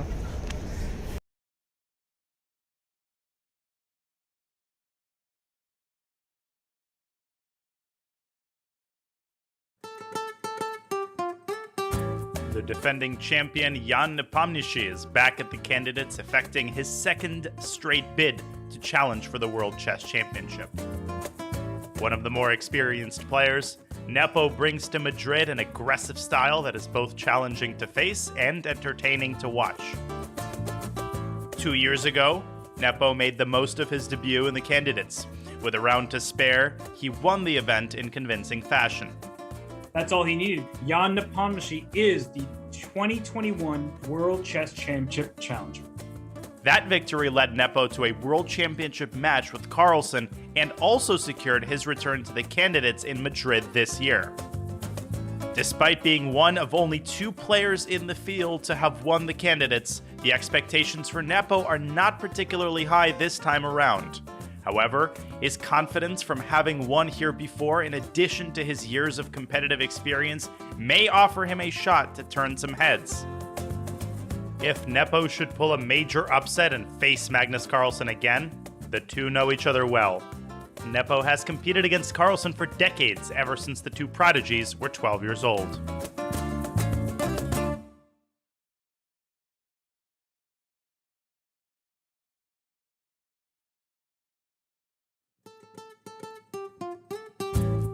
In qualifying for the candidates, Hikaru Nakamura ratcheted up the level of interest in what is already considered the most important tournament in chess. With millions of followers as a popular content creator, Hikaru brings along his sizable community while also attracting more casual chess fans. Although once ranked number 2 in the world, most believed Nakamura's best days competing in classical chess were behind him. That changed when this Japanese-American grandmaster leaned on his exceptional calculating ability to win the FIDE Grand Prix. The unexpected victory earned him a bid into the candidates for the first time in 6 years. A 5-time US champion, Hikaru has stayed sharp of late by dominating in speed chess formats.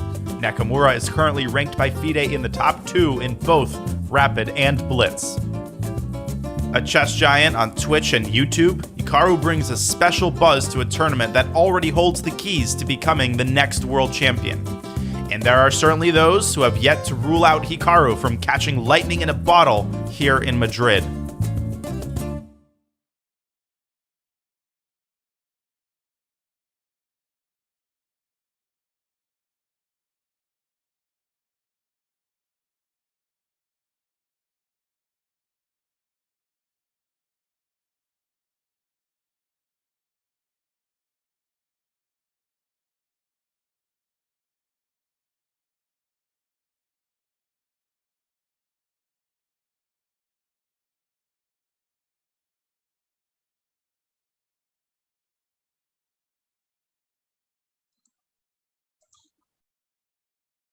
Welcome back, everyone, to the 2022 FIDE Candidates Round 11. And nothing has changed in the Hikaru Rapport game. Although 14 moves have been made since the move 40, but it feels like the same thing. It feels pretty much the same thing. This one's going to be a draw sooner or later. And I hope it's sooner. Yeah, just to point out, maybe FG4, you go king E2 directly, yeah? Not FG4. Because if FG4, probably king G5, and if king E2, maybe King F4. King F4. And then you pick up one of the pawns on the next move. Doesn't really matter, okay. Yeah. No, I mean, you don't want to take, no, FG4. Yeah, You've not been taking for a while. Yeah. You don't want to take FG4 because it just gives this extra F3 square for the king. Yeah. Not that it matters a lot, even this. True. But so to give you the quick recap of what has happened, Nepo has already won his game, and he's leading the pack with 8 points out of 11. Do we have the standings updated? Yeah, there. Look at that picture of dominance. 8 out of 11. Here's the combined score of Rapport and Alireza. Nice point. Yeah. Yeah, I think the standings says it all. Also, the dominance, like in this game, also, like look at the final position. Yeah, and it's his 3rd win with the black pieces. And I think this total in this tournament, there has been a total of 5 wins for black, out of which 3 has been by Nepo. Yeah. Dominant. And Raja versus Duda ended in a quick draw. Nothing much to talk about here. The only thing is, yesterday Raja had the same structure, but with the bishops they were repeating instead of the rooks. So Raja is also just trying to make draws and finish it off. Yeah. So He's now not let us come back. taking much chances. Yeah, let us come back to Fabi's game because it still has some potential to be decisive. It's gone d4, bishop d3, rook e1. Yeah, as you were saying, Ronak, yeah, this rook on d1 was not a... If Fabi was like playing this, let's say in the first or the second round, I think this wouldn't have happened. Right. No, I think it makes a lot of sense. I also remember there was this game between Fabiano against Ding in one of the previous candidates, which Fabiano won. But he was not able to finish off Ding. And the advantage he had at that time was a lot bigger than the advantage he has right now. Yeah, like for example, black can maybe just go cd4 and queen h7 if it works. I don't know.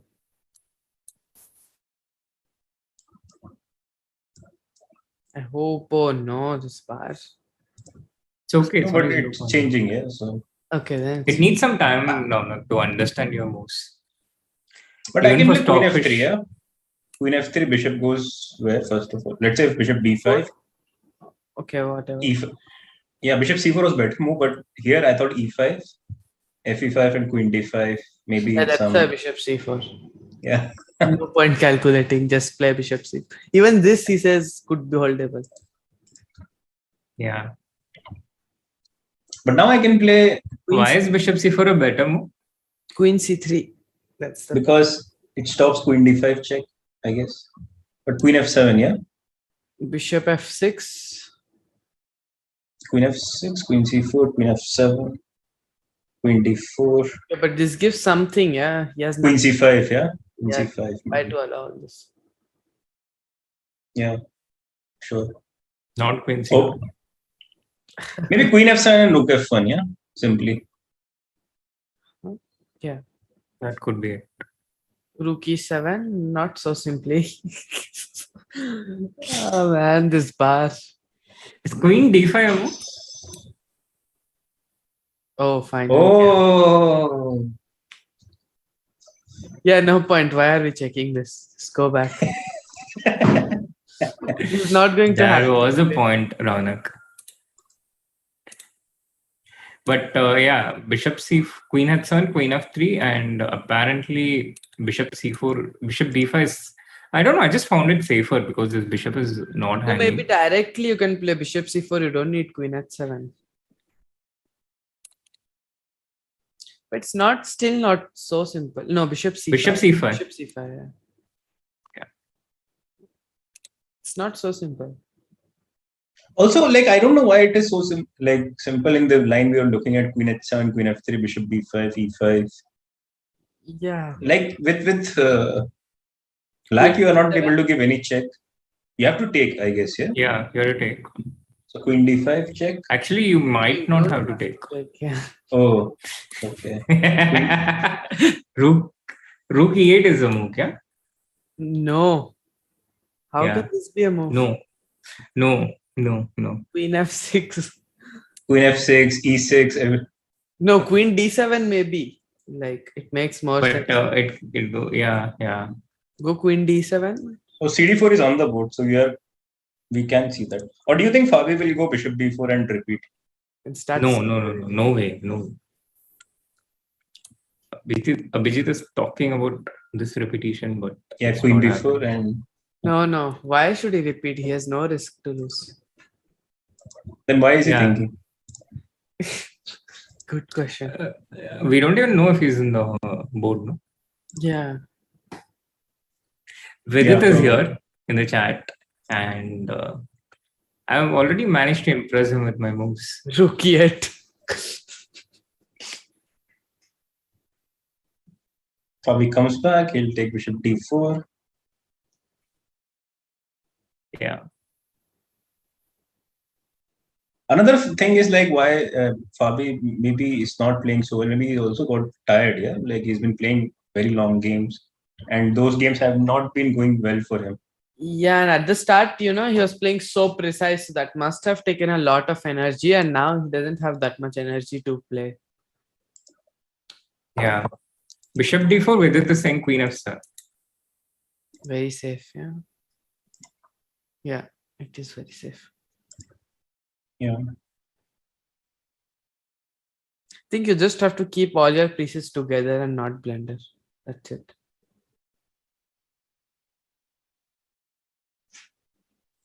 At one point, when I was playing Blitz, I just had one thing in my mind. If I don't blunder, most likely I'll win. Which works. What do you mean at one point I was playing Blitz? No, at one point, this was my approach in tournaments. Blitz. Okay. If I don't blunder, most likely I'll win. Yeah? In Blitz, but that's how it is, no? In Blitz, if you don't blunder, most likely you're going to win. Yeah, but okay, your opponent also. No, but also people can play really well in Blitz, yeah, really strong. Good moves, deep. Can I play Queen H? No, I wanted to play Queen H3, Bishop C4, E5, but that's what I was also thinking about. But you can simply take, yeah? Take F5. Take F5, Bishop E5, then Queen F2. And if Rook E5, then Queen F1, Queen F4. This is a draw, yeah? Yeah. Even Queen H4 is a draw, so if you don't want... You got inspired by Vidit, yeah?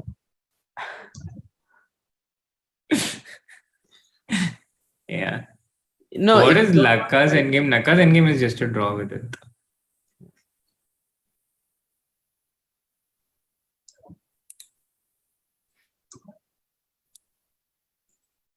Come on stream, no? Yeah. Chat. What are you guys doing? Bring him on stream, no?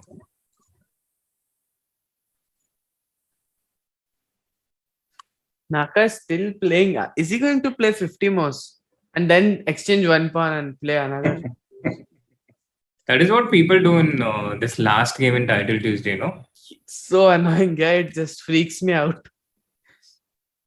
Probably have seen me in those game chats. Yeah, I've seen you. And I once played a Rook versus Rook. And I had a chance to win the opponent's Rook, which I missed.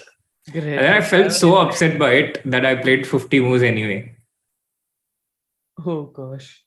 Once I played in OTB Blitz, Rook versus Rook, and my opponent had a pawn. But I flagged him anyway. There's always this one game which will go on for like 15 minutes. Others will finish in like 7 minutes. Yeah. It would be good that if the bishop is on this diagonal, otherwise I could take on f5 and give knight d4 and knight f4.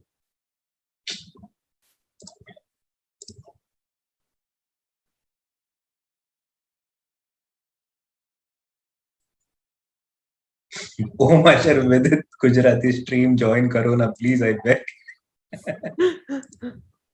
Beg is a strong word, actually. But when you say justice for Srinath, what is that? That is the usual chat lingo.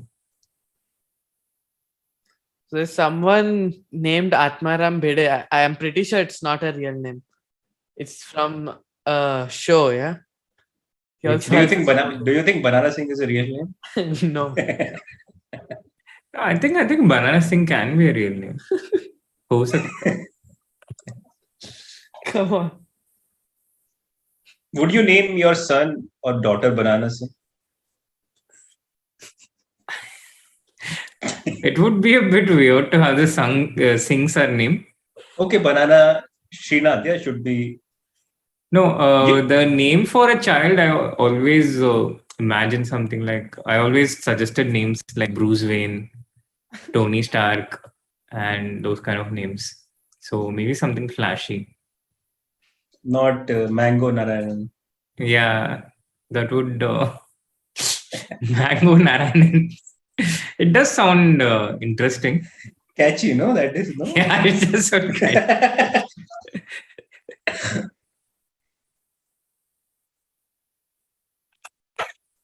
Yeah, it does deserve consideration, I think.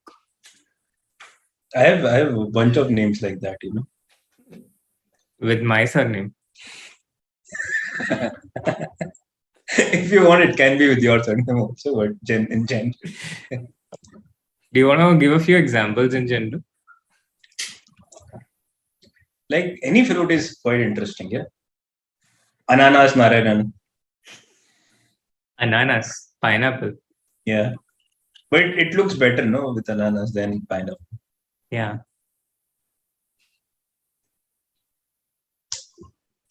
True. Also, Jack is a name, right? In general. Jack is a. Yeah. Also, jackfruit is a fruit. So. Right. Yeah, I don't know where it is going.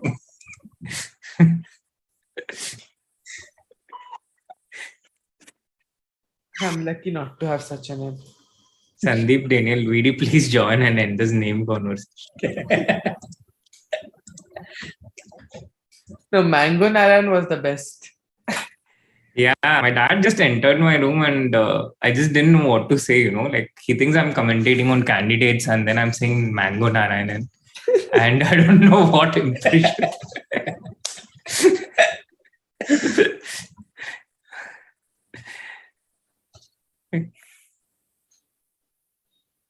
I mean, Jonty Rhodes has named his daughter India, yeah. So.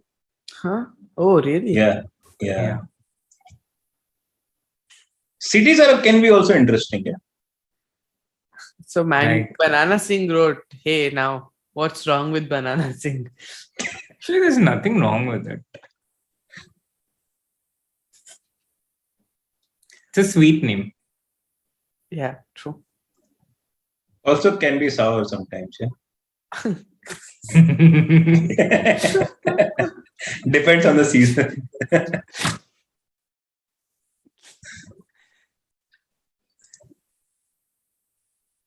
Jack is colloquial for John. What do you name Thor? Thor is also a nice name, yeah? Thor. Yeah. Chris Hemsworth. But I don't know. I always liked this Batman a lot after the Christopher Nolan trilogy. So I like none of them. So not Neo. I like Matrix. Neo. Neo is also a nice name. Acha.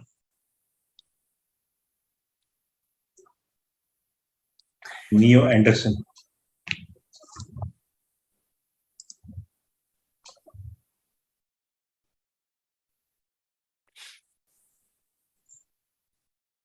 So what do you think, guys? Queen F7 or Queen H7? Queen F7 is more likely than Queen H7. But he might play Queen H7 to force things. I don't know. Yeah. But what is your prediction for this game? Draw. I also think it's a draw. Abhijeet? Yeah. My mind is still going towards this mango. Same. Mango Narayanan.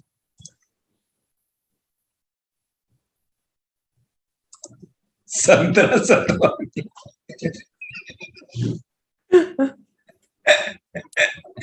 also has a nice feel to it. What does it mean? Santra. Santra is orange. Orange, yeah. Shaktiman Narayanan. Wow. That is so creative. Narayanan suits a lot of first names, yeah? Yeah. No wonder your parents had it easy, yeah? Srinath.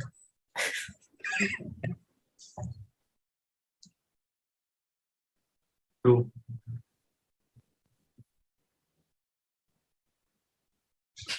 I'm still stuck with Mango Narayan.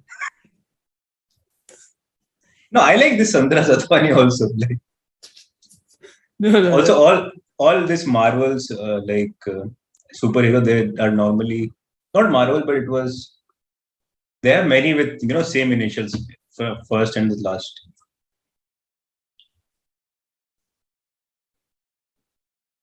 Fabiano is also a nice name. I like Fabiano. name?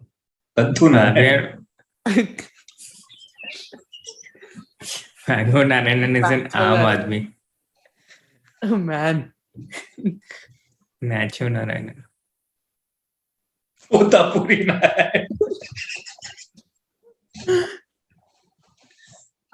It has a bird, it has a city, it has a fruit. Yeah. What better thing you can have? You cannot top that. Just before the stream, I ate that. So yeah. Totapuri. Yeah.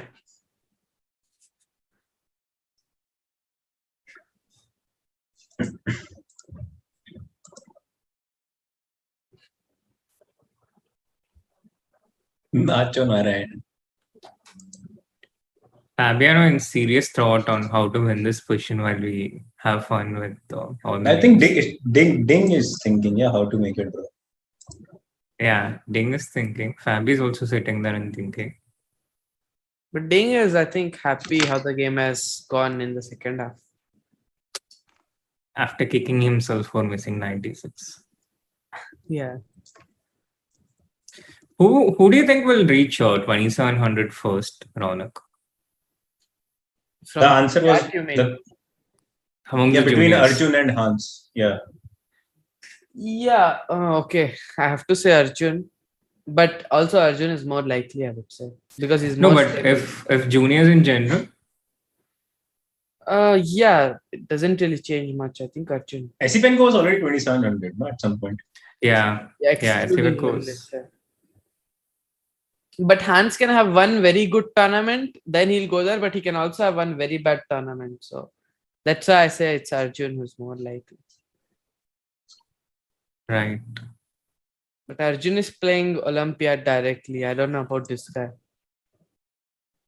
He's playing in Dortmund. I know this much. But that's playing in the not no-castling classical. tournament. Yeah, it's not doesn't classical. matter. It's like a fun, like vacation for him. Yeah, but it will still be, I think, very interesting to see Hans play against Vishy and Kramnik. Yeah, very good exposure for sure. Yeah, and Clash of Generations. Clash of Generations and their chess is so different. Yeah. Yeah. So very curious to watch that. Very curious to see how that goes. That will be exciting. Exciting. What is Ding thinking in the meantime? Is he thinking of Totapuri? He's trying to force things, I think. That's what he's trying to do. Banana Singh is asking if white goes, black goes King G-Sun and Rook 8, isn't it a draw? But the thing is, King G-Sun comes to, it gets hit by Queen into G. Srinath likes the name so much. He takes it every single time. He asks good questions in the chat. If others ask similar good questions, I'll take their names.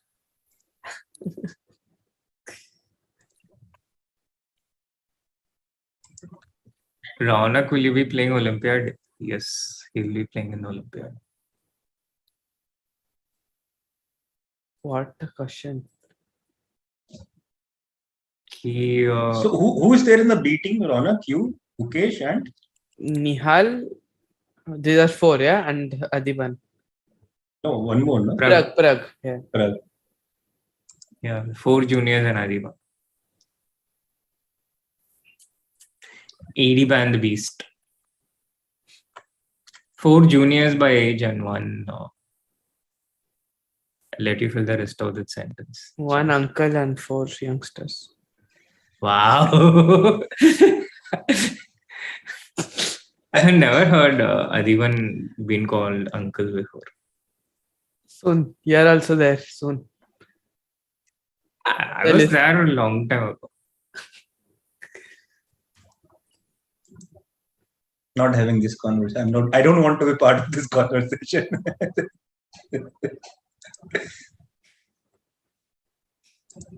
But don't you think Adiban is quite young by spirit? My uncle is also very young in spirit. But he's still my uncle.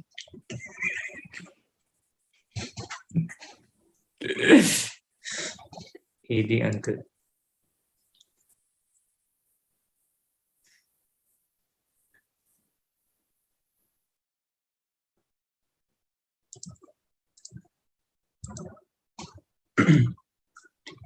How old is Ding? He's 30 years old. No? I think he's 2 years older. He's older than Fabi, or they are of same age? Who Ding? No, Fabi's older. Ding is 20. Fabi's older. Yeah. Oh, not by much. No, they're same age. Yeah, Fabi was born in 30 July 1992. Ding was born in 24 October 1992. Yeah. So 3 months older. Ding. So next month on the same date, it's Fabi's birthday. So he'll be celebrating it in the Olympiad. Yeah, Fabi's 3 months older, right? Fabi's playing the Olympiad, yeah? Yeah. Because Alireza is not playing the Olympiad. But for them, I think it's like a chill tournament Olympiad. Yeah? They've won so many times. I don't think so, no. Like I think so. especially after playing candidates, they wouldn't be like in a big pressure or something. They'll just play. Queen H7, Yeah, your but move they was haven't played. won so many times. Not your move, Queen H7. Yeah, Queen H7 on the board. Srinath, Chat you're older feels- than AD, yeah? No, I'm 2 years younger than AD. Okay. Okay, so after 2 years, I know what to call you. Okay. Wow. Srinath feels like You would 40 wait year 2 old, years for AD me. feels like 20. He's from AD's Discord, I think. Insane. Hikaru's style of playing chess and streaming is the future of chess, I guess. It's a way. I think not for everyone. Agreed. But he has said himself, right, that streaming comes first for him, not chess. Yeah, for him, streaming first. But okay, he's also streaming chess, yeah. So it's not a question of. I think streaming comes first for him in place of professional chess, over the board In chess. terms of chess work, people say you should work on your game and stuff, right? But if you see, he is the guy who's working the most. He's working for like 6 hours, he's playing straight. It's quite a lot of work. Yeah, but in our time, people used to say playing blitz doesn't count as work. Yeah. In fact, they would call it detrimental to one's chess. Some old guys like you must have said it, what to do. You think I would say that? No. You're an exception, yeah. Exactly. Srinath, do you remember when you were 14, 15? I do. It wasn't that Do long you- ago. Do you? Oh no, it was very long. It was quite some time back. But do you remember the time I was in Chennai? You know, With Ramesh. Yeah. What is the story? What am I missing? No, I'm just like, there is so much difference when Srinath was like 15, 16 and what he is right now. That is true. Life humbled him, yeah. That is true. But everyone changes a lot, yeah, from their teenage to 30s. Yeah. Sai Prasanna is saying Vishy always used to play blitz, right? Yeah, but then Vishy would be cited as an exception. How it doesn't apply for us. That was what people would talk about, these legendary stories. They'll be like, but kids, don't think this applies to you. If you play blitz, it will be bad for you. But if Vishy plays, it's good for him because he's Vishy. Yeah. So here Yeah, we take it is. Bishop B5, right? Yeah, we play Bishop B5. And Bishop C4 what was the problem for Bishop C4? Queen C3. Queen F7? Bishop F6. Oh, yeah. Queen And then F6, Queen C4 is. Queen I keep F7. forgetting that Queen C4 is a check, yeah. Srinath specifically went Queen D5 just to show, yeah, he found this brilliant move.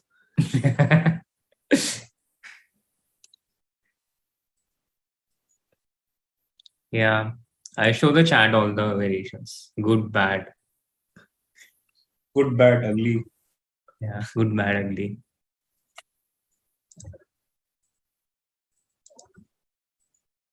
Okay, so Bishop B5. But Bishop B5, it was clear for us or what? After E5? Yeah, Or we just left it? How do you play? How does white play? Bishop B5, E5? Like the good trick is Bishop F6, Queen A7. Yeah? Oh. So you cannot take that pawn. Still, it's a draw, but okay. Yeah. So e5, queen d7. That's what we saw. No, yeah, that's what we saw. Bishop c3, queen d3. Point is fe5. I wanted to play queen g3. No, probably fe5, queen g3, rook f5. Or queen a7 first. I remember seeing this when Lalit was also there. Yeah? Something like rook f5 was putting somewhere.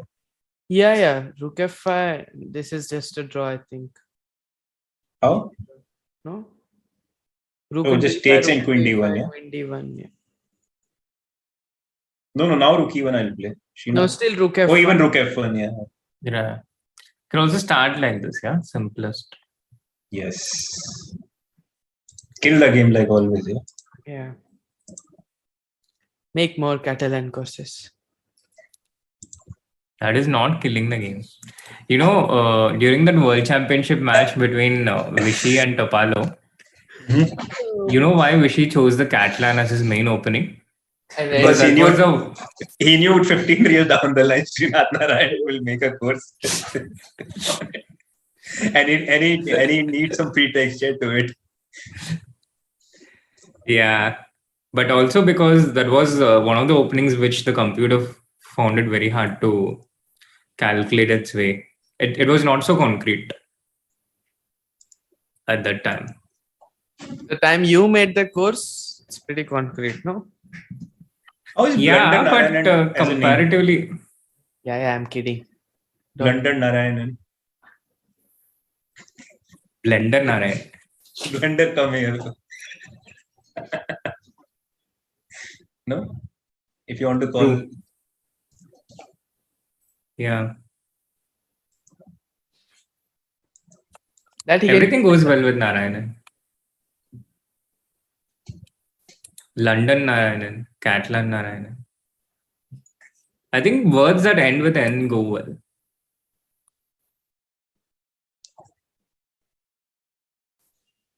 You're saying something, Ronak? No. I don't have N in my name, full name. So you're talking about these names. In 2019 World Cup, I was traveling. I was with Nihal, and it turns out that Nihal he was upset after this one game and kind of threw his shoe away, and the lace came undone, and then he didn't know how to retie it, put it back, and at that time, not just at that time, but I also didn't know how to do it.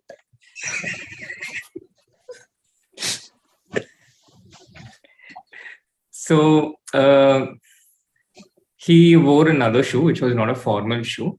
And the arbiter in that, chief arbiter in the tournament was Ashok Vardhanyan. Mm-hmm. And I had told Nihal in the tournament that his name was Ashok Vardharajan and he's from India. And Nihal believed it. He believed it and he thought it was Ashok Vardharajan the whole time. Until later. And what happened? Did he say something? Did Ashok confronted Nihal? No, he went to him and told him, and it was all fine. But Nihal later came and was like, his name is not Ashok Vardharajan. His name is Ashok Vardhan. It's like, yeah, I know. There are just so many instances where I told something to one of these kids and they would just believe it without question. And then after some time, they would not believe anything I say. No wonder, yeah, they start to roast whenever they come to stream. But they also learn critical thinking to check everything. I think they would roast me regardless. Must have learned it from you, yeah? But you're not very good at it, no? Yeah. One thing you're very good at. Justice for Srinath, justice for Srinath, justice for Srinath. Well, that was also not working so well. Why do I feel that Ding is feeling a little bit uncomfortable? I think he just F3. I just have a feeling. He missed Queen F3. Could be. But after Queen H1, what was he expecting? No, because if you would have thought about it, he wouldn't have thought for so long. It's just what I feel. Yeah, probably he was thinking Queen E6, Queen F7 back. And yeah, he Queen thought D5, Queen F7. Draw. Yeah. You get a bit relaxed when you get to such positions after like suffering for a whole game. You know, there was one time when I was playing in this Vikanjas C group, where Wesley was there, I think Anish was there, all these players. So that time, Frederick FIDE, owner of Chessbase, so he came to us, and I knew him beforehand, and Wesley was meeting him for the first time. And you know, it was so strange because whatever he was saying to Wesley could not understand it. And whatever Wesley was saying to him, he could not understand it. But they were speaking in English. So I was literally translating English to English and back from English to English. So whatever Frederick was saying, I was repeating the same thing to Wesley, and Wesley, whatever he was saying, I was repeating to Frederick. But what was the difference? Like accent? Probably. Okay, that time you were still living in Philippines, yeah? Wesley. Yeah. Then what? Then Wesley learned English. He moved to USA and learned English. Who has the highest rating here in the panel? Abhijeet. Ronak, no? No, Abhijeet, yeah, of course. But it will come tomorrow. My rating very will come high tomorrow. For today, it is you. For 37 more minutes. Yeah. Do you think the game will be over before that? I hope not. Why? Just to trouble you guys. You can do that after the game is also over. It's not like we have to end the broadcast after the games are over. But I want you to suffer for another hour or two. But you will be also there, no? I don't mind. I have some energy. Anyway, your day is just starting, yeah? Yeah, I'm fresh now. Oh man.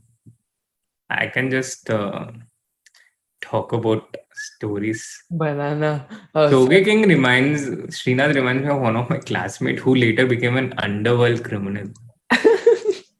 Why? Why? Exactly, same reaction as Chesscom India. Why? And how does Soji King knows that he has become the underworld criminal? He must have met him. That's also an interesting question. One of my classmate who later became an underworld criminal. People will roast Srinath so much that one day, yeah, I can imagine. Something's going to give, some blast will go after. Guys, by the way, there is some action in Hikaru Rapport game, finally. Oh, they took a pawn. Yeah. What action? He traded, pawns got traded here. He forced it, but yeah. So this happened in the 59th move. So we have to wait for 109th move. Where is Miss Deshmukh today, I guess? And what are the chances here? What are the chances here? Like, I don't see any. Maybe 1%. I don't know. Yeah. I mean, really, like, what are the, like, where can black go wrong? That is my point. Like, how? Just blender some cheaper or something. Yeah, just keep making moves. I mean, some fork. I'll show you how. That would be too much. Yeah, but what other way? Exactly, no? Like, I don't see. So maybe like he wants like black king on f6, white somehow gets the knight to f3 and king to c4. Still, it's a draw. Black can still keep the king on e6. I don't know. I can't explain. This is not Title Tuesday. We should tell this to Hikaru. This is very nice. The quiet ones are the ones to be afraid of. That is true. Yeah. Sankul Gupta is there in the chat, by the way. Another GM. Yeah, Grandmaster Sankul Gupta. Another GM with the Gupta surname. Only second Banya to become a GM.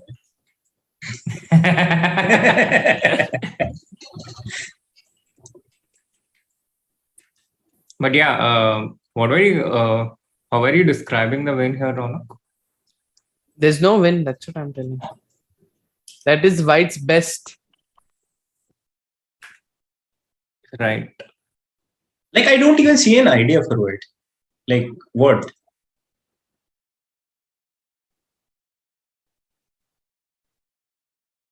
Just literally no idea. I was just thinking maybe I can fork somehow with playing two moves, knight c5, knight e6, but even that is a draw. Yeah. King f4, king g4, Srinath, not king e4. Yeah, but this is the point, no? Yeah. Ah, you mean, yeah, I got it. Thank you.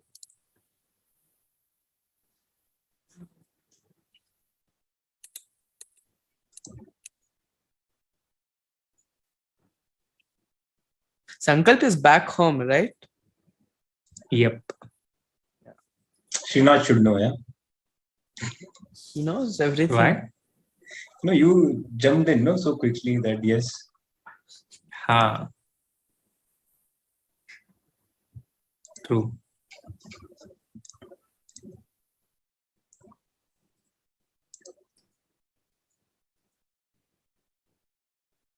I mean, you can play this, yeah? King f3, go knight to h3, ask him to go to f4, h4, and keep the bishop on c7 only, and then I'll go knight f4.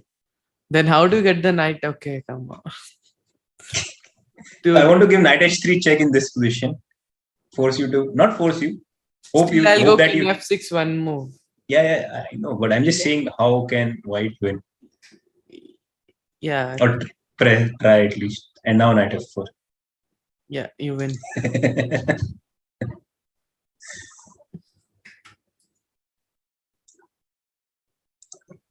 And these two pawns are just comfortably winning, yeah? I wonder how Srinath is when drunk. Someday there might be clips on that too. Now there are just cameras everywhere, yeah? People still have the clips.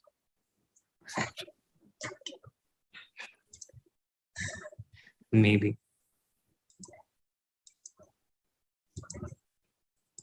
See, the viewership went a little bit up while we are talking rubbish. Guys, see, you should support chess, otherwise this will happen.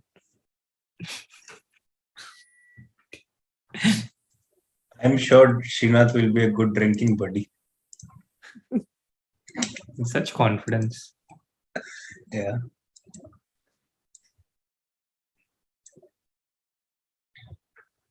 Srinath will be a tall man post candidates after all this leg pulling.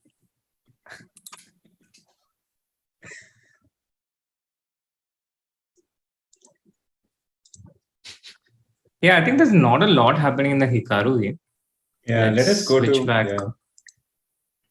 Yeah, the line we saw. Oh, e5 happened. Let's see queen d7. Because if not queen d7, then it's not easier. Yeah, but I think he must have calculated it. When he played bishop b5, yeah? Yeah, or I'm respecting him too much. That's it. Because after queen d3 also, I can even take and play ef6. Yeah, it's still not simple. Yeah, yeah, and why calculate queen d5 for no reason? Queen d7 immediately. Yeah. Sensible enough. If I go queen e3 here? E or B? E. Yeah. F5 is too much. Queen e5, yeah. Yeah. Or queen. No. Too unpleasant. What do you play actually after queen e3?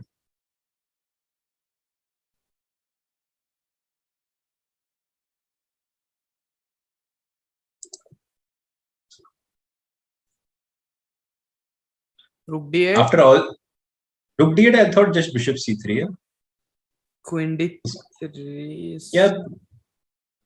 Okay, you are exchanging rooks. But are you? F6. You're not exchanging, no? F6, takes. Queen e3. Queen e3 and rook d3. But rook e. Yeah. It's very difficult to switch back, yeah, to chess. Stuff, yeah. Yeah, rook d8 I think is very forcing. Yeah. Okay, maybe just wait 1 second after rook d8. Queen e3, rook d8. When? So queen e3, rook d8, yeah? Maybe I can go bishop b2 also, no? Queen d2? Same thing?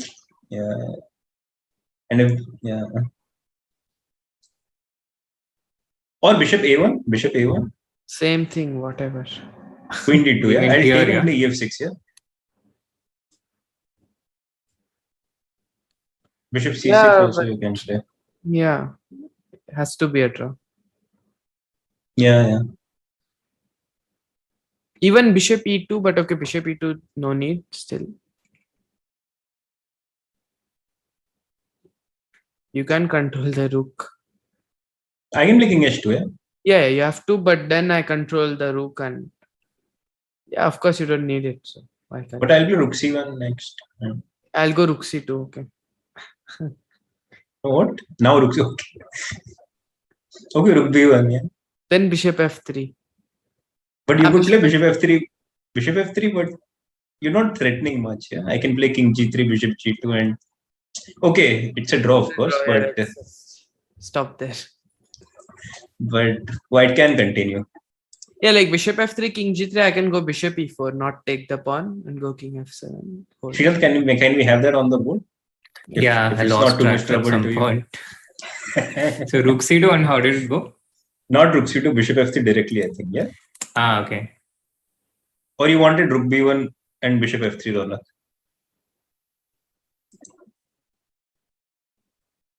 No, rook e1, I'm not playing bishop f3. Rook c2, rook Yeah, that's what I was confused. Rook c2, rook b1, bishop f3. King g3 and just bishop e4, let's say.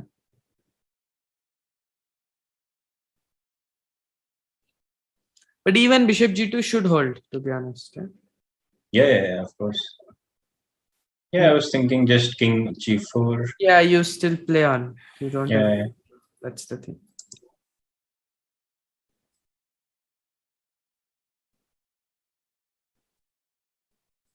And we got here from this live position, yeah? Queen d7. Yeah. Queen e3. Rook d8. So after 40 moves, they have increment, right? After 60 moves. After 60 moves, sorry. So what is the move situation? I really want to see someone getting flagged, but it's impossible. Yeah? The guy will just resign if You can see the hyperbolic match tonight. So yesterday it would be real fun if Firouzja got flagged in a completely one position. We should have covered it on stream yesterday. Bishop c5 was played, I think. I guess rook c8 is forced here.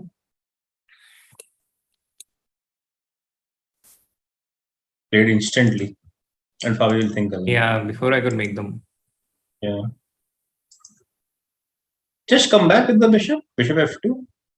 Or maybe, yeah. Please. 6 also.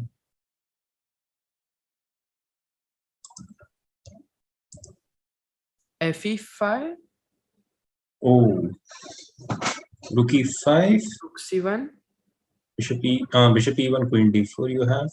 And I've... No, yeah, I win, yeah? Queen e3, rook e1. Yeah, queen e3, rook e1. It's nice, cheap rook e1. Yeah, so maybe not this, maybe queen f6, not rook e5, maybe queen f6. But queen queen f6. Okay, at least I know the evaluation, so it shouldn't be tough to find a move. Rook e8, let's say. I keep everything protected. Yeah. Queen G, yeah. Keep everything protected. That's like the motto of Raunak's defense strategy.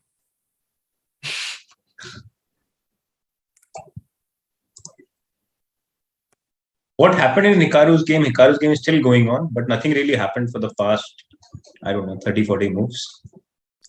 Yeah, you're gonna wait for that game review.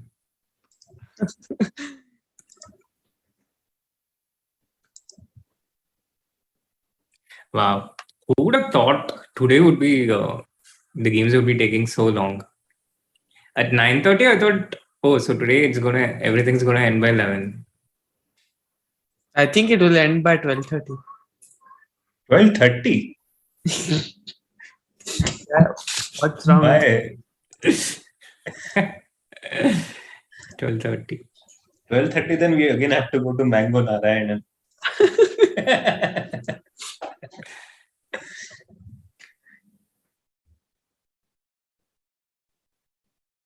Someone asked in the chat, do you guys play Wordle? No, I don't. I hate it. I don't play at all. No, I've played sometimes, but not regularly. No, the point is I don't see a point. Why am I playing it?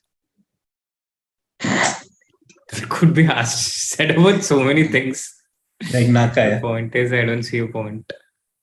Maybe that's what Richard is also saying to Naka. So if this game draws and Nakamura draws, is Nepo already winning the candidates by force? Not by force, but okay, 2 draws and he wins, I think. 3. Yeah. So he's 2 points away from these 2, yeah? Yeah. These 3. Even if he loses 2 games, still he would be in the lead, most likely. Because somebody has to win 2 games, which is difficult. Yeah. Task.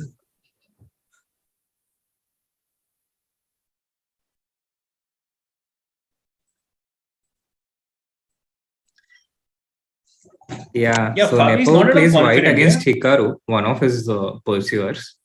So if he manages to, do you think Hikaru will try something then? No. Last ditch?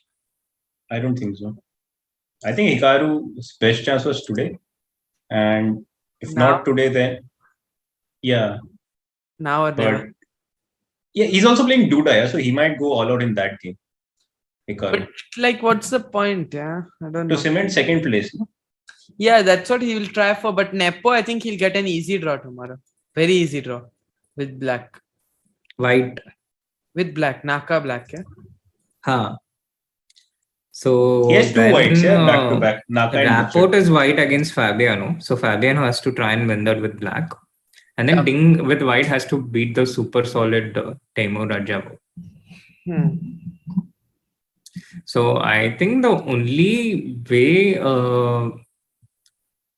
way this can change is if Hikaru somehow manages to defeat Yan tomorrow. But he's not going to play also like Yan. He'll just make a draw. What will you do as black? Browser. No, then you don't want to lose. Abhijeet, what is this comment about Rouser? In Canada, it's too much, no? To play Rouser? No, I mean, Raunak was saying that Hikaru will not play only tomorrow. Like Nepo will not give a chance. He'll just make a draw. What will he play? So I said, what about Rouser? And then Raunak was like, no, I don't want to lose also. Yeah, like... No, Fabi tried. No, Fabi tried once against Karyakin in this final game where he lost. But he had a good position actually. It was complicated one and where he was not worse. But you don't want to do this against Nepo. You can do it against some safe player. You don't do this against Nepo. He'll come and kill you. Yeah, but also I think if you're in Nepo shoes, yeah. Also, yeah, exactly. Like if you're in Nepo shoes, would you even allow that?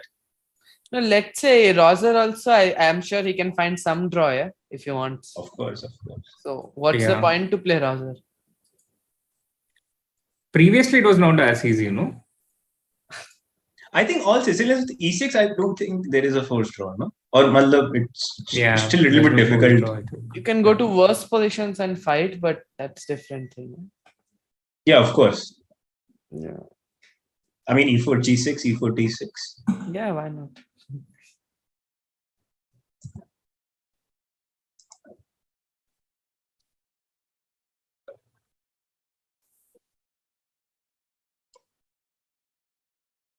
Yeah, talking about this hyper bullet thing, I mean, there's nothing wrong with, let's say, hyper bullet or bullet per se, but staying up till 6 a.m., I think that's so totally not the thing to do in between a tournament. But you didn't know whether he was staying till 6 a.m. in the previous games also or not.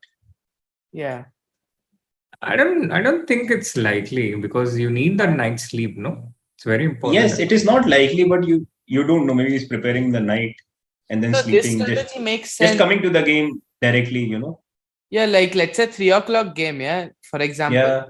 You prepare till like 6 in the morning and then you just go sleep and wake up before the game and go and play it. Yeah, but even that, I think at least that makes some sense. Yeah, but this combination is lethal. It consumes so much energy, and it doesn't allow you time to prepare also.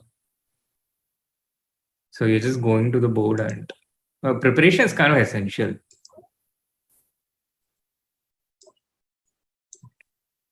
No, but I feel really bad for Firouzja because I don't know what he'll do today. Yeah, what can he do today?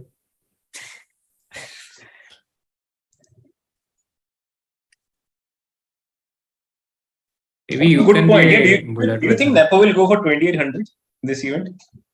I don't think he would care so much about it. Doesn't care. Yeah. And then in the 13th round, Fabian has black against Rajabo, and Hikaru has white against Duda, and Ding has black against Alireza, which is maybe not such a bad pairing. But do you think now Alireza will not care and probably just he also wants to make some draws and just get it over with? No, I don't think. Maybe possible. It's possible.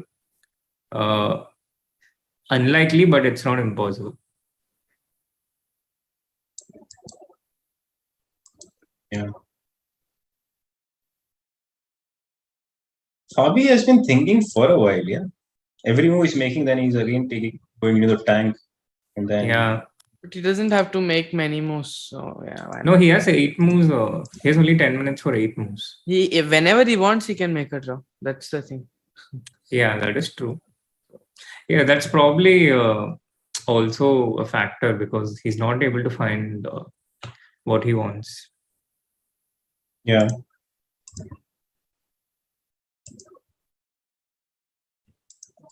Okay, I see Queen B3 check. And oh, we didn't even consider this because now E6 is also coming. Watch. Oh, Queen B3 check. But you can at least go King H8, can't you? Yeah, but I mean, I can play E6, yeah. Still. After King H8, can't I play E6? Queen D2. I hope that's not a problem. Bishop F2, Rook C2. At the very least, you have Bishop. No, Queen D4 is not so simple. It's a draw. No, I'll play Bishop F2. How are you making a draw after Queen D4 actually? King H2? Rook C7 is not there. Yeah, that's the thing. Yeah, okay, draw. Queen H4, Queen H3. Yes, draw. How are you making but there is draws King here? G7. There is King G7 after King H2. See, Srinath showed how to lose this position. It's still 0.0. After King H2, probably not. After King H2. Then how is it 0.0? Rookie? No, it's not 0. Yeah. I'll play Bishop F2. No, why are you playing Bishop? Why are you allowing this check, man? I've been shouting. Black. Yeah, but okay, even something, I don't know, King G7 even, let's say. Yeah, why not? Dull, no? This Rook C1 or not? Maybe Rook C1, forcing things. Yeah, draw. Around the 6th hour, everything starts going hazy. Not before that?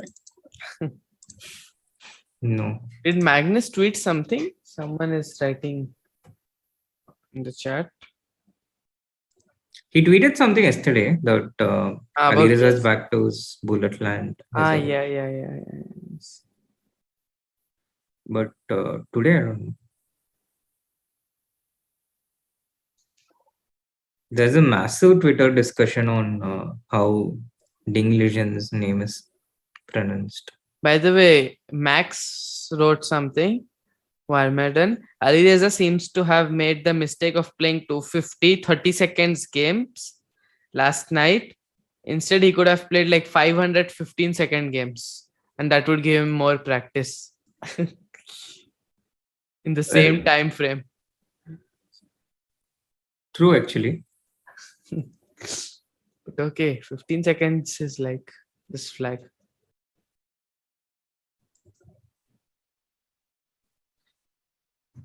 Now that Alireza has gone back to his bullet roots, I'm sure he'll be inspired and win tomorrow. Yeah, I saw this. Yeah. But he was definitely inspired with G4 H4. It felt like a bullet chess only. Queen B3, Queen even Queen F7. So E6, what does he want? E6, maybe just Queen C7 back. Bishop D4. I'm really scared of blundering. E6 happened. Maybe Queen Quite E7. quickly. Yeah, Queen E7.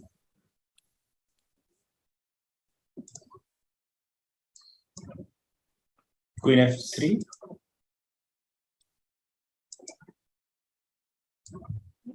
Yeah, I know. Feels like I'm getting somewhere, yeah? Maybe you could take this A5 pawn. Why not? Instead of Queen E7, yeah? Yeah, get greedy. E7? King G, yeah. Oh, Greedy E7 and Queen E6, yeah? Probably. So E7, Bishop F6. Also, but also I guess Queen E6 was simpler, yeah? Why not? Yeah, why? Why do this? So first of all, why take A5 pawn? It's just no sense. Yeah. Play whatever, it's okay. I guess Queen F4, yeah? Yeah, Queen F4. But even Queen E7 is not such a big deal, yeah. But Queen F3, then I go Queen F5. Yeah. Some unpleasant pressure, that's it. Probably more, I don't know. Yeah, okay. Queen F4 is... No, I have a simple justification. I would not play Queen F7. Why should I bother? But yeah, E6 Queen C7 happened. And the pace is speeding up right now.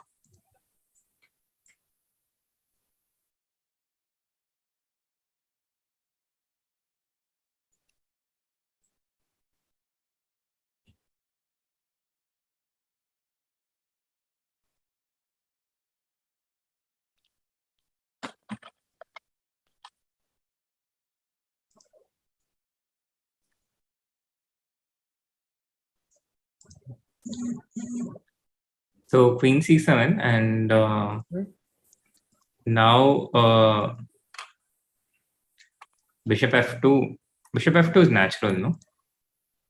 Yes, pretty much. Or Bishop D4. Keep everything protected. Yeah. Bishop D4, we saw Queen F4. Right.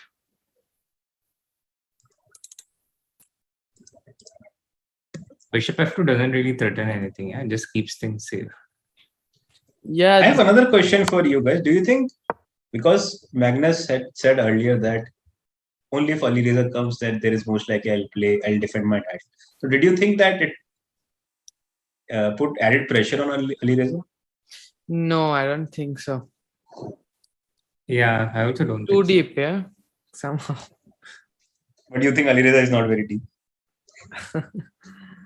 No, Alireza I always feel is more intuitive than calculative.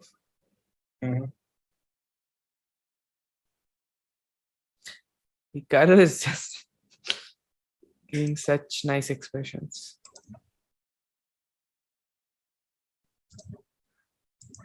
You know, I understand what Hikaru wants. He wants to probably put his knight to all the squares on the board. Oh. Cover all the squares. And then name it in the stream title. My knight traveled whole board. But he cannot Dear do that. knight. No, like knight on h8 literally. How can he Yeah. Yeah.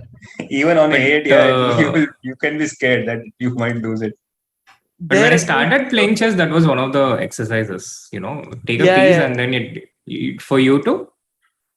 Yeah, I also did that. Yeah. Yeah, you just put the pieces all around and write down. Right. And the time control after the 60 moves will be, they'll have 15 minutes added with 30 seconds increment for the rest of their games. This is not like without increment some Arena Kings. Why is this guy playing? Rapid Chess Championship. That's at least okay. You have 10 minutes. Arena Kings is just brutal, no? Flaggers. Like Flaggers Championship. Yeah. Srinath. I don't even bother, to play. But previously, when Arena Kings used to happen, these old seasons, they also used to have this bullet and all. That was a lot of fun. How? Like now it's only Blitz and 960. Yeah. Previously, it also used to be bullet. Ah, 1 okay. week bullet, 1 week 960, 1 week Blitz. And yeah.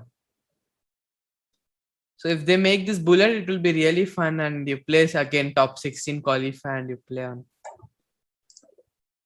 Right. Dear YouTube, I hopped all over the board. Yeah, that sounds like it. Some moves happened. Yeah, Bishop D4 and Queen F4 on the board. And Rook C1 is also a threat, like a move if you go Bishop F2 maybe.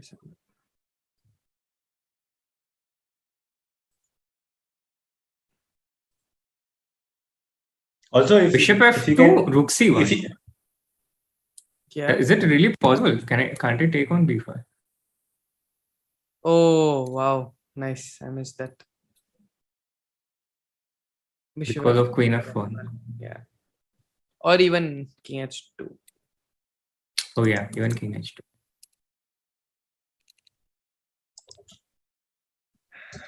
Since we are not going to see it. Yeah, Rook C1 is certainly not going to happen. But Yeah, Bishop E3 happened. Just Rook E8, I think, again. Keep Bishop all the... E3 happened and now the computer likes black. What is happening here, guys? Seriously? What does he want? Like Queen G3? Yeah. Yeah, Queen G3. Bishop C6. Some... Oh my god. Oopsie. Oh my god. Wow. Oh my god. One more R. This is cruel. Cruel for Fabiano. Justice for Fabiano. Yeah, I mean, I don't mind spending another hour, but come on, Fabi. Yes, Fabiano minds. But if he minds, then he would play Queen E3 and finish it off. Or maybe many different ways. Queen G3 is played.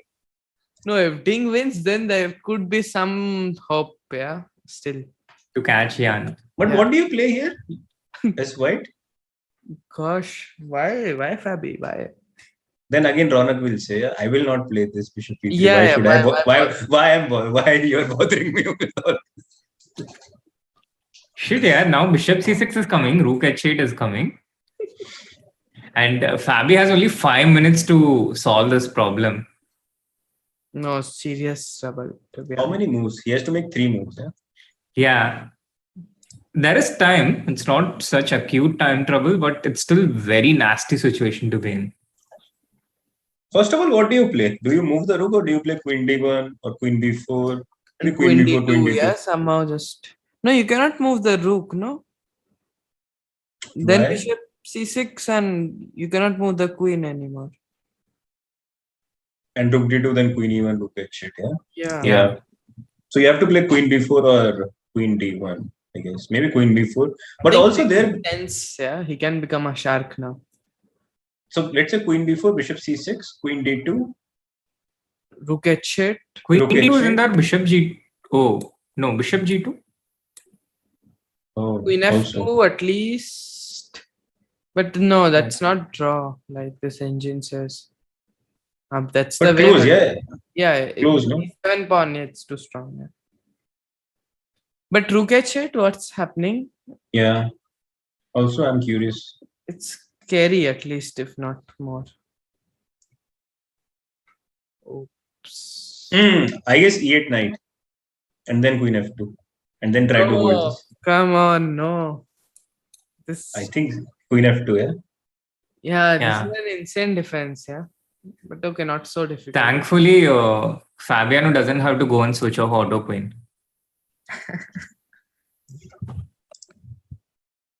I've lost many games like this.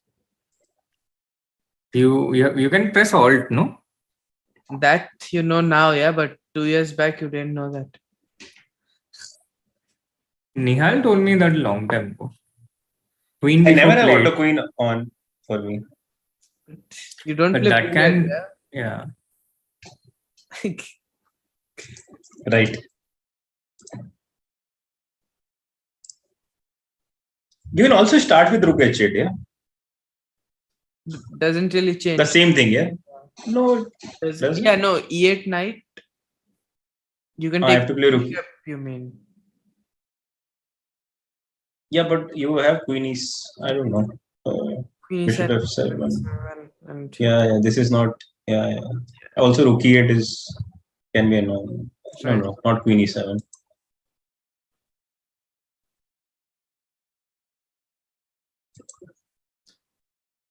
Let Fabi figure it out. Wow, ding, man. Rook h8 is a move, yeah? Definitely. It's an option at least. I say both Raunak and Divya say this, yeah? Let them figure it out.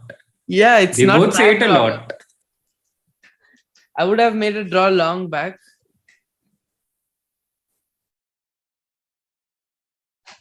After 20 moves, yeah? Repeating with knight g7, knight f5.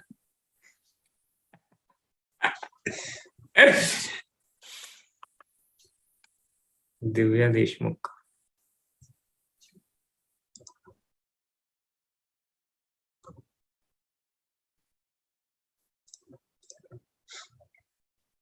In the meanwhile, Hikaru is still playing that same position. Oh no, Hikaru's Yeah, let's come back. Let's come back to the other one because it's getting interesting and also 82 we're moves. about. Okay. So it was supposed to be till 109, yeah? Yeah. Yeah. Okay. Meanwhile, in the chat, there's a conversation going on figuring out if I'm from another universe. Could be.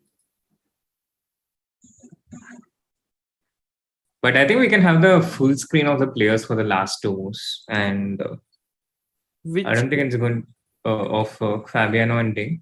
But last two moves. There's also 60 rook c2 moves. here, yeah, guys. Why is he I'm not? not. He's By the way, someone in the chat asking what of rook c2 now? Yeah. Queen, yeah, sorry.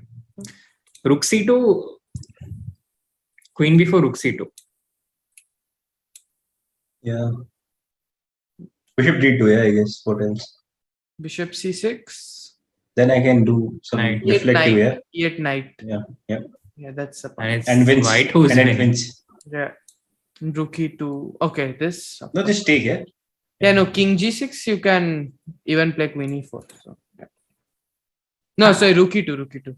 I forgot that the bishop was there. But rook e2 is the only move, actually. Otherwise, you lose.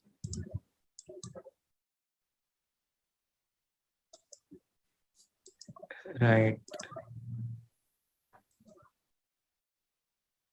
I can play rook e4 also. Okay. Not to lose. Yeah.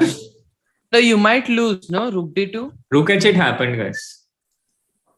E8 knight, I think he'll just play. Rook h8 happened, and now Fabiano has exactly about 2 minutes for 2 more moves. So he's under some pressure, but I think he would have figured out this defense with knight's check. Do you see any panic from Fabi? Yeah, a little bit I can sense. And what's the precise? Oh, he's going. What? He's taking the queen. No? I think it doesn't really matter, yeah. Queen has to king f2. But e8 knight would be more. Yeah, e8. Oh, e8. Cuts down some choices, yeah. No, but also queen Yeah. h2, king f2. Yeah, you're right. It doesn't really matter. Yeah, but why calculate? Yeah, same thing.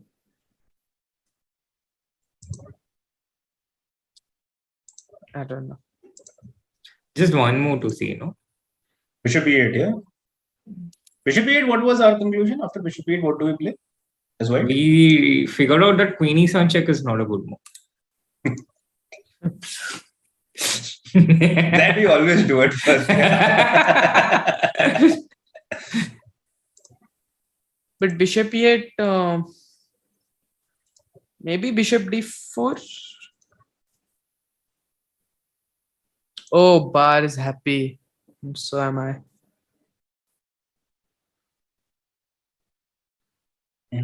Queen h2, queen f4. Then how does white play? Black play. Just some bishop f7 and hold. But rook f1 anyway. You can F1 give again check. Check and some rook h4. Not this check. Some rook h4 could get tricky. Okay, it's lost. Yeah, it's lost. Yeah. But I guess Fabi will figure out, yeah, because next move is forced. Yeah, how many? One more move to make. Yeah. That's easy, I think. But Ding should just play bishop e8. He shouldn't think. Yeah, actually, I also felt so.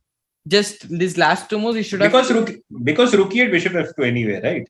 Yeah, it's anywhere draw. Why not try bishop e8? Anyway, you have. Yeah. Also, rook e8, bishop f2, and that's it. Yeah, you don't have to. And now he gave like extra 2 minutes, so Fabi has like 4 minutes to make one move, not 2 minutes.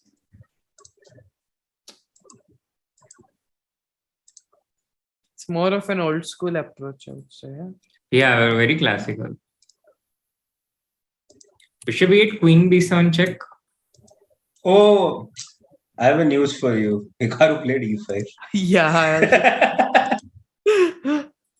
e5 and king e4. Is he trying to create some tricks? But what? But what tricks? Yeah, bishop is there, not that.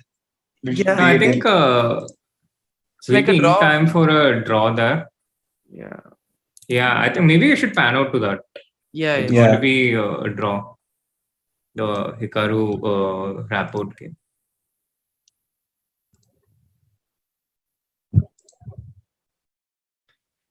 Could he have made like e8 bishop there?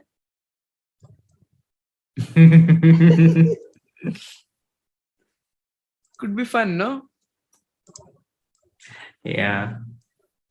Okay, he does not have this much time to think about bishop. How do you draw here? You don't play bishop d8, yeah? Then knight d5 check and king h5. You can still play king h5. Yeah. Same with bishop d6. So it doesn't really matter. You bishop d6. You can play king. Okay, you can play king g5 there also. I think. No, even then, with bishop on d8, king you can e7. play king g5.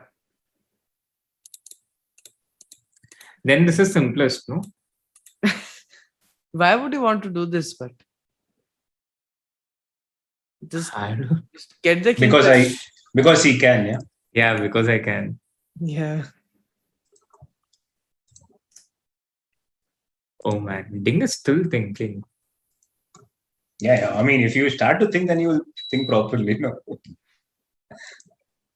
He was not the one who was playing hyperbullet. Yeah, so let him think. So we are going to see another time control burnout. Yeah. See, all my words are coming true. What was it? That it won't end before 12:30 for sure.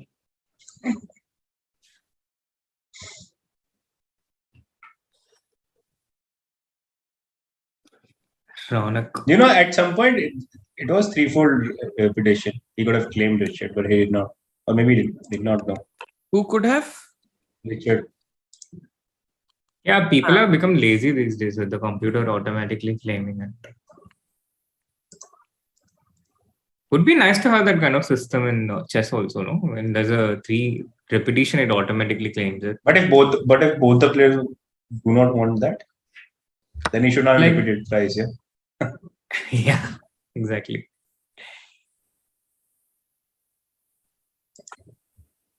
He took with a rook. Oh, queen h2 and rook. E8. Okay. And now how to make a draw? I think he did some overthinking and did this. Overthinking. I would really not playing for time. Yeah, why? Look at Hikaru. I was surprised. Yeah. Look at him.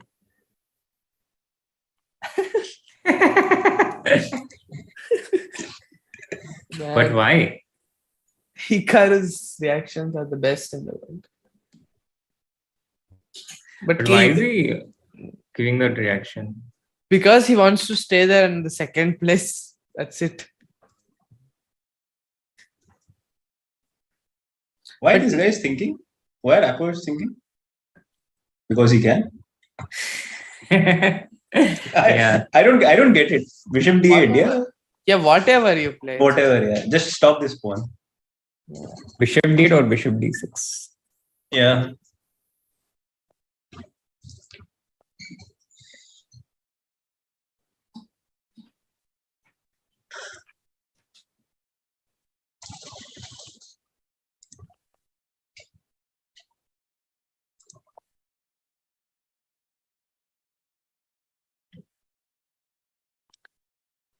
Maybe you should just go back to that one, yeah. Which one? The Fabiano Rapport. Fabiano Dinglage.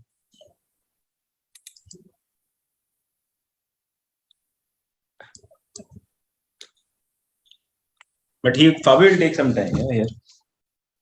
Yeah, Fabi will take some time here, but can we... Quick question, can you play Bishop G5 here? Yeah, I was thinking the same. So Bishop G5 takes. Rook No, takes then. Bishop E8, Queen E7, Bishop F7, Queen G5, Bishop G6, Queen E7, and King H6. Okay, there will be million checks, yeah? Yeah, okay. Whatever, it's a draw. Even if you exchange queens, it's a draw, yeah? Exactly. Yeah, because they're wrong. Yeah, this looks like a draw. Yeah, I think Fabi Bishop will play this. G5, what else can you play? Nothing, no? Rook E1, Queen E1 is the same, I guess.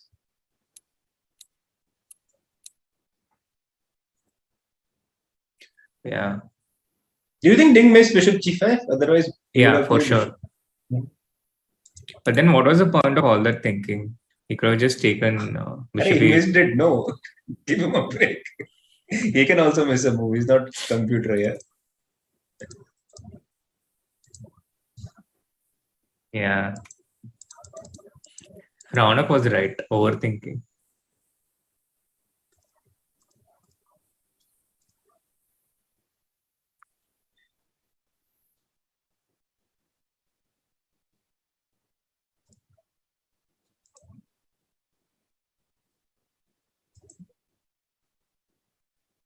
He doesn't play it. He doesn't play this. What did he play? Something he played. Queen G4.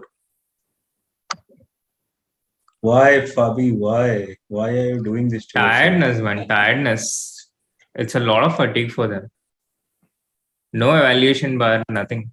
Yeah, true. No, but Bishop G5, I'm sure now he wants to force a draw with. No, Bishop G5 is, that's it, no? Yeah, I don't think it was difficult to see. And it's quite forcing also, yeah? Because I don't see a forced draw now. Like I just put back queen, go back, let's say Queen E5. You're down a pawn, maybe you will win, maybe you will not, but you will play on, no, as black. Right.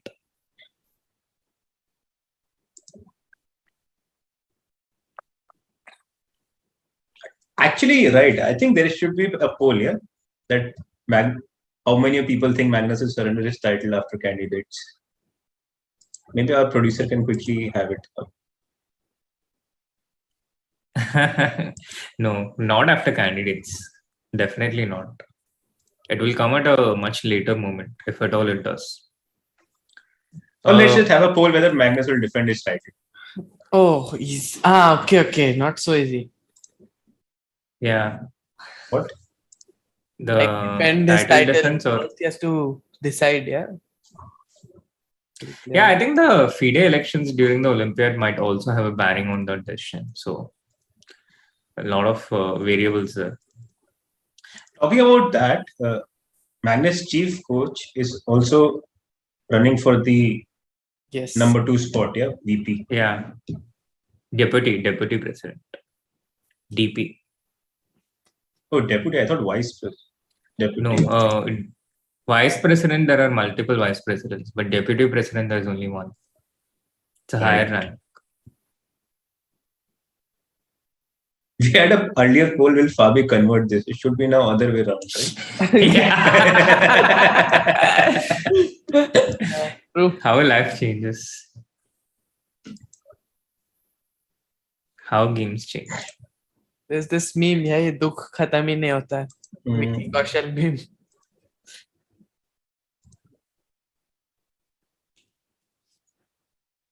Come on, yeah. What did Vishy say about Magnus not defending? I actually don't remember. We should go back in the streams and should go back in time and ask this question again. Yeah. Srinath, you didn't take the name. What name? Yeah, it gets a bit too repetitive, I guess. Oh, it was in the chat. I thought you were asking. No. And Rapo's game is going to finish. Come on, let's go there quickly. What? Can These guys are still playing on no. Why are they doing this?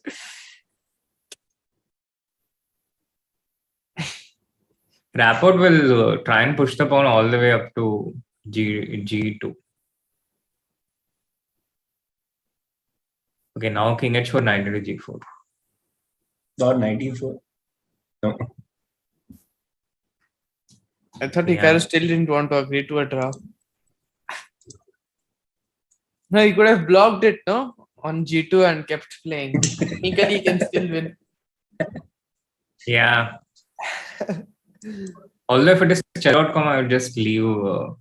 Maybe chess.com, it makes you, if you lose on time, then it's a draw, no? It's a draw, yeah. But if white loses on time, then no. But if black loses on time, it's draw.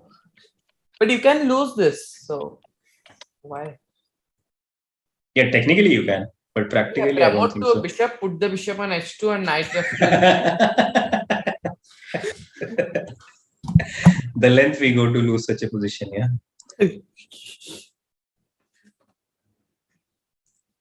Oh, this is a nice thing, yeah. Only Magnus has never gone under 2800 since he passed 2800.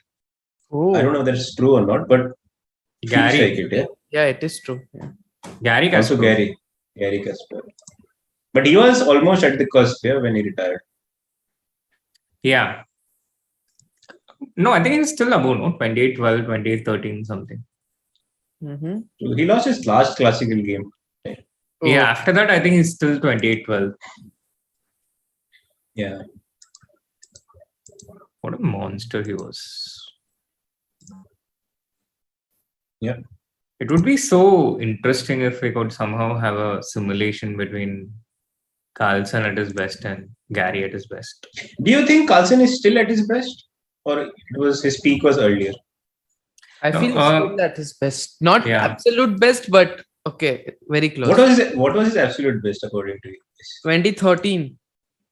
And 2019 also, yeah? He had two peaks. 2013 was the match between Anand and... Yeah. Okay. Queen e5 played, okay, suffering. Suffering continues for Fabiano. Suffering just starts for Fabiano, no? What did he played Queen D4? Queen F5 check? F5, rook e4. Queen F5, rook e... Yes. No, this is not straight. Oof. This is not at all straightforward, yeah? This is not fun. Yeah, nasty. And not a lot of time, actually. And everything will come with tempo, yeah? So in that position, rook e4, queen c3, rook c4, bishop c6. Yeah, I never imagined we'd see such turnarounds in candidates. This feels like Sharjah. Yeah.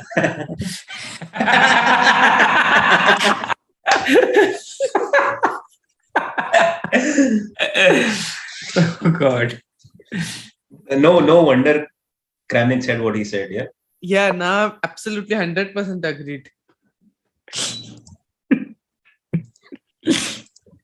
King g6 also a nice looking move, yeah? You just want to put everything on the light square. Yeah. Put this bishop on d5, covers everything. Yeah. So I want to ask, is bishop f2 a blunder? Yes, because of rook e and queen f1. Okay.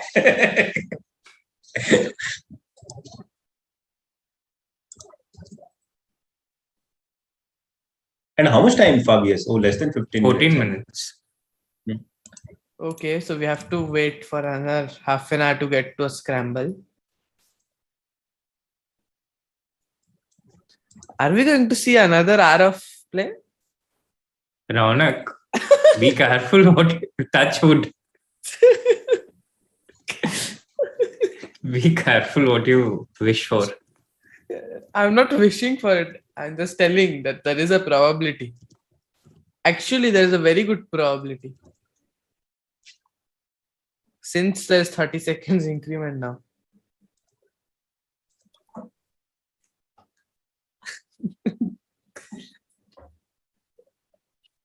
So what do you predict, Rana? Another 45 minutes of play at least. You know, it's Fabi is going to suffer the most, right? Yeah. Not us. But what can I do? I didn't blend Your it. words actually have power. You would wish well for Fabi. Yeah, but I also don't want him to lose quickly, yeah. So if he keeps defending, there is a chance he'll hold it, yeah. It's not so easy now, to be honest. Psychologically, I think it's even difficult. For example, if he came here from like -3, I think he would hold it. But now it doesn't feel Yeah, psychologically, it's very difficult. Queen d2 was played. And once again, can I play rook c8? Rook c1 without any thinking. Rook c1. Mm-hmm. I think black wants to keep this rook. Yeah, that's his chance. Yeah. Rook Yeah. h8. Yeah, something. He has to keep the rook. Whatever. And we were criticizing, we as in I and Raunak were criticizing Ding for his 40th move, yeah? Okay, but it has nothing to do with we criticizing it. It was correct at that point to criticize it. Rook c8, rook c1, rook h8, or start with rook h8? Yeah, whatever. No, does it really change anything? It might, no? Because e3 is more vulnerable now. But on the other hand, bishop c6. Koloniki, what are the odds of Fabi quoting Ivan Sokolo after the game? And I just came to know that Koloniki is actually someone known to us. Really? Yeah. To all of us. At least to you and me. I don't know how well Raunak would know. Tell it in like Zoom chat. Yeah. Or no, anywhere. Just say, no? No, maybe he wants to stay like. I don't know if the person wants to. He or she, first of all. He. Okay. Okay. Indian or foreign? I know, of course. Yeah. Never met him on person. Yeah, but I know him. Oh, I have a lot of stories with him. I was wondering for a long time who it was. Shout out to Koloniki. Yeah, shout out to Koloniki. What was Sokolo's code though? If I don't kill myself today, I will live for 100 or 1,000 years someday. Yeah. That's epic, yeah. It's like if I don't kill myself today, I will live for 1,000 years. In his bold voice, kind of. Yeah. And there was some beep words also, probably. Or not, I don't remember. Yeah. In any case, that's not quotable. Yes. Magnus will hit 2,900 in next 2 years and then retire. Then No he'll chance. figure out his post-retirement plan. He's already working on it. He started playing pro poker. Come on, yeah. No chance he's going to reach 2,900. People just are making Berlin draws. How will he ever reach 29? No, actually, I saw a brutal roast on Nepo in one of the Twitter tweets. It was something like Magnus will make sure Nepo wins the candidates so he can reach 2,900 faster. Oh gosh. But yeah. Who was roasting Magnus himself or what? No, some random tweet. Of course, not Magnus. Yeah. that would be like obviously, typical Magnus also, no? Yeah. No, but also Magnus, he roasts people, but I think that would be too much. Okay, what happens here for bishop d4 in the current position? Yeah, bishop d4, threatening rook f1. And this is how you lose. No, you see. No, rook h1, yes, yeah. Yeah, just one. Going for that. But why would you do this? To set up rook h1. No. I thought in the end there's some bishop g2, queen into g2, queen f4 check. Oh, too deep here.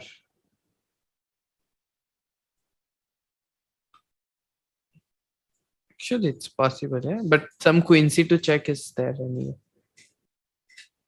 You can put it on the board, no, Srinath, generally. Yeah.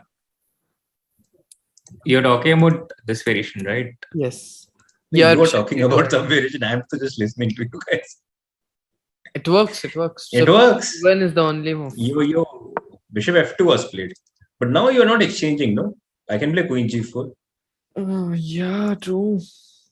He's very tired. I can feel it, actually. Maybe queen d3 and queen g3. Bishop e4, okay, but you get an outpost for the bishop. Yeah. How bad is bishop f2? Let's try and Bishop represent it numerically. Sorry? What? How bad is bishop f2? It's -1. But bishop d4, I don't see any reason not to play it, to be honest. Yeah. Fabi just wants to keep everything close and protected now that he's tired. And he's not, his calculation is... So you mean I'm always tired?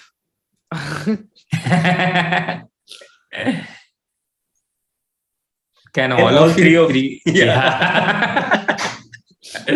Can all three of you combined beat Magnus classical game? How do you combine people, Esa, in chess? It's not wrestling.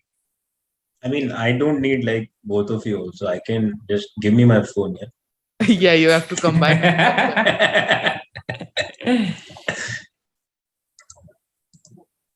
What you played? Queen g4. Queen g4.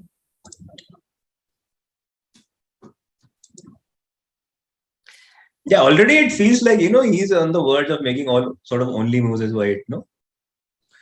Yeah, not literally only moves, but yeah, he's making it worse. No, but what else? Yeah, bishop e3 is the other move. Yeah, I don't see any other move. Yeah, yeah, he's making it tougher for himself. Yeah, for no reason. Yeah, I feel for him now. Yeah, he was like pressing, maybe 23. beating at one point.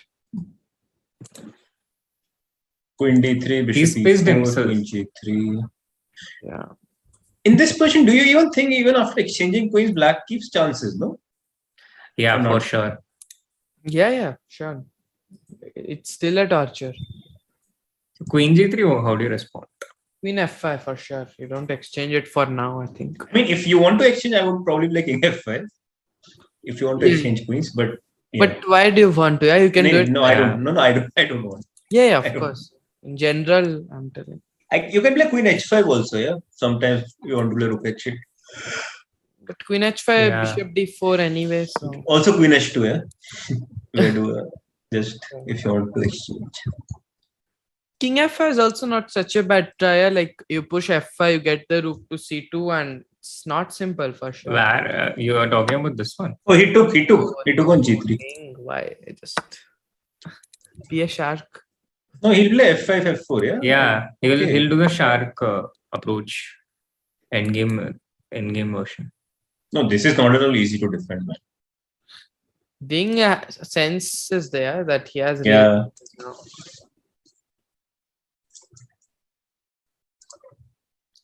Why is Ding blitzing? What is the move number? Move number doesn't matter anymore because there's no more time control. It just the sudden death now.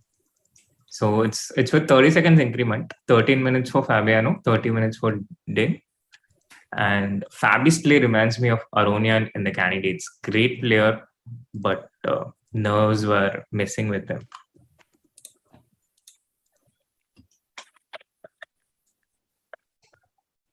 Yeah. No, I wish this game was full without increment till the end. It would have been fun.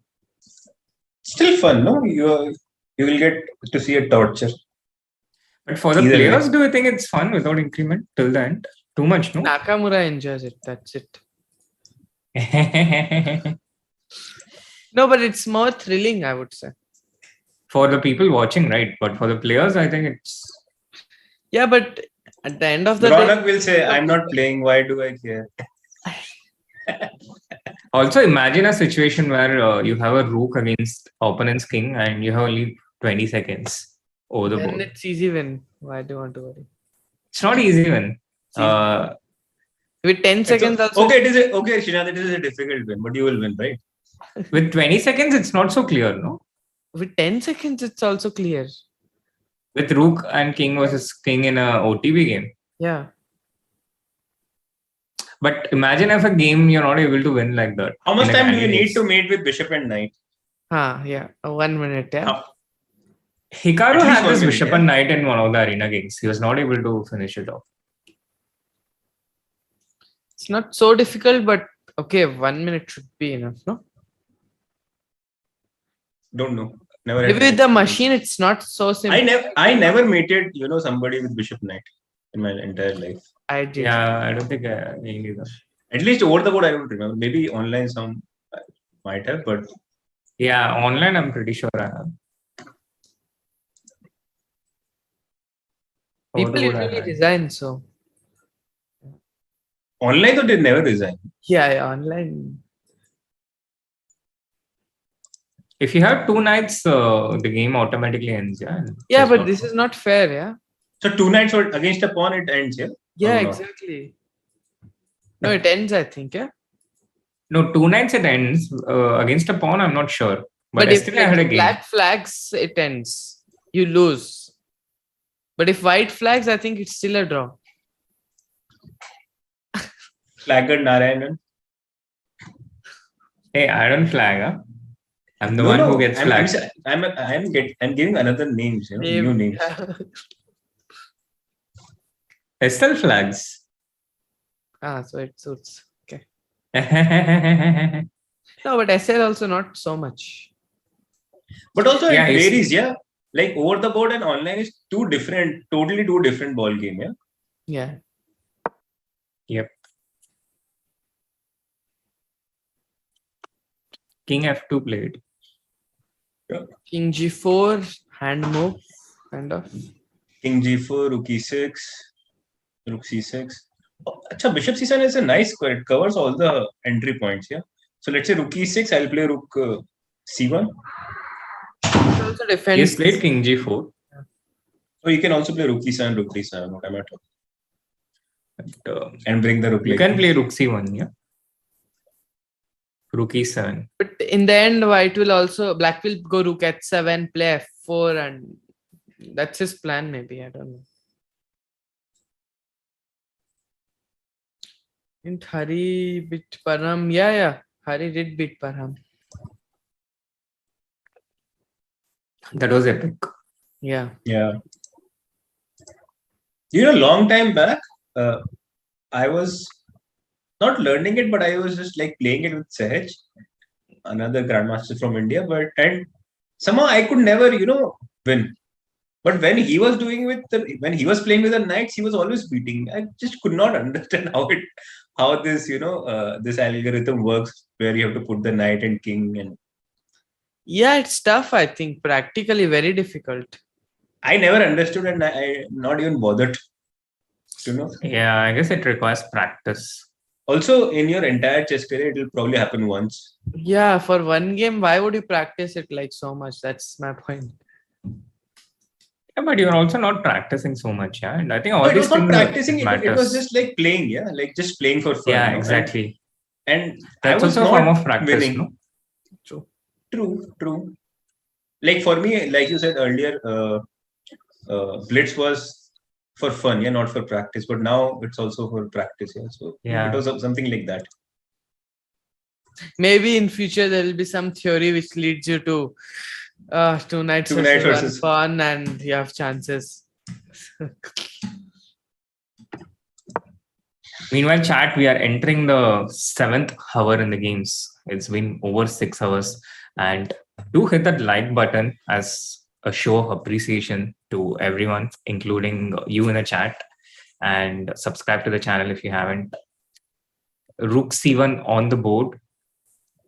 So more people can tune into the broadcast. And Rook C1 on the board. Yeah. You can also play Rook E7, Rook D7, yeah. Yeah, Rook E7, Rook D7 is one way to get entry into this. Can I kick you out? No. No. Just Rook I'll let D7, you and yeah. Raunak suggest moves. Just Rook D7, yeah. And, you cannot stop Rook D2. Yeah. Yeah, I will play F4 up anything if you don't play G3. So. How do you stop this Rook from But you play coming through? G3. But G3 always Rook H7 and it Yeah, will be G3 difficult. don't play G3. Yeah, it's not. Yeah, generally you don't like to touch. Provoke pawns like this. Yeah. Do not play in that side where you're weak. But why it is weak every side? No? Do not move pawns in that side where you're weak. Do you guys think IQ is proportional to ELO rating? No, not at all. No. That would make Magnus Carlsen the highest IQ person in chess. Yeah. Not necessarily, no? I No, mean, of course not necessarily. if it is true, what you're saying is Yeah. hypothetically. What something happened? Rook E7 was played. Yeah, Rook E7 was played, and But how do you stop Rook D7? Fabi. Like, is it mathematically lost or what? No. Or you can. But what do you play? Defend? G3 was holding. What is it? Raunak will again. Why should I defend? It will never come to my. No, but this is But a big G3 was holding. No, What? it was not. very good. Rook H7 is not the correct move. No, Rook D7. Rook D7. Yeah, my point is Yeah. Rook D. How are you stopping Rook D7, Rook D2? No, that's also not the point. Hold on. Bishop D3. Yeah. And Rook Rook E2. E2 Okay. and GG. You cannot play Rook E1 because E7 hangs. Nice Okay. trick actually. So, so I'm threatening Bishop D3. Okay. Well, I don't know. It doesn't. I think you're threatening Rook D7, but if it happens. Also Bishop D3, yeah? Yeah. Rook C3, for example, you can go Rook D7. GG, no? G3. No, it's still not GG. Far, I think. No, not very far. No, far.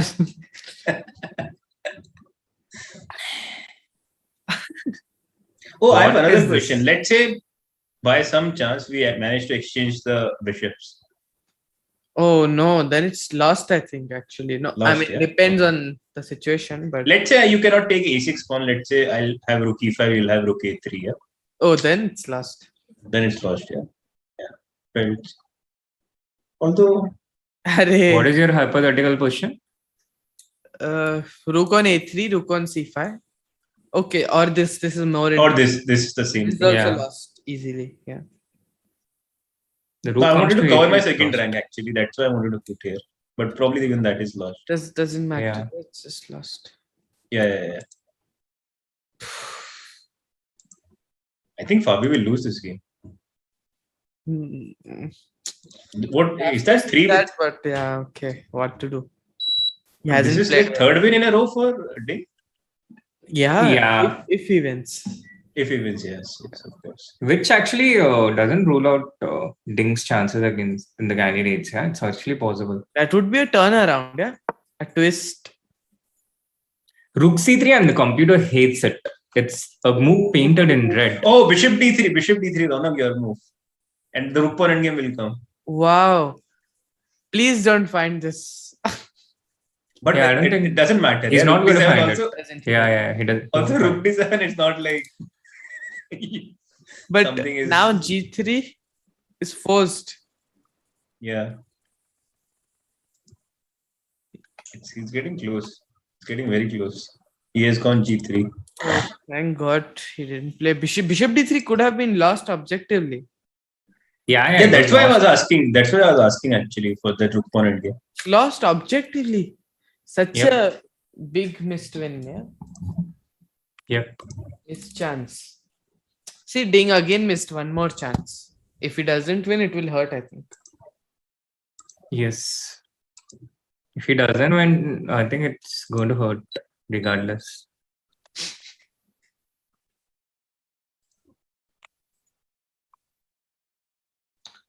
So even if Ding wins, Nepo is still 1.5 points ahead. Yeah. So unless Nepo loses, he's still through. No. Not necessarily, no. Ding can still score 3 out of catch 3. him. Yeah, Three more. out of Yeah. three. He already. Yeah, he has three. white against Rajabo after this, so black against Alireza, and white against Hikaru. Extremely unlikely, but not totally impossible. The race, Not impossible. Yeah. at least second place is the hope. Yeah, and also if he's a point away from Nepo, that will also put pressure on him in the last round to hold with black. But he's playing Duda in the last round, so yeah. And Duda defeated Caruana. Yeah, but Nepo, Well, right now, everybody is defeating Caruana. yeah. Tough to see that, but okay. Life is unfair. Not for Nepo, but also for Nepo in some ways. No, why for Nepo? I mean, it takes turns being unfair to people at different times. Yeah. Mm-hmm.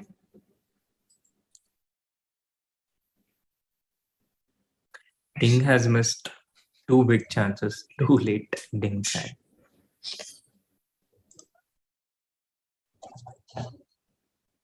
I think he just didn't realize Bishop D3 was an option. Yeah, you generally these moves are against the runoff play. Yeah, you just I agree. Yeah. And this is just for the viewers who have just joined us. So we can probably take a quick recap to see the other results. Nepo has won his game against Alireza.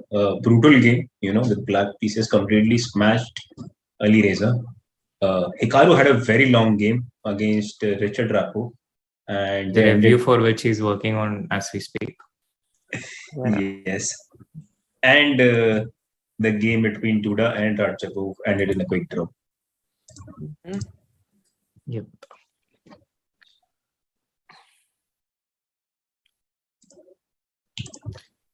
Which paints a dominating picture for Nepo in the standings. He's up there with 8 points out of 11 games. And the nearest person is Hikaru Nakamura right now with 6 points out of 11 games. And Fabiano and Ding are right now playing 5.5 out of 10. So it's a 2-point lead right now for Jan Nepomniachtchi. And he has 2 whites in the next 2 games. Yeah, too unlikely if anyone else apart from Nepo wins. Too much. Yeah, do you think Jan will start with E4 tomorrow or D4? Yeah, E4, I think. E4 is the best to make a quick draw. Do you think we'll actually see that Berlin draw in 10 moves? Could be. Nepo is playing against who? Hikaru. Oh. Could be, or they can make this Berlin rookie one draw till the pawn end game. Doesn't tell me. Yeah, but I wouldn't rule out Hikaru trying to do something with the black pieces. No. I mean, what does he have to lose? Because he has nothing to gain with a draw. If he draws, then it's a 2-point lead for Nepo. He's never catching up anyway. But he does it for him. I think he has stopped hoping for the first place now by this point. So he's getting rid of one black. Then he'll be like 3 days away from streaming, I think, something like this.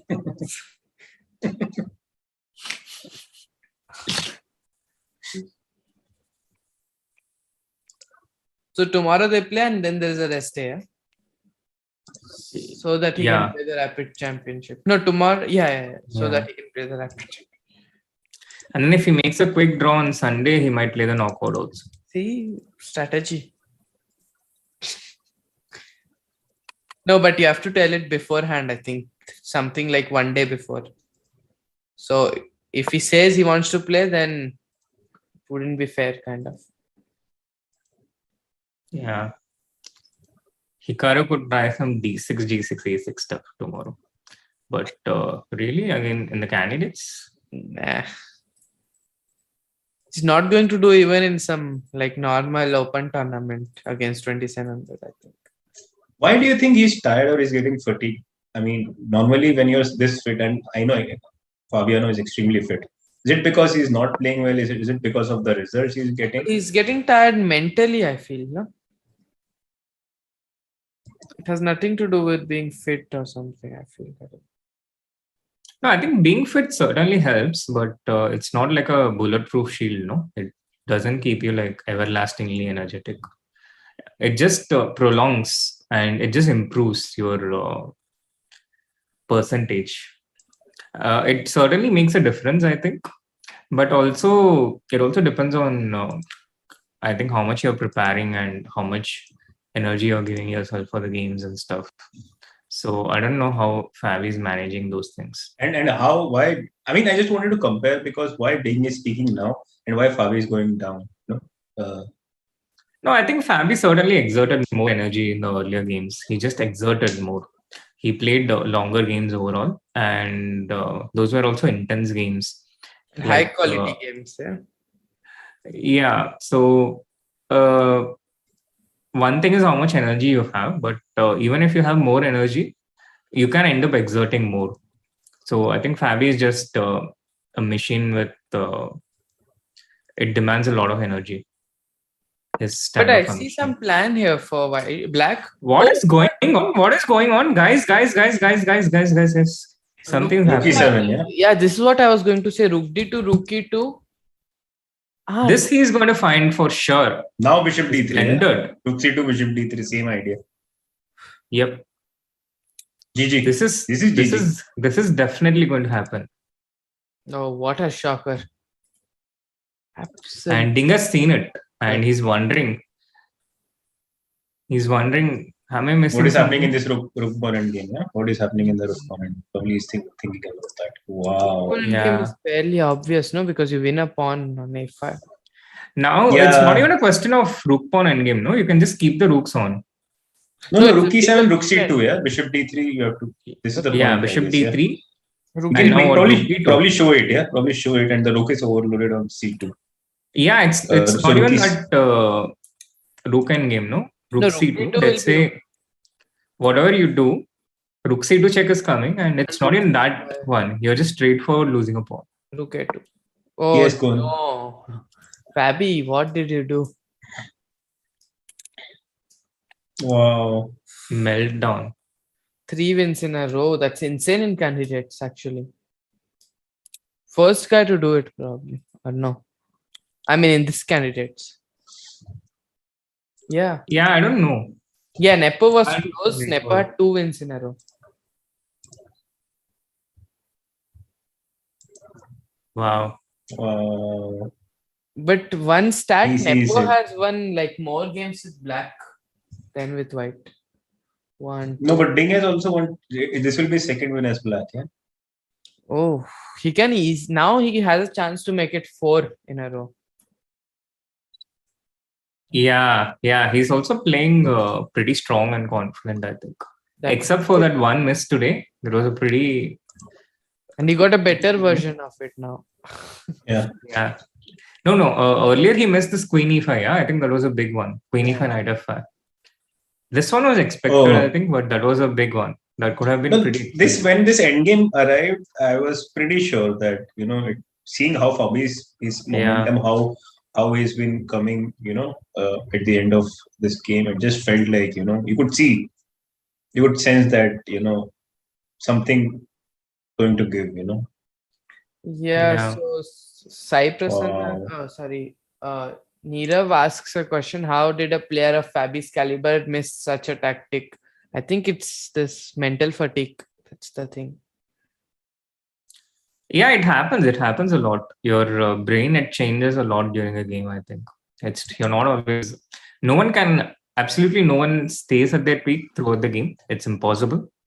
And as you play for a Magnus Carlsen period of time, no, even it's always ups and downs. Yeah, it's like an ECG machine. Like there's a peak and then it goes down, and there's a peak. I remember his 6 game against Nepo, yeah. Yeah, of course, he has the ability to focus, but there will also be periods where there will be less intensity. That's why the mistakes happen. And this happens to every human. But Magnus Carlsen is not human.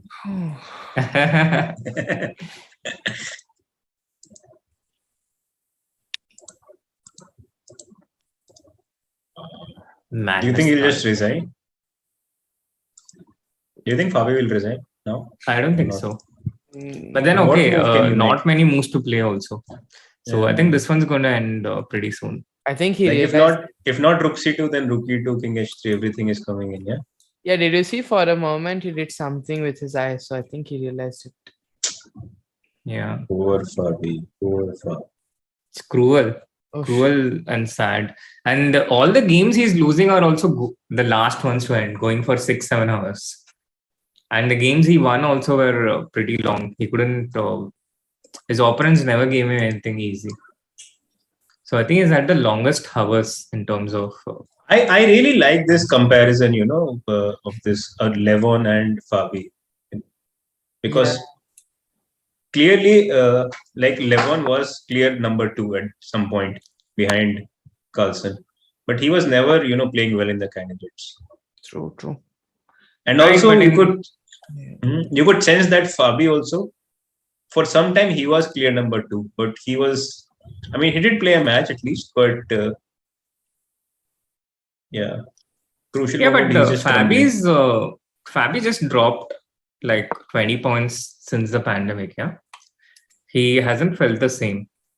And also, if you see in the start, he was winning games. He was playing so good, but suddenly something changed. Yeah. Do you think he wants to play Bishop D3? That's why you want to D2? Yeah, he wants to attack. So Bishop has to stay in this F6 or E7 square. Yeah, otherwise King comes down. Attack the G3 pawn. If White defends it, then King H3. Rook G2, Bishop E4. Like for example, Bishop E7 he goes, what has to maintain here? Bishop D3 Bishop D3. attacking this, which will threaten mate.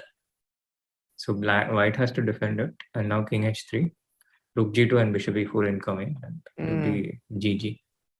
Sag.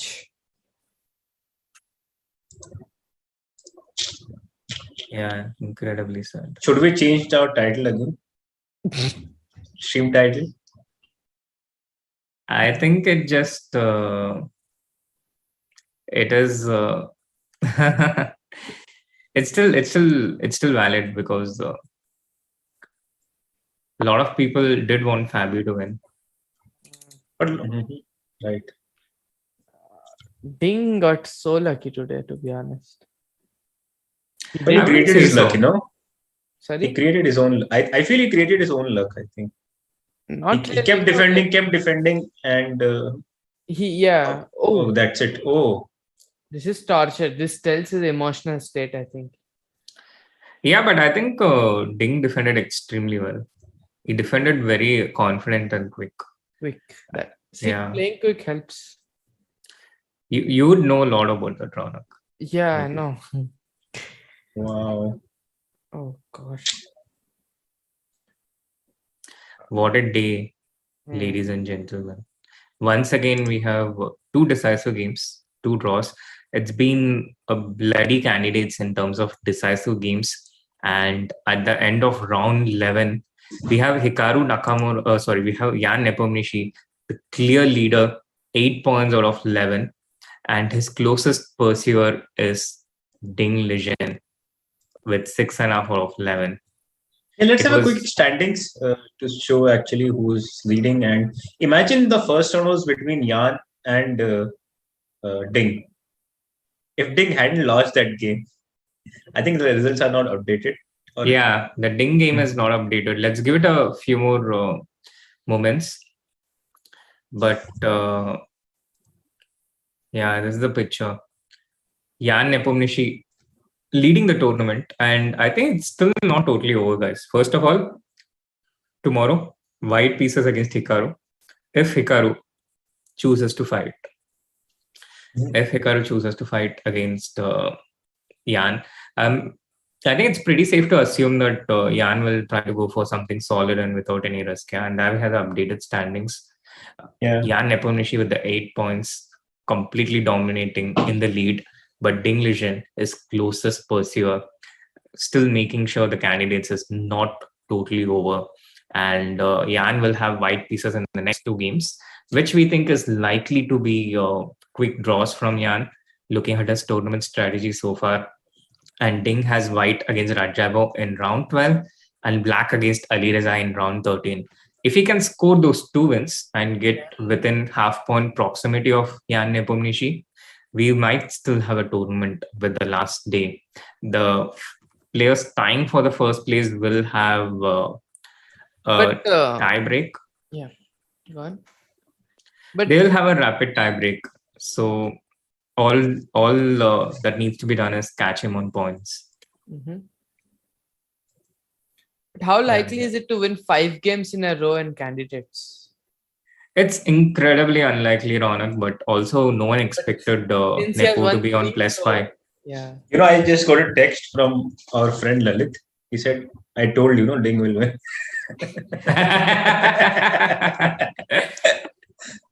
I informed you thusly. Oh yeah, chat, do hit that like button, subscribe to the channel if you haven't. And thank you so much for staying through such a long game through midnight in India right now. Thank you so much, chat. Thank you so much for joining, Ronak. And thank you, Abhijeet. I'll leave the last words to you guys. Yeah, thank you, chat, so much because of you and because of your interactive, comments and chats, we are able to do this without getting. I mean, we are getting tired, but because of you, we are keeping at it, and we are also enjoying it. And if you are enjoying it, then please hit the like button. And yeah, that's it from me. Good night, guys. And before we wrap up, stay tuned. I mean, if you want to, it's not compulsory. Stay tuned because we have some post-game interviews for you lined up. Especially if you want to hear Alireza's thoughts on his Hyperbullet match and his thoughts in general, and also Rajabo. So if you want to, we have interviews of them coming up. And that's all from us tonight. Good night and see you all tomorrow. See you guys. Bye.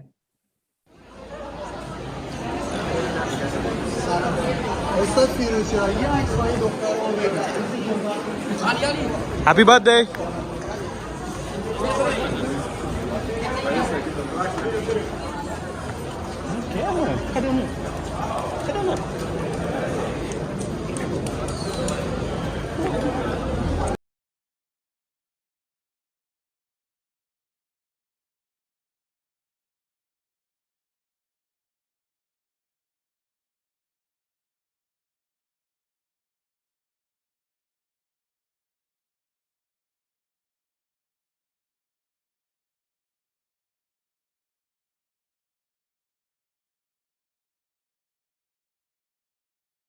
Timur, thanks for joining. Facing Jan Krzysztof today, what was your mood like? No, my mood somehow was fighting. I mean, compared to the game that happened. So I just went to for this line that is generally usually very playable, but I was more concentrated, focused on the e takes d5, which is the main move there. And knight takes d5 is much more rare. In general, I saw that this line, I mean, I saw it a bit, but I mean, d4, c5, when I'm taking on c5 and all this knight d2 stuff, after knight d7, there's the idea of his knight d4 and queen d4 coming. So that was the usual thing. So when he played knight f6, somehow I didn't understand what white is doing. I mean, what is the way to proceed and to get the advantage. So I didn't want to waste much time, so I just played fast, but fast was just not a good way of playing in this position. Probably I had to think how to, to proceed and try to play for the c6 square, which is usual thing in these positions. So I made 1 or 2 fast moves, and then I was very upset about the fact that I didn't think a bit at least how to put the pieces there and try to press. So yeah, that was a bit surprising what he played, and no, the mood was good, but the play was bad. Firouzja made a long break from playing online to prepare for the candidates, and this night he cracked. So do you think it was a right way to release the stress? I think he cracked already on some previous nights, because in general, I mean, the thing that he played today, it's because of the result, because he's not fighting for the highest places. And then you don't care anymore, and you just play. I mean, the way he plays also today, he's playing like bullet a bit. So in general, I think that it's just the way of you know, the state of mind where you don't care simply, because I mean the point here is the first place, and if you are not going to take it, then you're just playing. I mean, you're enjoying chess and trying you know, some ideas and stuff. But yeah, I think that's why he did it.